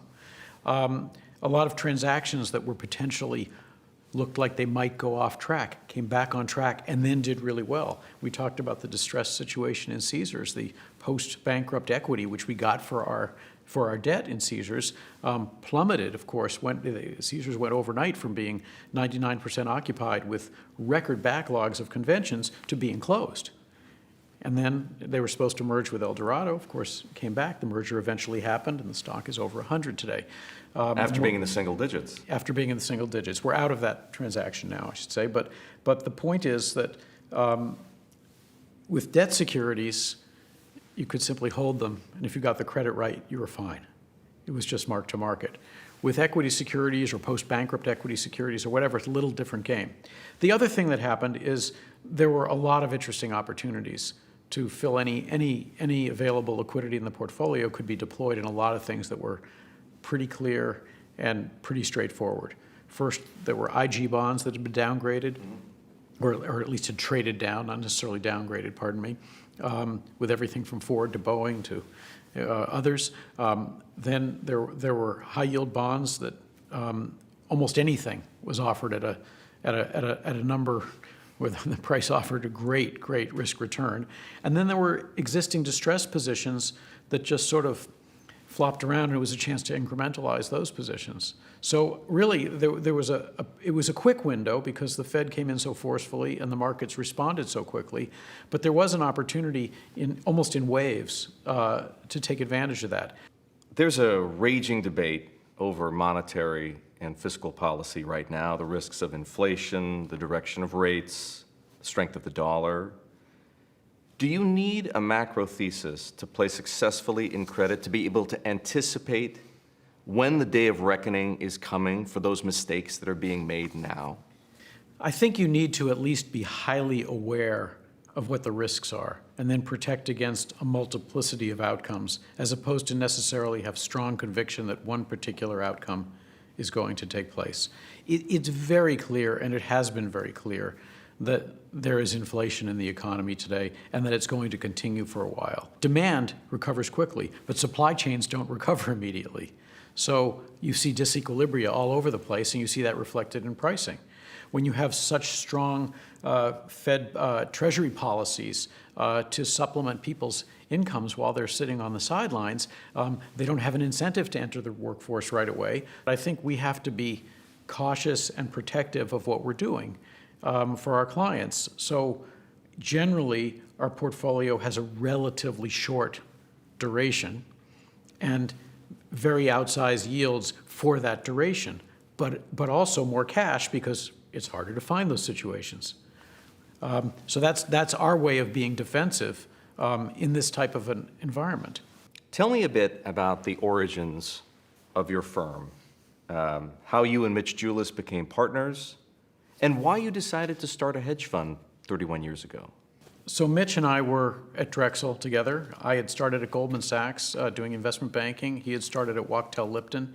He ended up doing distressed credit analysis at Drexel, which was really an exciting area. I ended up joining him out there on the other side of the floor doing capital markets, which was originating all the debt for leverage buyouts and so forth for the financial sponsors. And at the time, there was if you did one deal every 3 months, that was a lot. And then by the time I left, it was sort of a deal a day. It was incredibly exciting, incredibly creative, but we were already struggling at the end of that time period at Drexel, trying to figure out, okay, what do we want to do next? I had always wanted to be an entrepreneur and have my own business.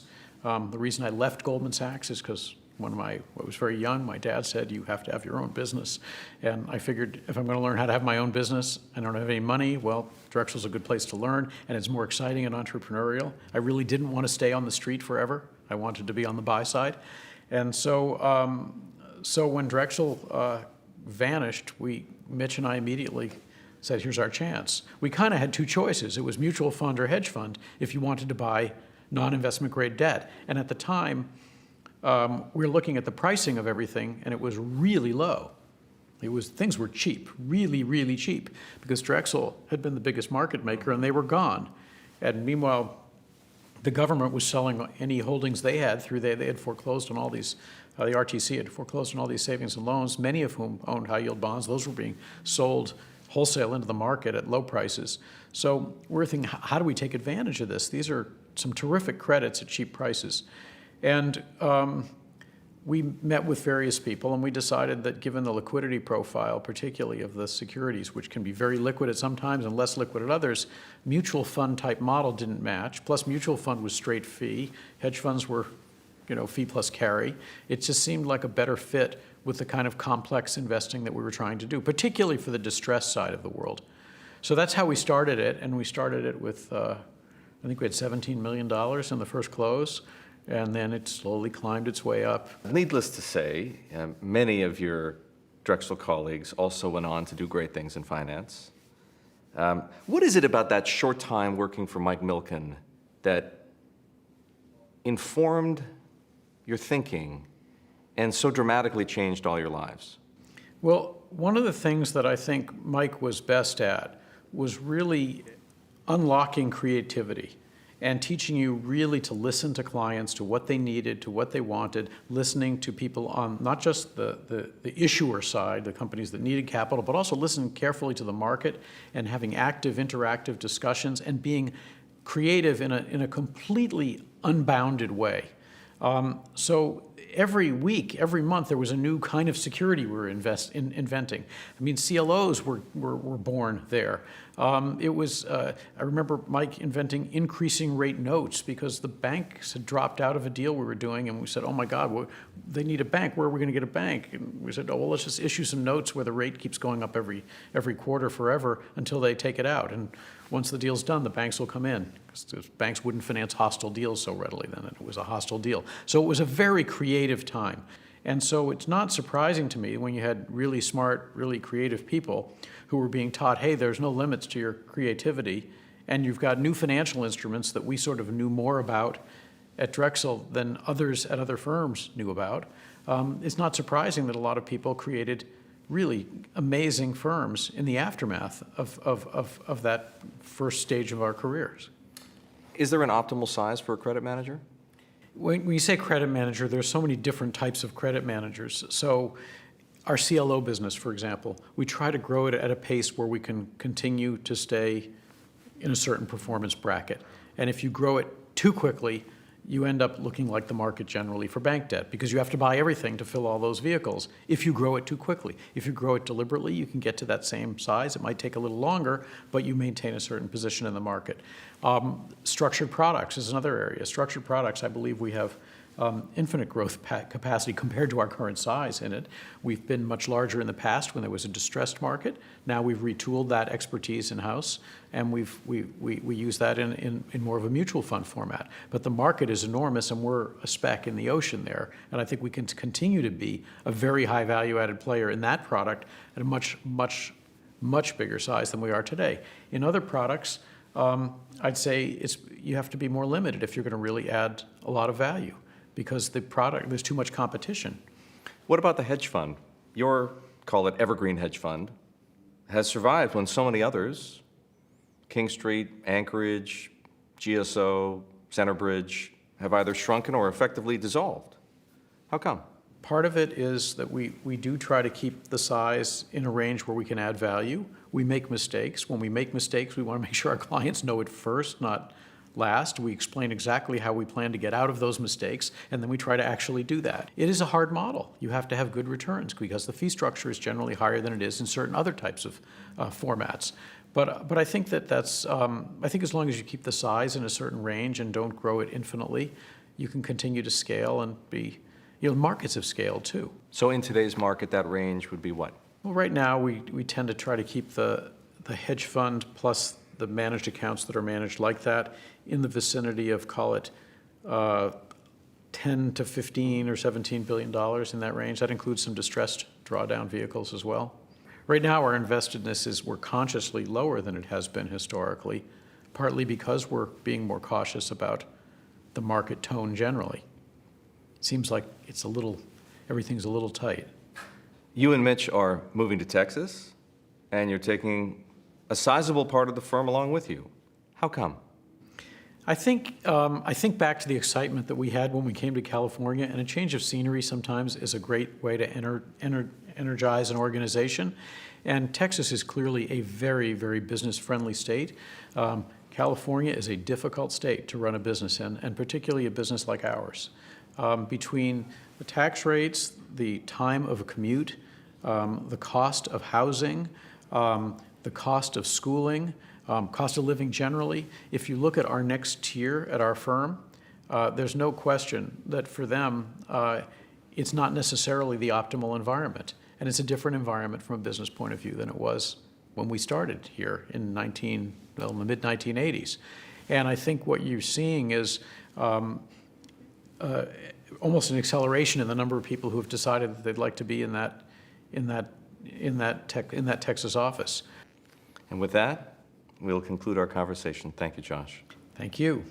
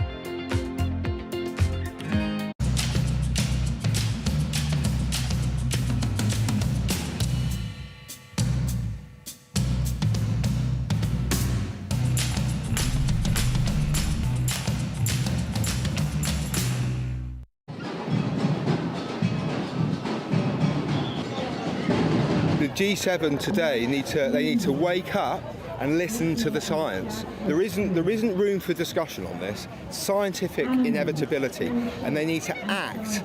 They don't need to talk anymore. They need to just act.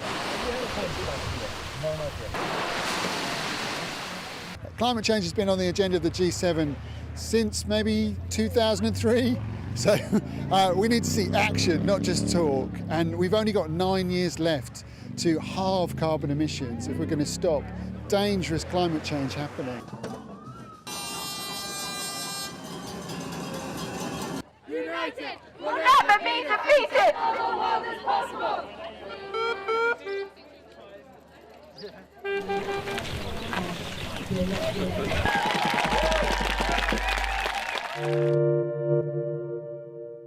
Went up to Maine and had a lobster, and it's not as romantic as Lisa going to Greece. Tom Keene says what? You mentioned Maine and the lobsters up in Maine. Well, they can't compare to what you can see in Greece. Even better, I can't pronounce it.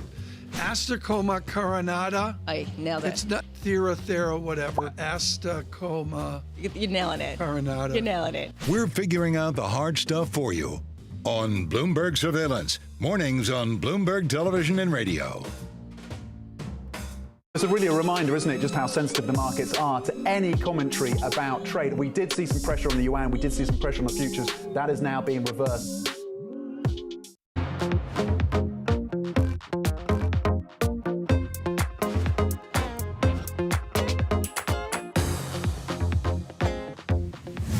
The race to design the most powerful computer processors is one of the most intense sports in the tech industry. When Lisa Su, an engineer by training, took over AMD in 2014, she not only became the first female CEO of a major semiconductor company, she also kicked off one of the biggest transformations in industry history, turning a lagging maker of low-end chips into a juggernaut known for the superior performance of its products. Shares are up more than 2,000% under her tenure, and AMD chips, short for Advanced Micro Devices, are now embedded in everything from Microsoft's Xbox to Sony PlayStation and Apple Macs to massive data center machinery. Semiconductors, the brains, or you could call them the guts of all of our devices, never got that much glory until the start of the COVID-19 pandemic, when demand for chips shot up so much so fast it triggered an unprecedented global shortage, raising alarm from Washington to Beijing. Joining me now to talk about when the chip shortage will end, how she turned the company around, and what's next for AMD, on this edition of Bloomberg Studio 1.0, AMD CEO Lisa Su. You called 2020 an inflection point for AMD, given the robust demand for everything from PCs to consoles to data centers and laptops. If 2020 was an inflection point, what's 2021? It's a great question, Emily. You know, I think when you look at the pace of technology, right? We've been developing, these technologies for 5 years, right? So we made these decisions on, hey, this is where computing is going. And 2020 was a phenomenal year. We grew revenue 45% year on year. It was an inflection point for our business. Now, as we come to 2021, what we see is it's a mega cycle for compute. I mean, it's like, if you had asked me a couple of years ago, would we have this kind of demand? Whether you're talking about PCs or gaming products or the data center, I would have been surprised. And so it's a mega cycle for compute. And on top of that, we have just extremely strong product portfolio and so on. So yeah, it's a mega cycle. That's what I would call 2021. AMD chips are at the heart of the Sony PlayStation, Microsoft Xbox, laptops of all kinds, Apple's Mac Pro, Amazon data centers. What are the new products that you have targeted to meet this new demand? Well, so for AMD, our focus, sort of what we're good at, is high performance computing. So when you think about computing and processors, they're really the brains of all of the things that we use on a daily basis. And so for our products, it's around high performance PCs. So when you're thinking about your next generation notebook and you're thinking about all the productivity you want, I hope you're thinking about AMD. It's the next generation game consoles, or actually the current generation game consoles. I think Microsoft and Sony with Xbox and PlayStation have just put out phenomenal products that are extremely exciting, and we're proud to be a part of that. And then it is about your data center and what's beneath, what's sort of behind the scenes, and all the digital transformation that companies are doing. The fact that we all pivoted to work from home and running large scale businesses. From our study, I mean, that requires incredible computing horsepower in the back end, in the cloud or in on-prem data centers. So those are the types of products that we're in. How far in advance do you plan your products, and how do you know you'll have what the world wants by the time they're ready? That is in fact the most difficult thing, and probably the most fun thing. It's really, we have to think 3 to 5 years in advance. And we have to think, hey, these are the things that are going to be most important. And it's about providing, more performance in smaller form factors. It's about having, very extended battery life. It's about providing new experiences. It's about enabling companies and businesses to do something that they couldn't do before. And we do plan years in advance. But I will tell you, Emily, what this year has taught us is we can turn on a dime. And we have been very actively, working with our customers, working with our partners on what their top priorities are, and that turning on a dime has proven to be a very useful, capability. Meantime, the chip shortage. I've been talking to a lot of chip industry CEOs over the last several months, and it sounds like it has been a disaster. You have demand outstripping supply by more than 30%. What are you seeing? I don't think I would use the word disaster, Emily. I would use the word it is a cycle. And semiconductors. I mean, I've been in this industry 25 years or a long time. Semiconductors do go through these cycles, and the cycles where there's sometimes when supply is much greater than demand, and there's sometimes when demand is much greater than supply. And this particular cycle is special because what we're seeing is the incredible demand for all things that require chips is having sort of all markets, sort of wanting more supply. And yes, it's a lot to manage, but I have to tell you, this industry is also really good at managing these things. And it does take a while for the supply and demand, imbalance to balance itself out. But we are very much working together as an industry. And, I'm just amazed, frankly, at what people are able to do when they really put their minds to it. Once the shortage ends, then is there going to be too much supply? Will supply outpace demand?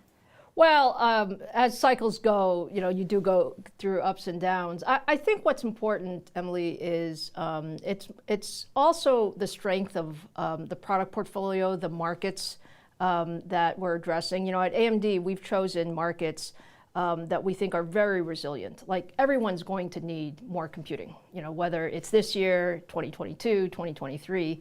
We just think computing is one of those trends that you're going to need more of. And so we've been investing in those types of areas. So, my view of the world is that it's important to have the right products, it's important to be in the right markets, and then, of course, executing well along the way. AMD is one of several companies that has sent a letter to President Biden urging him to include more funding for chip manufacturing and research in the United States. Adding that it's competition with China, it's competition with Taiwan that is at stake. What do you think the U.S. needs to do? Well, I think the U.S. Is the leader in semiconductors, and we want to stay the leader in semiconductors. And frankly, many of the countries around the world are investing in the same.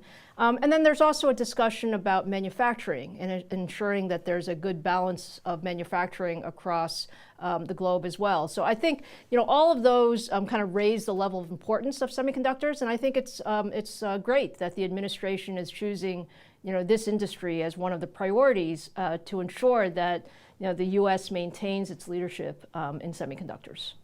AMD chose Taiwan Semiconductor to make AMD chips, and I wonder, is there something about Taiwan?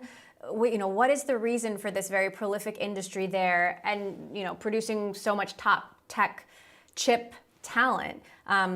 Is there something about the island that makes it so fruitful? We're very happy with our partnership with Taiwan Semiconductor. They're actually the best in the industry, and so when we think about taking our design capability, which we think is at the top of the industry, and combine it with their manufacturing expertise that's the best in the industry, that's how you get sort of the best products. And so certainly we're happy with that. But I think the key is sort of investing in that long-term nature and ensuring that you have the right capabilities for this industry, because frankly it does take many double-digit billions to keep pushing the leading edge. Meantime, here in the U.S., you have many trillion-dollar companies, Apple, Amazon, Google, bringing their chip designs in-house. Where does that leave AMD?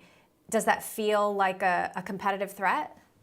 Well, I look at it slightly differently. I look at it as the importance of computing in all products is just going up and up and up. And so, as you see, there will always be some specialization, and very some of the companies you mentioned, certainly Amazon and Apple are very, very strong companies. They will do some specialization of their chips. That being the case, I mean, we just started with 2021 is sort of we're in a mega cycle of computing. Right, so I think our role is really to push the envelope on computing and continue to raise the performance and the capabilities, for all applications. Then there's of course Intel and NVIDIA with also a big pool of resources. Intel has a new CEO, Pat Gelsinger, who's coming out strong, saying Intel is back. When the competition has a lot of money, and some would say momentum, how do you view that competition? Well, it's always been very competitive, Emily. I don't remember a time in this industry when it hasn't been competitive. What I will say though is I'm really, really pleased with our what we've been able to accomplish. I mean, it's fun to be able to say that we have really driven the direction of computing in the industry. I mean, it's fun to be able to say that. And if I look at some of the things that we've done over the last 5 years, we've really, changed, sort of what people expect from high performance computing. So I would say it's a competitive world, and we're going to be very competitive in the process. NVIDIA is in the process of buying ARM. Do you see more consolidation in this industry, or have we hit a tipping point? Well, I think for the highest end, sort of the bleeding edge of technology, scale is important. So when you have more engineering capability, when you have a larger supply chain, when you have a bigger impact on your customers, innovation, scale is important. We're very excited right now that we are in the process of acquiring Xilinx. Xilinx is number one in the FPGA market and accelerated computing market.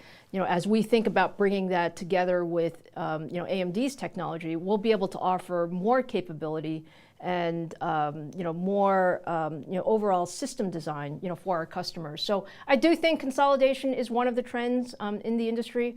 Does that mean AMD is going to keep looking for deals? We're very focused on completing our Xilinx acquisition. We're on track to do that by the end of this year. And we'll always be looking for how do we bring the best technologies together under the AMD umbrella. Did you ever think you were going to be a CEO, let alone a CEO of one of the biggest chip companies in the world? Being a CEO of a semiconductor company and being CEO of AMD really is, I've said it before, I'll say it again, it is like a dream job.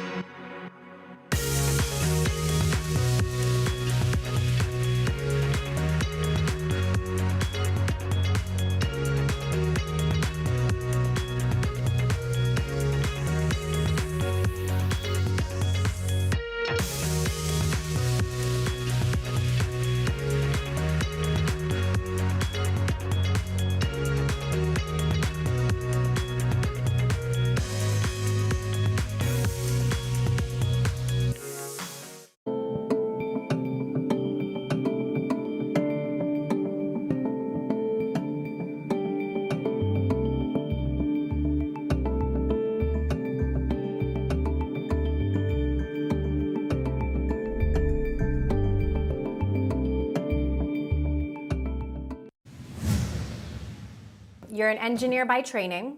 You're also an immigrant. You came to the US from Taiwan at an early age. Tell us a little bit more about your upbringing. Like, what was it like growing up, Lisa Su?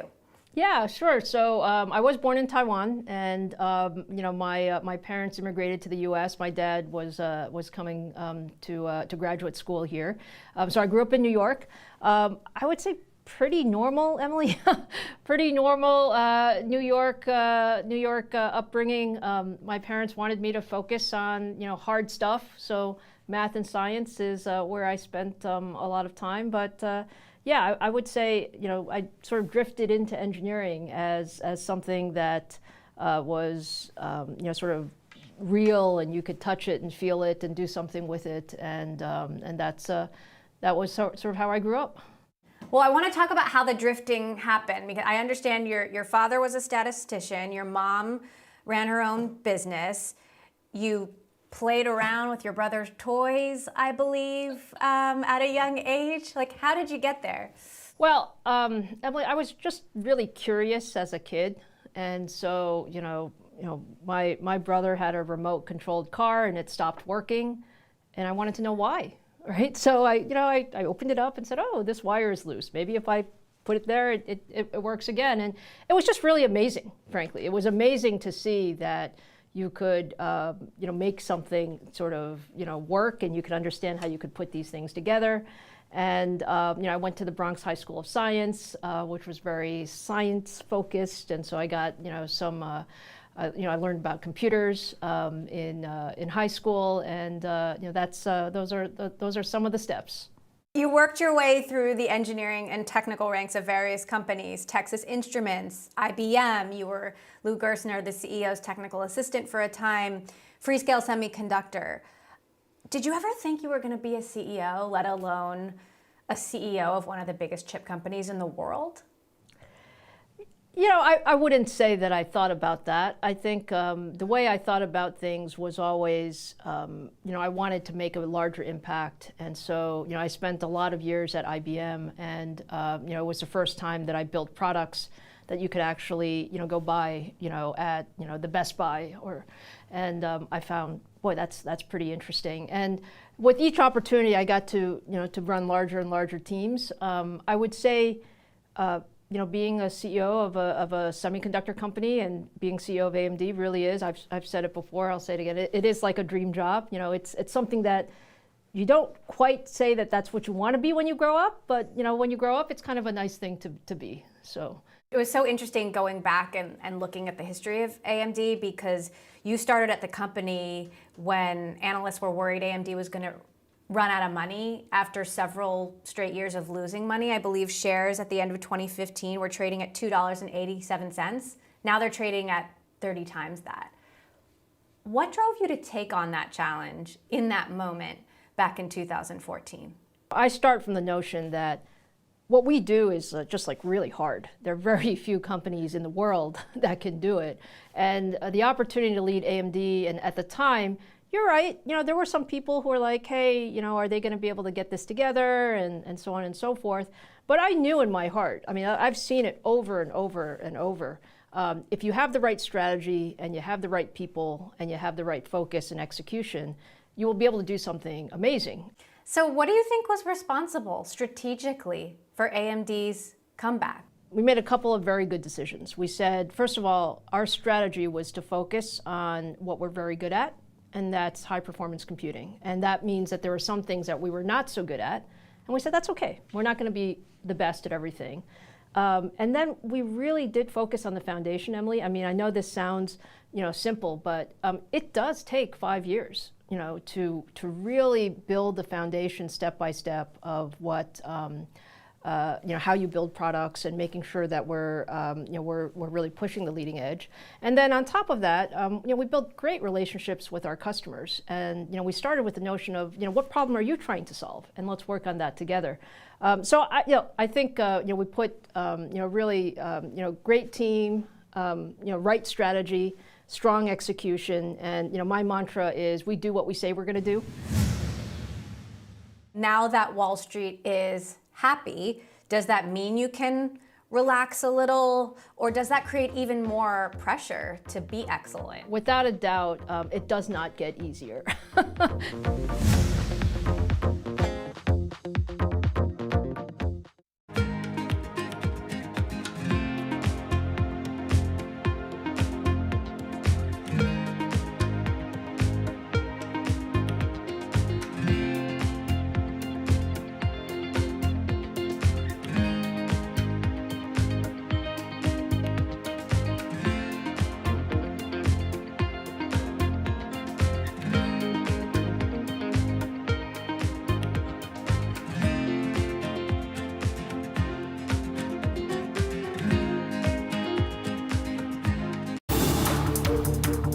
Every Friday with 30 minutes dedicated to fixed income, I'm Jonathan Ferro. This is Bloomberg Real Yield. Bloomberg has enhanced search on the terminal to deliver what you need when you need it. Now, you can simply type phrases in everyday English in the command line. Compare financials. Find people. Analyze markets. You can enter phrases or ask questions. What do you want to know today? Ask a question or visit SearchGo to find answers now. I'm David Weston. Bloomberg Television is reinventing one of the most iconic brands in financial television for a new audience. Join me to see the news program for the clever investor. This is Bloomberg Wall Street Week.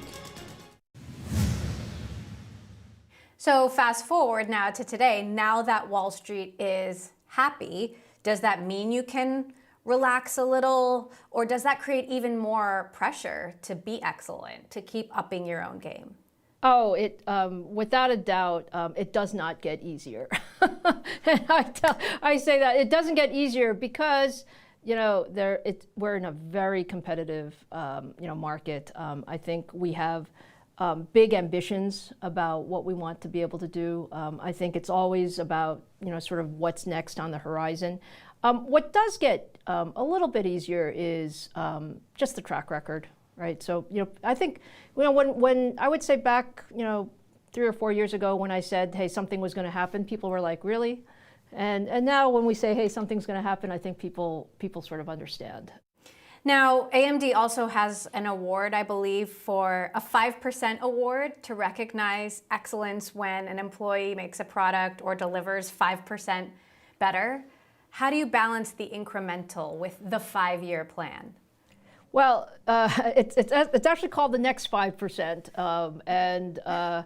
The way I think about it is, look, we are very ambitious in what we want to do over the next 5 years. But then I think we also, I encourage people to learn from every interaction and every project, and that's what the next 5% is all about. It's like, what have we learned? What can we do better the next time? How do we up our game? Because, as I said, the world's a very competitive place, and we want to make sure we're always upping our game. There's no question, we're at a moment of reckoning for women, for Asian Americans in general, but also in leadership. And you are so unique in this sea of white men in this industry. What is your advice to people out there who look at you and think, like, how did she achieve what seems to be impossible? I would say that it is a time where we want to recognize great people and give them, good opportunities. What was really important for me in my career is that I was given opportunities, and frankly, I learned through each one of those opportunities. And so, what I would say for women is, who are aspiring to do big things, be ambitious in what you think about. Be ambitious in what you think about. I have a saying that a mentor once told me about running towards problems. Take on that big, hard task. Even if you don't know how to do it, you're going to learn a tremendous amount in the process. And frankly, you're going to surprise yourself about how much you can do. And, what we have to do as the rest of the ecosystem is provide those opportunities and provide people an opportunity to learn and maybe make a few mistakes along the way, but really develop as they go through their careers.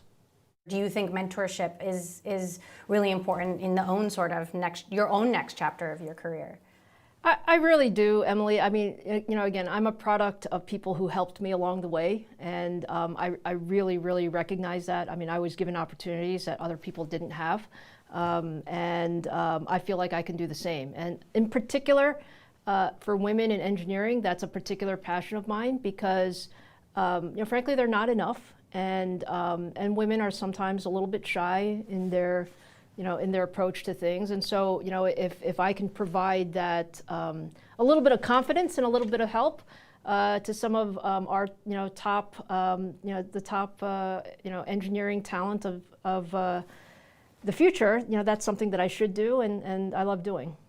Meantime, the chip industry has been defined for so long by Moore's Law and this idea that you can double the amount of computing crammed onto a single chip every couple of years. Are we at a point where Moore's Law could be ending? Can chips get even smaller than they actually are? So I do believe that Moore's Law is significantly changing. That's the way we should say it. So, and it's changing because, the traditional ways that we have, shrunk chips and put more transistors on a chip, those things are just getting harder. Like you're reaching, physical limits. But there are other things that we're doing to keep that productivity increase. One of the things that we pioneered was this idea of chiplets. And so what that means is we can break up a big chip into little chips, and we can package them together, and we can put them on top of each other, and we can do all kinds of things that really brings more capability into the technology realm. So I think Moore's Law is changing. I think what that means is, other things like packaging and using different techniques will be more important.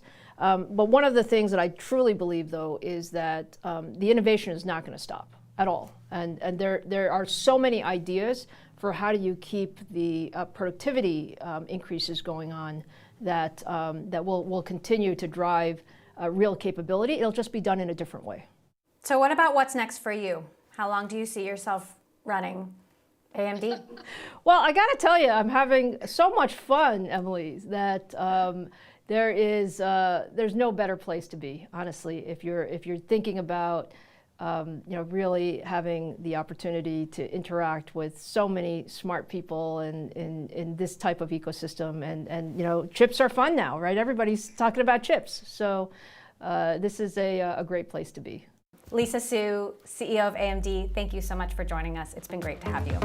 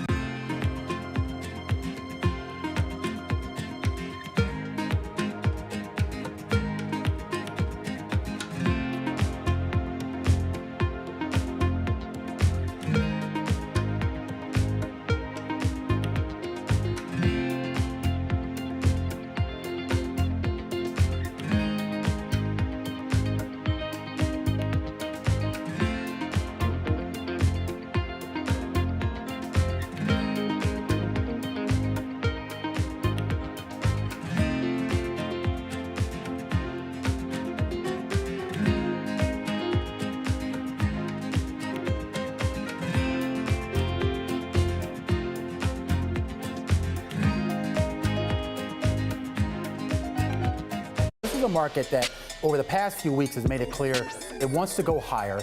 It got a little spooked by the idea that geopolitical tensions are rising.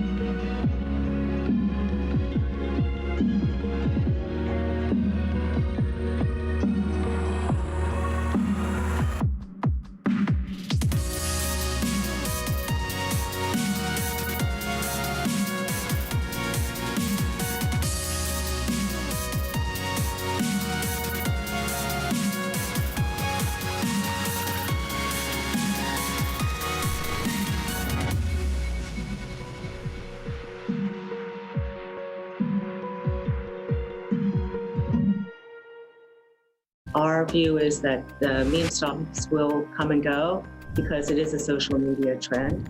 We're looking at making sure that people get the right information around responsible and appropriate companies as opposed to just trading on fads.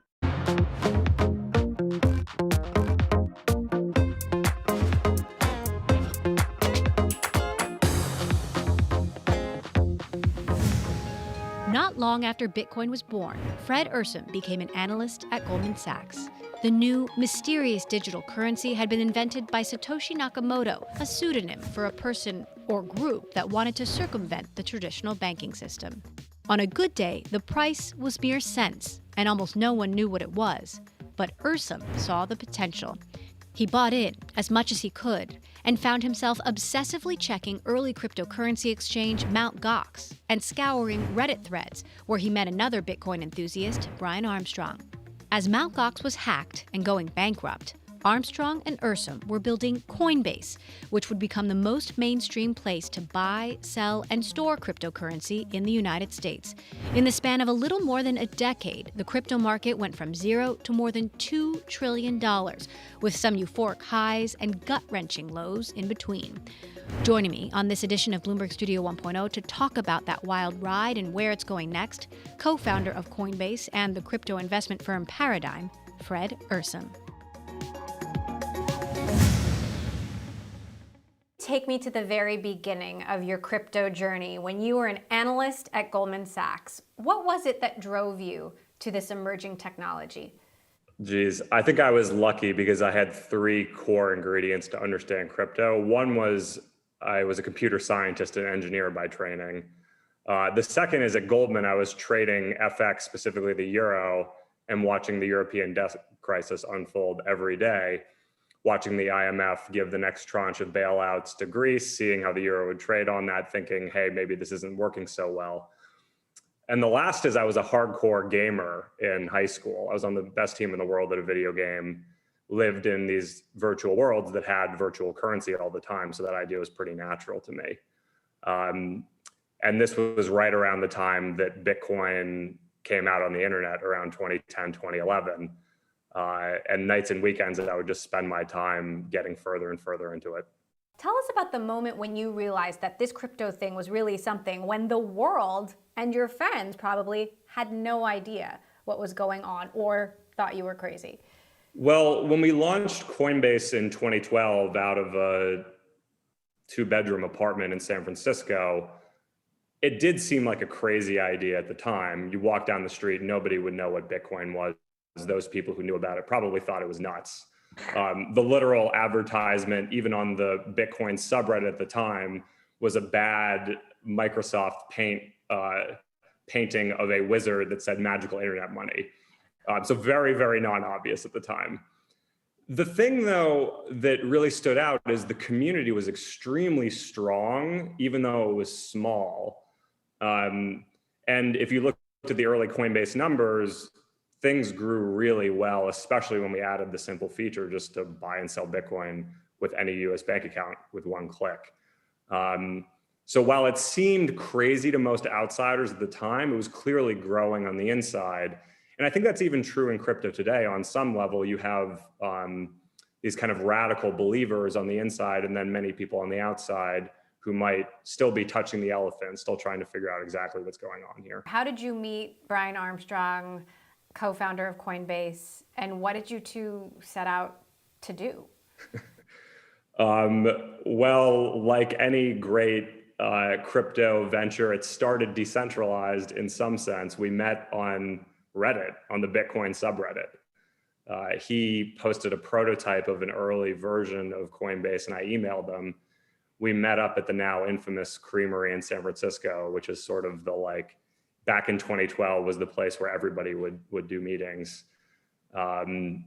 Started working together 15 hours a day for 4 weeks, weekends included.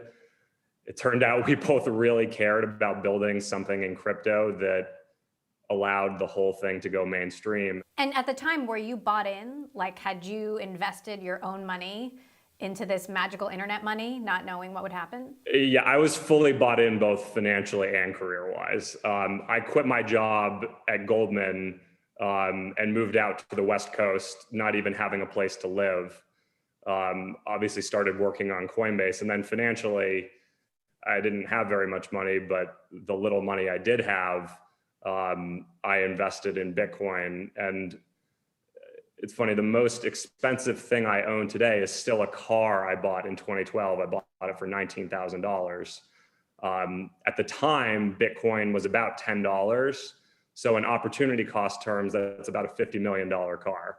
I still love the car, but just to give a sense for how expensive real world goods are in Bitcoin terms over time. You were at Coinbase, co-founder, until 2017. You were president, I believe, at the time, and then you left. Why did you leave? A couple of reasons. One, I felt like the company was just in a very good spot. The second is, for much of crypto's history, so from 2010 when Bitcoin sort of came out, 2009, up until 2017, really the only idea that seemed possible in crypto was this idea that it was a new global digital money. And the thing that really changed in 2017 is all of a sudden the doors opened to much broader applications. Ethereum came on the scene and showed that blockchain-based applications were possible to build, and people were building very early versions of them. Today, we know those things better as DeFi or these decentralized financial applications that live on the blockchain. And even more broadly, I think over time, we'll see mainstream consumer apps, and perhaps NFTs are a weird bleeding edge of exactly that.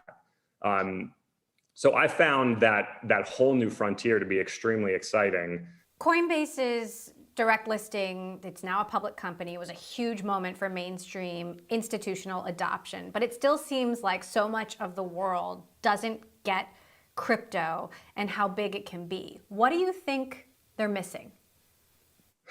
The short answer is a lot. I think, look, crypto is its own rabbit hole. And just like any new powerful technology, it's extremely powerful because it reimagines very important systems that run the world today from the ground up. Most people primarily think about crypto, again, as a new digital money. That's really worked, especially with Bitcoin as a store of value, where we've seen Bitcoin go from 0 to $1 trillion in market capitalization over the last 10 years. But crypto goes much deeper than that. We think about crypto at Paradigm, which is the investment firm I've started along with Matt Huang, in 3 stages today. And of course, this model will evolve over time. The first is a new digital money. The second is a new financial system. And the third is just a broad internet application platform. So in our minds, crypto isn't just kind of this new digital money or new digital gold. It's a whole new financial system that we're seeing being built from the ground up by talented entrepreneurs all around the world. And while it's extremely early on the third frontier, a new application platform, we think that over the course of decades, a lot of internet applications that we're all using will also be crypto-based. I've talked to investors who say Coinbase could be the next AOL. It's the first exchange that's really gone mainstream, but it's too early and others will, or something else will surpass it. What do you think? I think it's a fair question. I think history is yet to be written. My view is that it's a very strong place to be, to have the largest mainstream brand trust, not only with users, but also with regulators. And that being that bridge into the crypto world is a great place to start. Now, as you mentioned, you now run a crypto-focused investment firm called Paradigm. How is the crypto style of venture capital different from traditional venture capital? Yeah. Well, I think in a few ways, just to talk about why we started Paradigm in the first place, myself and Matt Huang, who was previously a partner at Sequoia, focused and running their crypto investing efforts.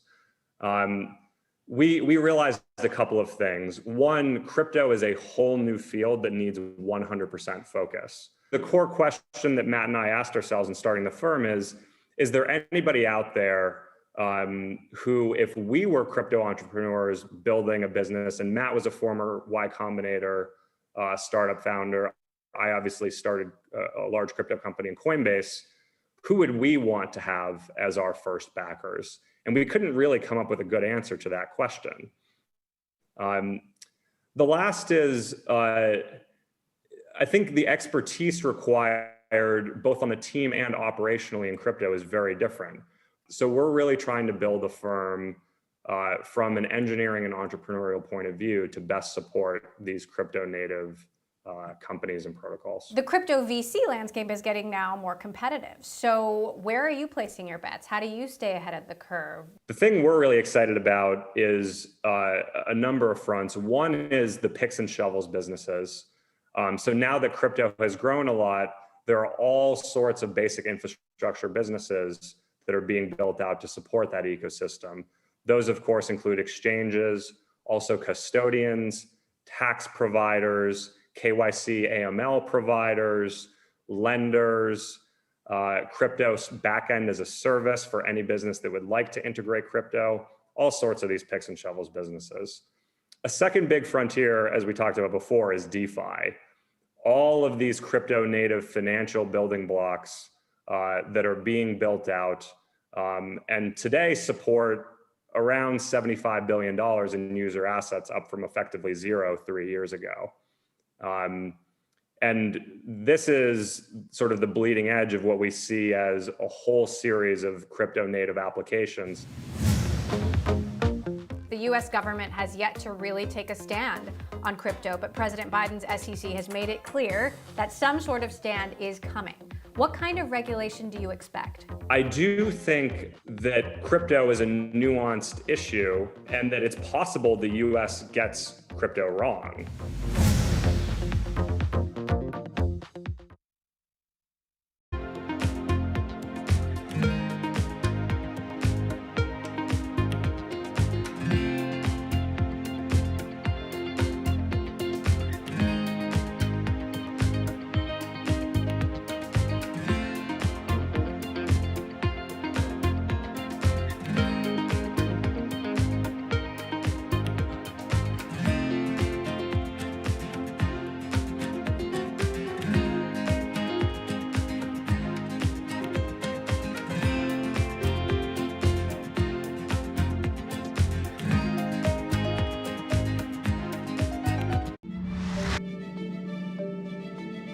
We're now in the early stages of a sustainability revolution. The battery problem may be the biggest unsolved problem in all of technology. Every time the United States has done great transformative things, there's been a partnership between government and the private sector. With a willing partner to ensure competitiveness and draw in investment in the United States, Canada's going to be able to be even more ambitious. The objective for Glasgow, first and foremost, is to keep that 1.5 degree temperature rise within reach. The train has left the station. Investors care about it. People who work inside of corporate America care about these issues. And certainly we see that with just the broader community. There's not enough tax in the world for private sector to pay for all of this. It's going to have to be a public-private partnership. Countries that entered this crisis with limited fiscal space, with more vulnerabilities, need to be supported for the benefit of the world. The transparency of the debt burden for the poorest countries needs to be increased. There needs to be fuller disclosure.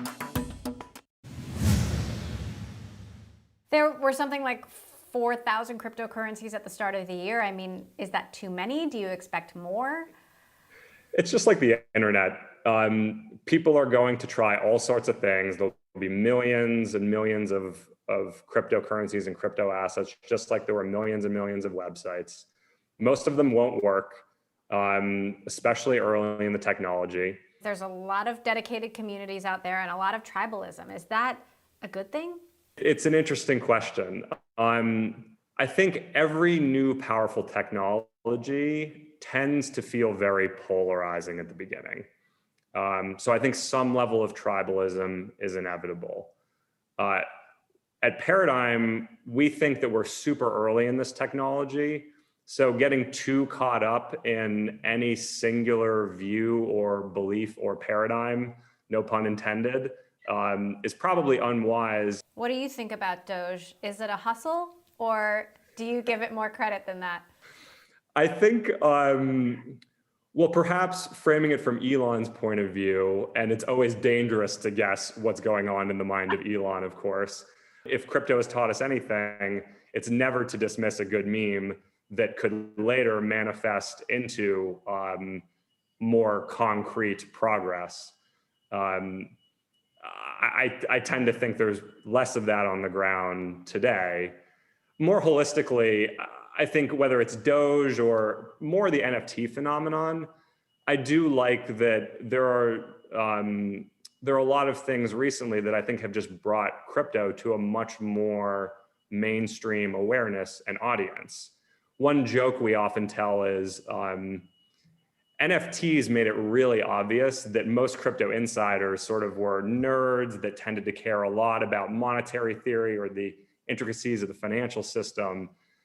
And what NFTs really showed us is that a lot more people, it turns out, care about culture, music, art. Basically everybody does. And that's been a huge boon just for public awareness of what the technology can do. Okay, but hasn't the NFT market kind of imploded over the last few weeks? I mean, sales in almost every category are drying up. Like, what's happening there? Yeah, volume's definitely down. And again, I think that's natural, just like the cycles in crypto are. I go so far as to say that 90% of NFTs produced today probably will have little to no value in 3 to 5 years. You could say the same thing about early internet companies in the late 90s too, though. It's sort of inevitable in a new technology that people are going to try a bunch of stuff. Most of it won't work at the beginning, but the technology itself is really important and really valuable over the long run. And there will be a few things that end up being fundamental building blocks that really do matter. I want to talk about regulation because the US government has yet to really take a stand on crypto, but President Biden's SEC has made it clear that some sort of stand is coming. What kind of regulation do you expect? So I think the US is at a very important crossroads with crypto today. The US is blessed with the best currency and the world's reserve currency today. It also tends to be the de facto financial regulator for a whole bunch of the world. We also have a history of being the strongest technology country in the world. If you look at the most valuable companies in the world today, most of them are American internet technology companies, the Googles, the Microsofts, the Facebooks. I do think that crypto is a nuanced issue and that it's possible the US gets crypto wrong. I think today you have a lot of regulators whose job it is to mitigate risk and keep us all safe, and that's very appropriate. At the same time, I think crypto is the next internet-sized opportunity for the United States. I think it has the potential to create as many, if not more, jobs in the internet, similar with economic growth. I think it has the potential to square the circle on the privacy internet issues that we've been talking about with big tech companies for the last 10 years. Namely, we could use these technologies to continue to own our own data while still getting all the benefits of the internet platforms we know and love today.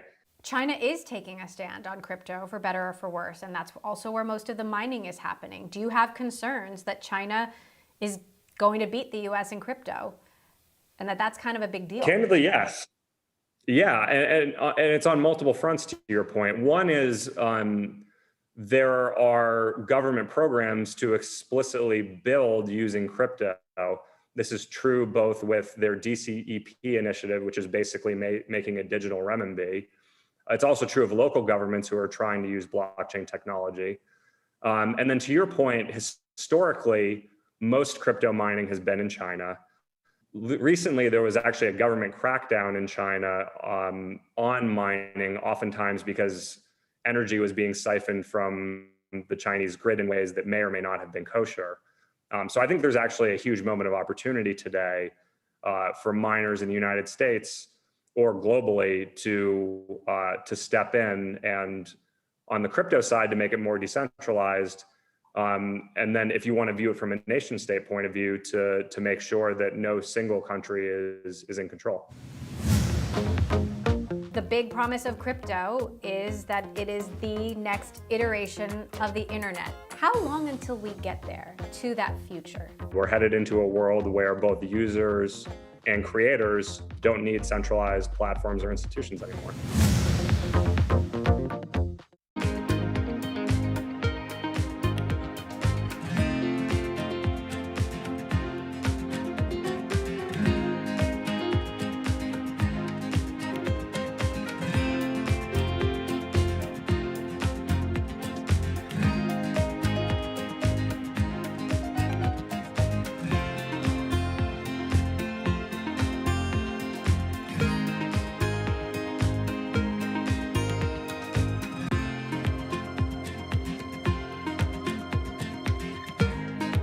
Trading revenues coming in better than expected. Everything cash, $1.4 trillion of cash. One of the most notable aspects of this report that was stellar. Access the financial world on demand. Hear from leading economists, policymakers, and industry experts via live and on-demand webinars, only from Bloomberg. Start exploring to see what's moving the markets. Visit Bloomberg.com/webinars. Global markets never sleep, so stay connected with Francine Lacqua in London, Matt Miller in Berlin, and Kaylee Lyons in New York. Perspective on the day ahead. Bloomberg Surveillance, early edition. Weekday mornings on Bloomberg Television. There are folks out there who think crypto is a gimmick or a Ponzi scheme or an unsafe hedge against inflation. What do you think are the biggest myths about crypto that you want to bust? Oh, geez. So many good ones. Well, perhaps number one, that crypto is all about speculation. I think all investment can be framed on some spectrum from speculation to extremely long-term holding. And I think as people get more comfortable with the idea of crypto and why it is a superior money and store of value across all these different dimensions of money, whether it's scarcity, portability, divisibility, that people are viewing it as a more long-term holding, in addition to the fact that there is real utility for crypto being built today, all these financial services and new internet applications. A second big one, of course, is energy. This is one of the hot topics, no pun intended, around crypto today. My meta view of the issue is that it takes far more energy and resources to protect and use physical assets than it does digital ones. So does that mean you think the energy concerns raised by Bill Gates and even Elon Musk are a red herring? I think they should examine the issue more closely. And I think the industry hasn't done the best job of making legible exactly what's going on here. So my personal view is it's actually going to be a lot more energy efficient to use these digital systems of value transfer over time. But it's understandable that there's a lot of confusion early, especially given the nature of crypto, which is that it's decentralized, so nobody has all the information in some sense. As you said, crypto is the next internet-sized opportunity for the United States. And the big promise of crypto is that it is the next iteration of the internet that could free users from the power and control of the gatekeepers, whether it's the big banks, whether it's Google or Facebook. How long until we get there to that future that you see?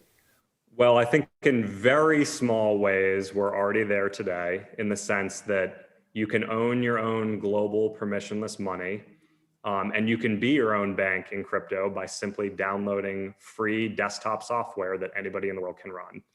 I think it will take decades and decades for all of the applications to be built out around that base.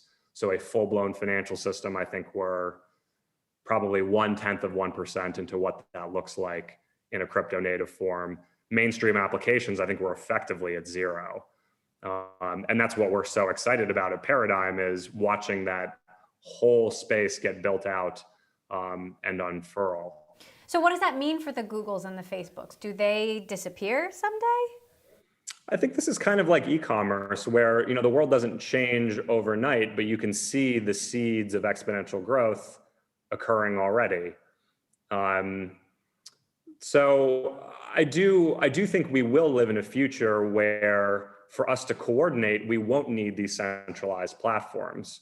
Today, that's already true of financial services, in that in crypto, you can be your own bank. You don't need a central institution to hold your money anymore.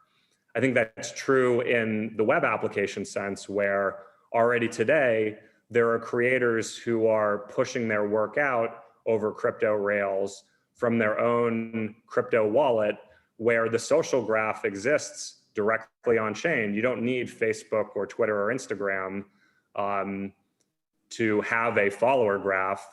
It just all happens right on the blockchain. I think that's where we're headed. We're headed into a world where both users and creators don't need centralized platforms or institutions anymore. Take me out 10, 20, or 50 years. How has crypto changed the world? What's different?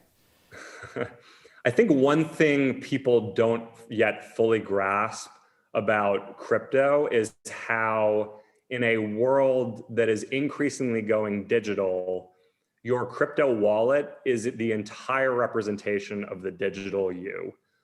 So that means it's your bank account, it's your online identity, it's your universal login to every internet application, it's your digital resume, sort of your digital LinkedIn, and all these things are in one place.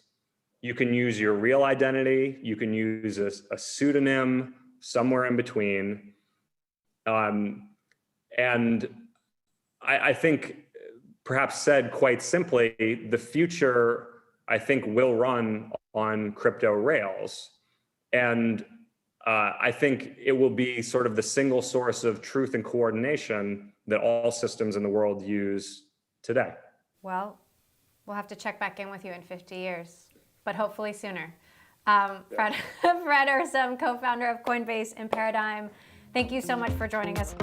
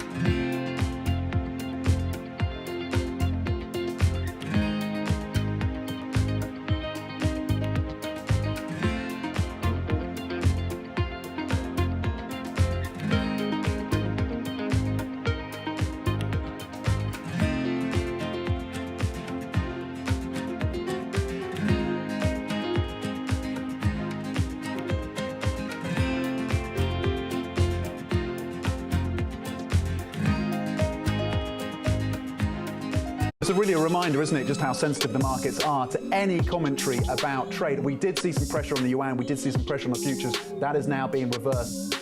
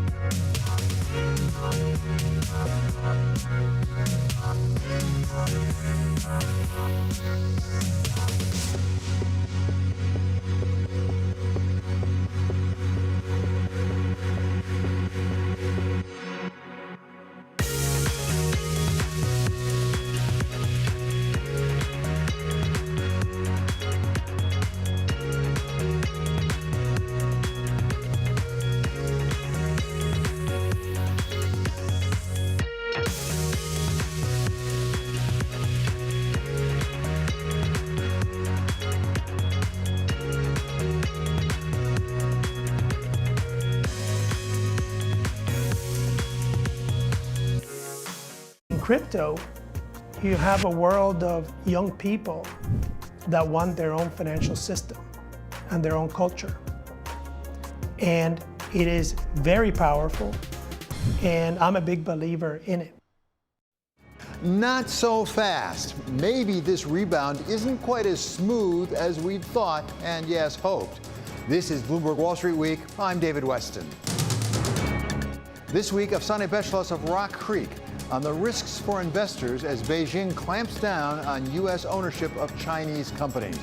There have been some conversations about limitations on U.S. investors in buying the equities in China that are related to the government.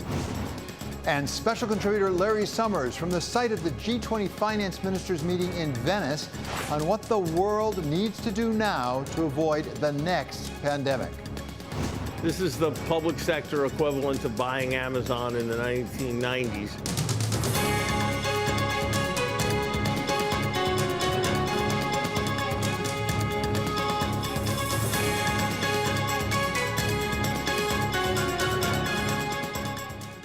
Everything was going so well. We were all starting to get back to the office and eating in restaurants and going to parties. The economy was snapping back into place, and we were adding jobs at a brisk, if not entirely satisfying pace. But then this week, some doubts started to seep in. The Delta variant of the COVID virus led to shutdowns in Israel and Australia and threatened the Tokyo Olympics. We didn't make our goal of 70% vaccinated in the United States by July 4. Today, we are closer than ever to declaring our independence from a deadly virus. That's not to say the battle against COVID-19 is over. We've got a lot more work to do. And we reached the grim milestone of 4 million deaths worldwide, with the pace accelerating. Some economic numbers started to soften at least a little bit, and bond yields took a big step back, with the 10-year heading down below 1.3 rather than up toward 2.0 the way people were predicting not very long ago. At first, stocks shrugged it all off, but by the end of the week, they too were beginning to show some doubts. And here to take us through the markets and what they're trying to tell us, our Wall Street Week contributor Afsani Beshlish, founder and CEO of Rock Creek, and Nathan Sheets, PGIM Fixed Income Chief Economist. Welcome to both of you. Great to have you back on Wall Street Week. So, Afsani, let me start with you. I start every week, frankly, reading your Rock Creek note. And when I went back and looked at this last week, at the beginning of the week, we were all thinking about, well, is inflation here? Is it not here? Is the Fed going to have to clamp down? What happened this week? Because it seemed like the bond markets, at least, started to think maybe growth isn't really coming the way we thought it was. Well, I look forward to hearing from Nathan on the bond markets. But what is interesting this week is it seems like we went to somewhat more of a balance. You remember we were talking about reflation trade. We were really, really concerned about inflation. And the Fed itself started sort of, I wouldn't say changing its tune, but saying that now the tapering might in fact get pushed into December, which is much later than what we had expected, which could have been in June or earlier than that. So we saw a shift in both numbers, but also in the psychology of the markets. But the more important thing, which was really interesting, is we saw the markets up today, of course, across many of the US markets. And what you're seeing is more of this balance. People sort of hedging their bets on both sides. And you're seeing that people are starting to buy tech again, but also trying to sort of be on the defensive also with value. And that might be the tale of the next few months as we go ahead. So, Nathan, as Afsani suggests, you really know the bond market terribly well. I mean, we watched the equities really go down. They came back up, as Afsani said, at the very end of the week. At the same time, the 10-year yield got back up to about 135 or so, but still, it was down quite substantially. Was that technical? Is that a technical bond trading issue? Or was it reflecting something more fundamental, and particularly maybe that Delta variant? So I believe that there were some technical issues. You had some folks that were short who were shaken out of the market this past week. But I also think there are some very important fundamental effects and factors. The Delta variant is one. Another is we continue to see relatively soft data come in from China. That was supported toward the end of the week by a monetary policy easing by the PBOC. And kind of putting this together, I think the markets are kind of concluding that, yeah, we're going to have a strong recovery and growth going forward is going to be solid. But it's possible that the most rapid growth in this recovery is now in the rearview mirror. And that means a little less inflation risk. That means the Fed can be a little bit more patient than it seemed a couple of months ago. So, Afsani, is that right? A little less inflation risk? Because certainly that appears to be what the markets are reflecting. At the same time, I'm not sure I saw a lot of economic data that would suggest that's true. You're absolutely right, David. The short-term inflation risks are still there. But I think, as Nathan said, the longer term, I think, seems to be more believable by more. As you know, just a few weeks ago, every story was about inflation. Every story was about it's going to get out of control and the Fed needs to do something about it. And that completely changed. And so basically, as Nathan said, also this peaking of growth in the US, if that happens to be the case, I think very much supports the idea that longer term inflation fears may not be as bad as we think. But also, if inflation does get a little higher, there is so much time to take charge of it and to control it. So Nathan, decouple, if you will, on the one hand, inflation, on the other hand, growth, because we have some issues with supply chains that, as far as I can tell, are not going away. They could give you inflation whether or not we get real growth. In fact, those challenges may hold back growth. So, David, broadly speaking, the incoming data are still pointing to those inflation risks. But looking forward, I think the markets are trying to read some tea leaves. And maybe over-interpreting what's happening in the world. But some PMI measures that we've had over the last couple of weeks have kind of suggested that maybe some of the supply chain tensions are topping off and maybe even starting to reverse themselves a bit.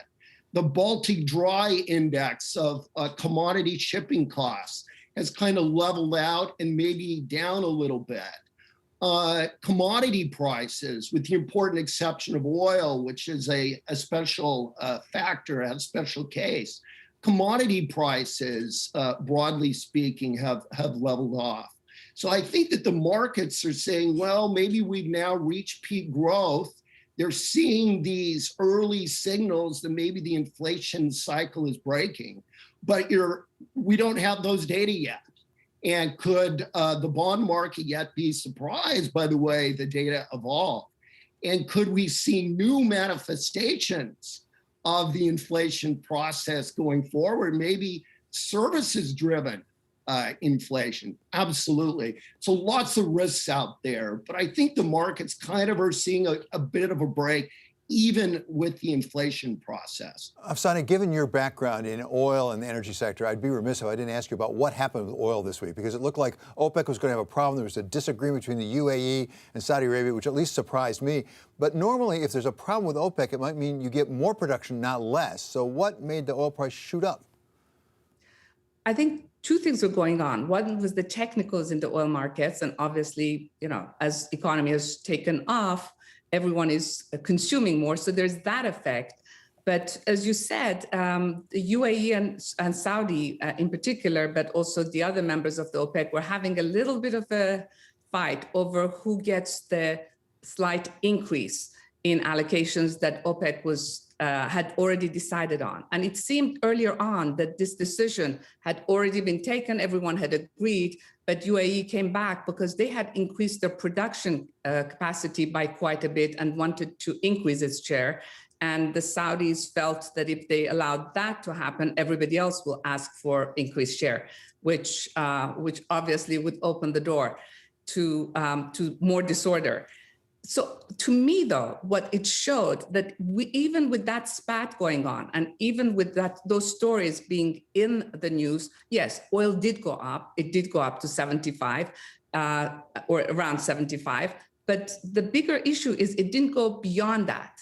And the story has kind of fizzled out of the news, even though it's still going on. The issues have not been resolved between them.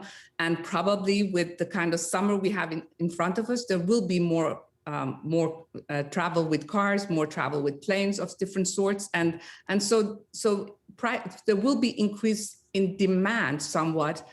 But what we also see is that people are seeing it more as a short-term phenomena, again, like the inflation story that we just talked about.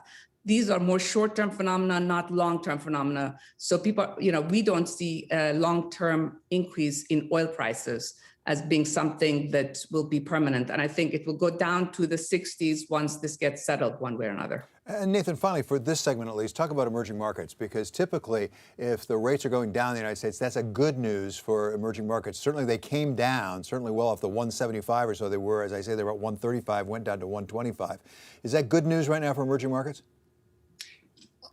The emerging markets, on the one hand, very much benefit from a strong global recovery, but they have really struggled with some of these global inflation pressures. And as a result of that, we've had a half dozen emerging market central banks hike rates over the last couple of months. And we've seen an increasing divergence between central banks in the advanced world and in the emerging markets. And that's been a concern. Importantly, perhaps another inflection point. I mentioned that the PBOC cut its reserve requirement within the last 24 hours. And that may actually give some of these emerging market economies that are a little less enthusiastic about moving toward rate hikes, a little bit more ground cover or air cover to continue with stimulative policies. Nathan Sheets of PGIM and Afsani Beshlis of Rock Creek will be staying with us as we take up the question of investing in Chinese tech companies in a week when Beijing rocked Didi's world. That's next on Wall Street Week on Bloomberg.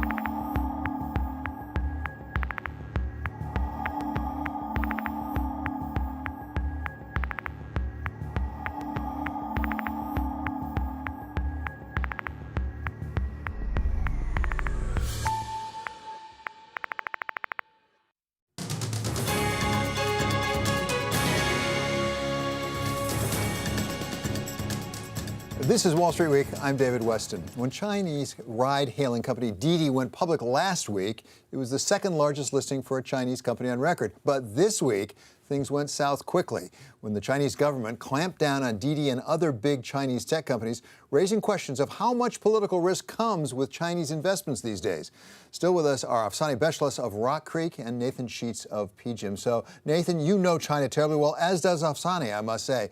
But give us a sense, Nathan, of exactly what you think's going on, because before this, I thought that China basically wanted access to U.S. capital markets. They wanted investors' money here. But what the Chinese government's done this week makes me doubt that. I've learned over the years that moves by the Chinese government have multiple interpretations and need to be viewed through multiple lenses. Does China want Western investment? Absolutely. But they're also balancing that consideration against geopolitical and other kinds of considerations that they have.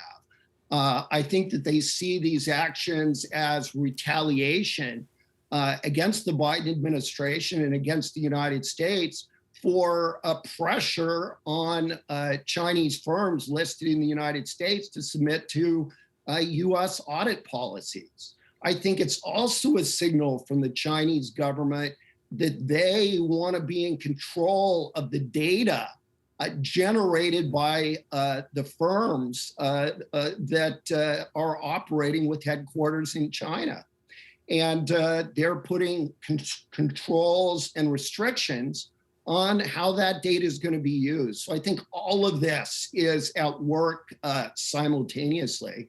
And we're seeing that in this ongoing thrust and parity between the United States and China, that tech is now really becoming the beachhead for that confrontation. With Donald Trump was more trade policy. I think for the Biden administration, it's much more about these tech firms. And Afsani, as Nathan suggests, data seems to be the hostage in that conflict between the United States and China right now. But I wonder, for you as an investor, is a Chinese investment, certainly in a publicly traded company, is it less attractive today than it was 1 week ago?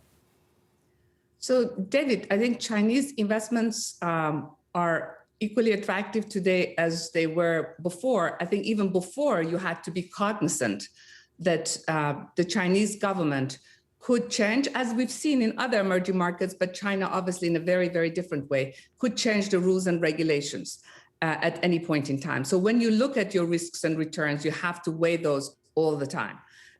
In fact, with Didi, they had really given sort of their intention and put it out in the market after the earlier huge IPO, as you remember, when we saw them crack down also earlier on Alibaba.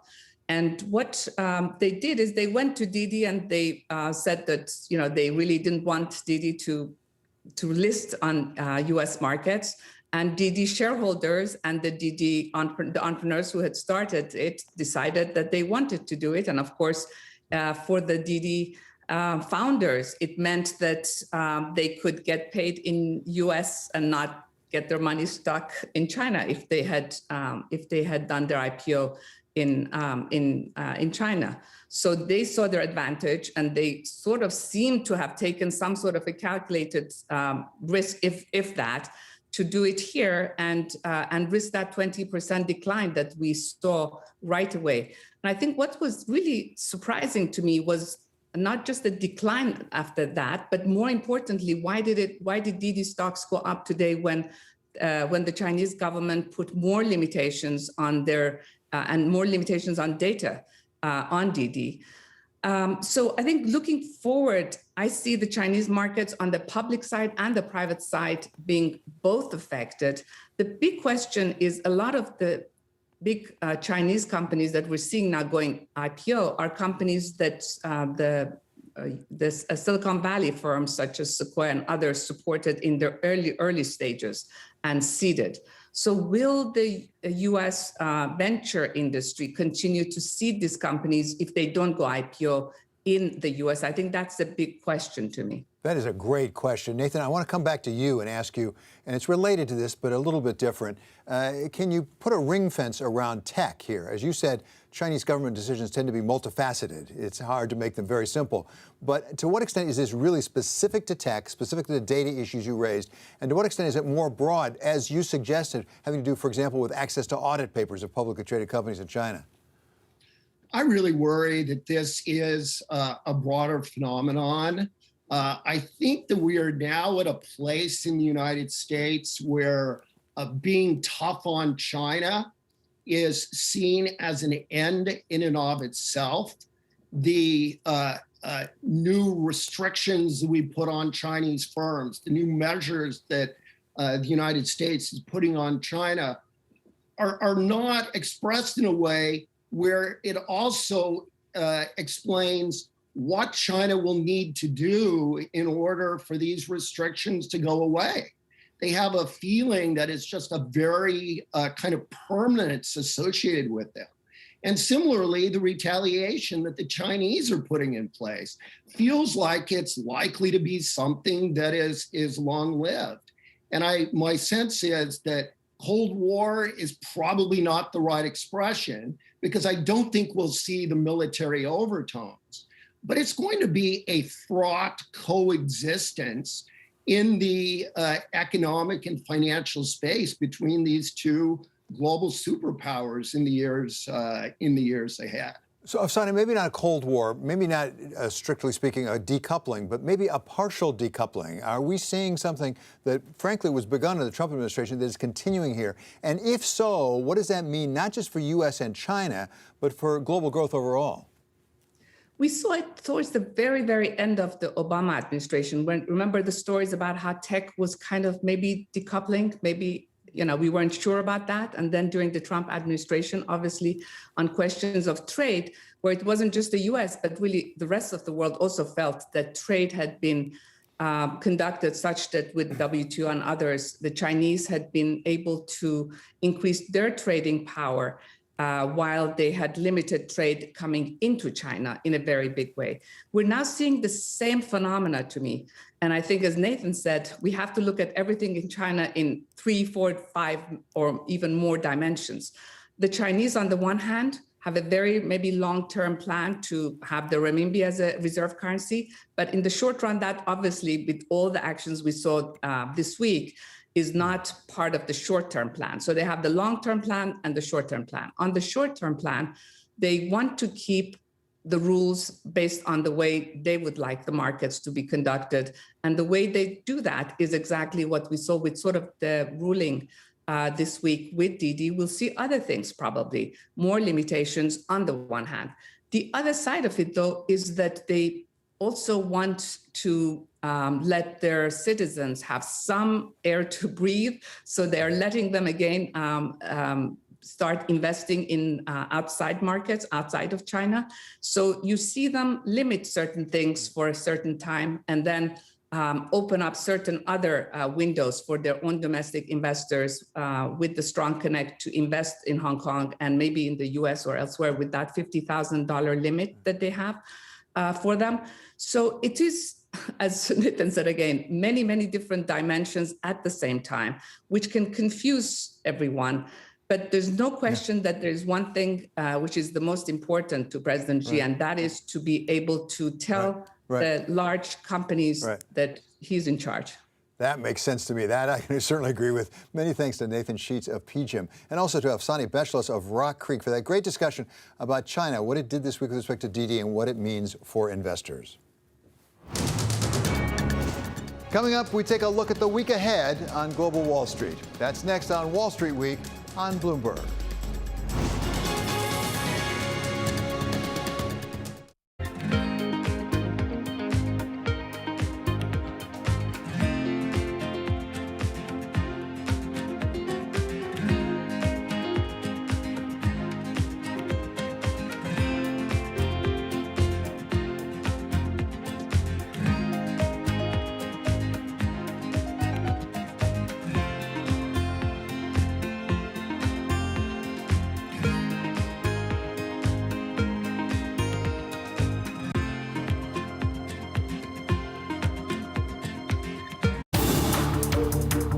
Every Friday with 30 minutes dedicated to fixed income, I'm Jonathan Ferro. This is Bloomberg Real Yield.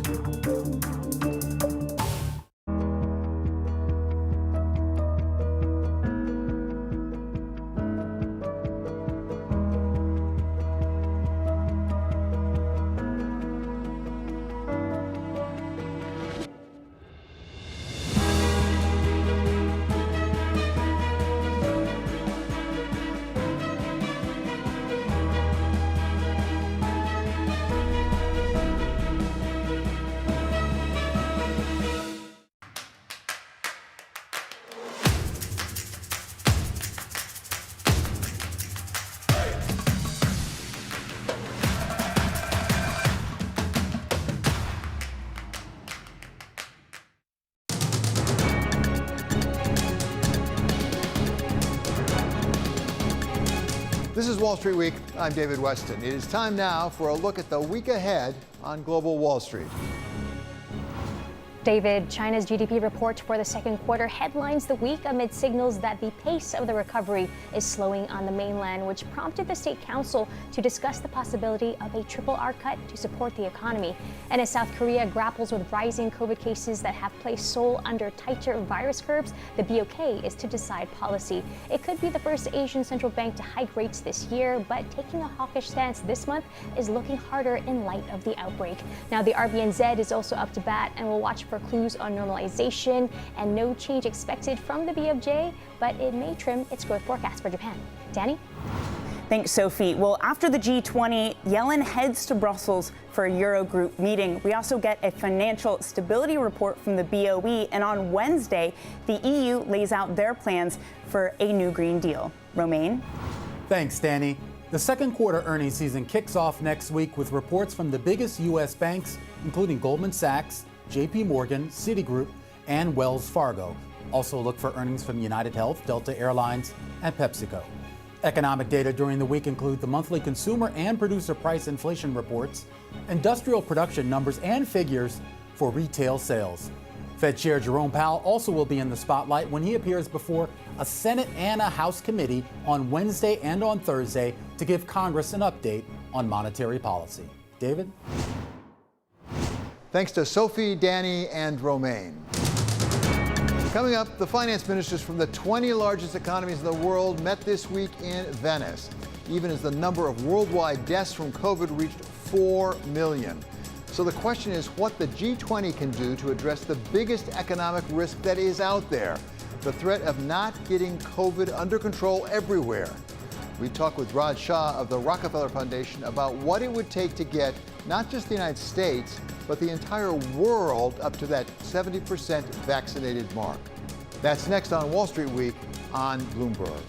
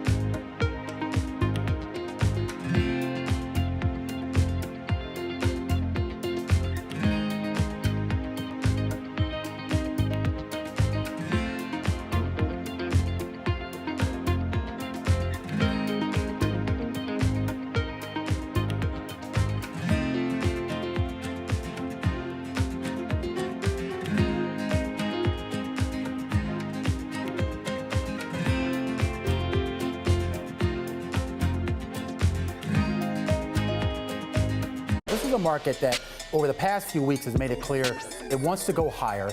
It got a little spooked by the idea that geopolitical tensions are rising. We're now in the early stages of a sustainability revolution. The battery problem may be the biggest unsolved problem in all of technology. Every time the United States has done great transformative things, there's been a partnership between government and the private sector. With a willing partner to ensure competitiveness and draw in investment in the United States, Canada's going to be able to be even more ambitious. The objective for Glasgow, first and foremost, is to keep that 1.5 degree temperature rise within reach. The train has left the station. Investors care about it. People who work inside of corporate America care about these issues. And certainly we see that with just the broader community. There's not enough tax in the world for private sector to pay for all of this. It's going to have to be a public-private partnership. The business is recovering very strongly. The two markets that are lagging that are clearly the UK and Ireland, where still there are travel restrictions, COVID restrictions still in place, and in my view, people overreacting to the Delta variant.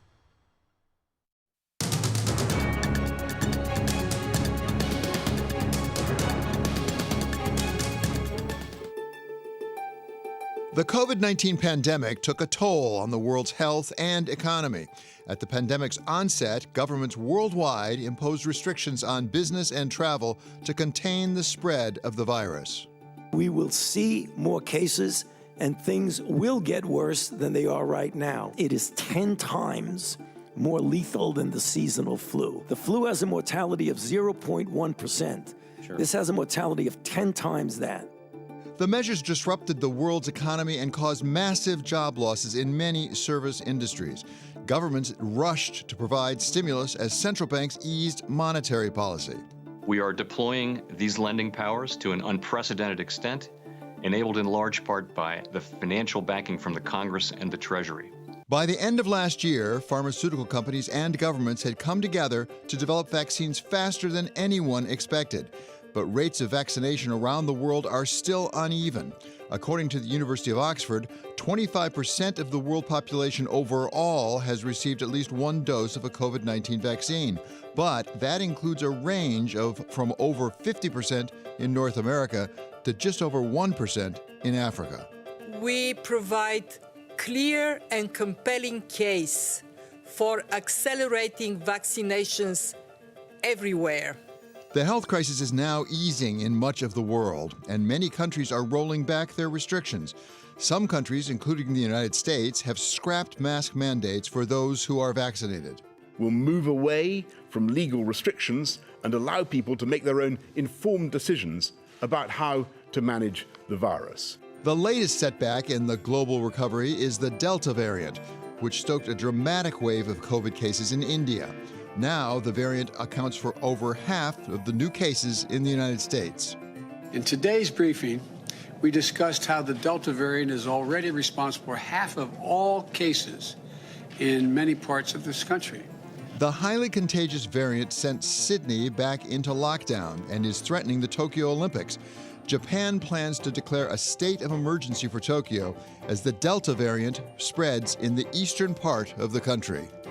What we want to do is give us our best chance of making sure this is the only lockdown we have until the vast majority of our citizens are vaccinated. Dr. Raj Shah and his team at the Rockefeller Foundation have developed plans for addressing the pressing need for vaccinations in low and middle income countries and how to help their economies recover. We welcome now the president of the Rockefeller Foundation, Dr. Raj Shah, back to Bloomberg. Dr. Shah, thank you so much for being with us. First of all, tell us about where we are on getting the world vaccinated. I know you have a plan. I think it's $49 billion required to get 70% of the people around the world vaccinated by the end of 2022. Where are we on that plan? Well, we're doing fairly well in wealthy countries, David, and it's great to be with you again. But it's just as your piece indicated. You know, Africa has a total population of above 1.3 million people. Just over 1% are vaccinated. India, another 1.3 billion people, 5.1 to 7% vaccination rates. Latin America, maybe, twice that, but still quite low across a population of almost 800 million. So the reality is there are billions of people in lower income countries that are quickly becoming a huge reservoir for viral replication.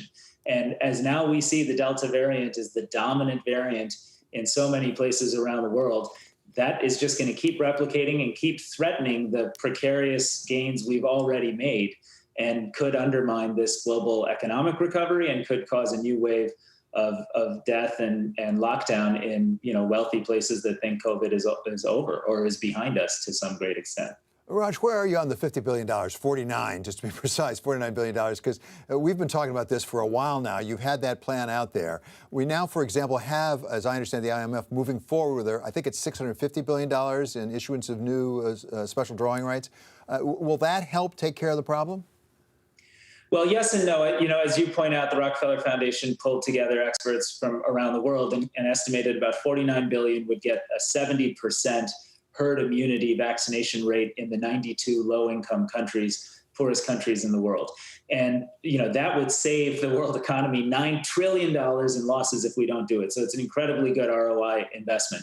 The IMF has made important steps forward, but they still have, probably 4 to 6 months before those resources start to hit and improve vaccination on the ground in those countries. And there's some complex steps that still need to happen. The G20 finance ministers are meeting right now in Venice and have a unique opportunity to take the shackles off of the multilateral development banks, the World Bank, the African Development Bank, the Asian Development Bank, and give them the capacity to greatly expand rapidly their lending to low-income countries. Yesterday, the Rockefeller Foundation put out a report illustrating how to do that by changing the capital adequacy requirements of those institutions to put potentially $700 billion to $1 trillion of lending into lower income countries that are going to be the front lines of the global defense against COVID-19 and the global aspiration to have an equitable recovery. Yeah, and Raj, I want to make a distinction if it's the correct one. I think it is. On the one hand, we have to get everybody vaccinated, get up to that 70% number worldwide. We also have to help these countries restore their economies. And that's somewhat separate from that. And you do have a plan with the multilateral development banks. As I understand it, maybe freeing up as much as $1 trillion for investment? That's exactly right. You know, these banks were created after World War II in the famous Bretton Woods Agreement. They were created to help much of the emerging and developing world achieve some degree of economic convergence, catch up growth with wealthy countries on the basic idea that stability, growth, economic activity, and opportunity for everyone is deeply stabilizing for the global economy. Simple concept. The reality is they've been deeply constrained through this crisis. We illustrate how, if you look at 2019 versus 2020, multilateral development lending to low-income countries has not increased their rate of growth on an annual basis and stayed around 6% growth, whereas during the global financial crisis, it was much, much higher than that. This is a global financial crisis for the emerging world, and both because resources are needed to vaccinate everybody and because you need big fiscal expenditures, as you see in wealthy countries, to recover. And neither of those things are happening right now. And so we call for bold action right now from the G20 finance ministers in Venice. And Raj, just a final point here. As I understand your proposal is you might try to kill two birds with one stone. That is to say, in a lot of this lending in these middle and lower income countries, you would actually put it toward climate change investment. Yeah, that's right. I mean, look, never waste a crisis. And the reality is, if we want all of the world's economies and not just a handful to join a climate agreement at around 1.5 degrees Celsius, building on what the Biden administration has put out there, there has to be some pathway where countries believe they get resources to invest in lifting up the living standards of their people and do it in a green, renewable, clean manner. And this is that opportunity. We see green recoveries being a big component of the EU plan. We know it's a big part of the Biden bipartisan infrastructure bill in the United States. It should be a part of the package that's offered to the 92 poorest countries in the world. And just like after World War II, the ministers came together and said, let's create the basis for dealing with the future challenges the world faces. That's what the opportunity the G20 finance ministers have right now, and I very much hope they'll act. Raj, just briefly here at the end, I always ask the same question, when? What's the timeline? How fast could you get that money out?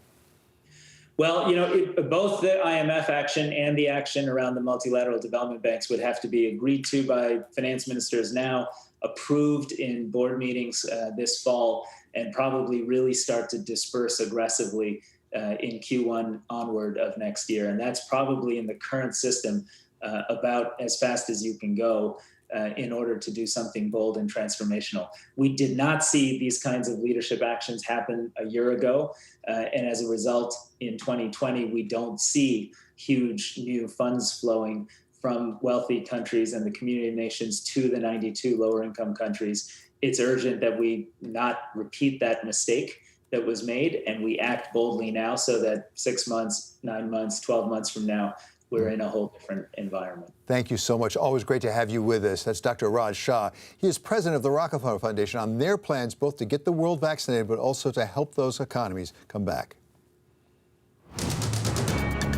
Coming up, we wrap up our week by going to Venice, where special contributor Larry Summers of Harvard is at the G20 finance ministers meetings, helping to plan for the next pandemic. This is Wall Street Week on Bloomberg.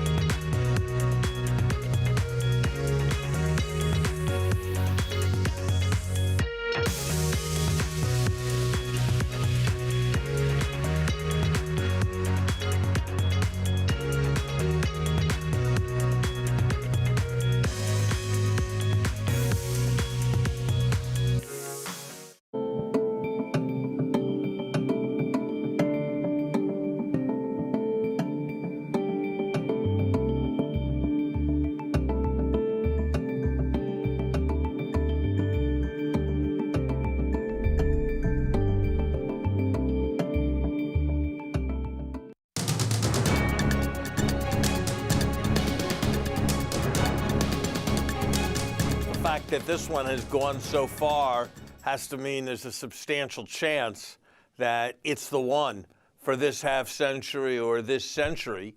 The second wave of the pandemic was more than 50% worse than the first wave.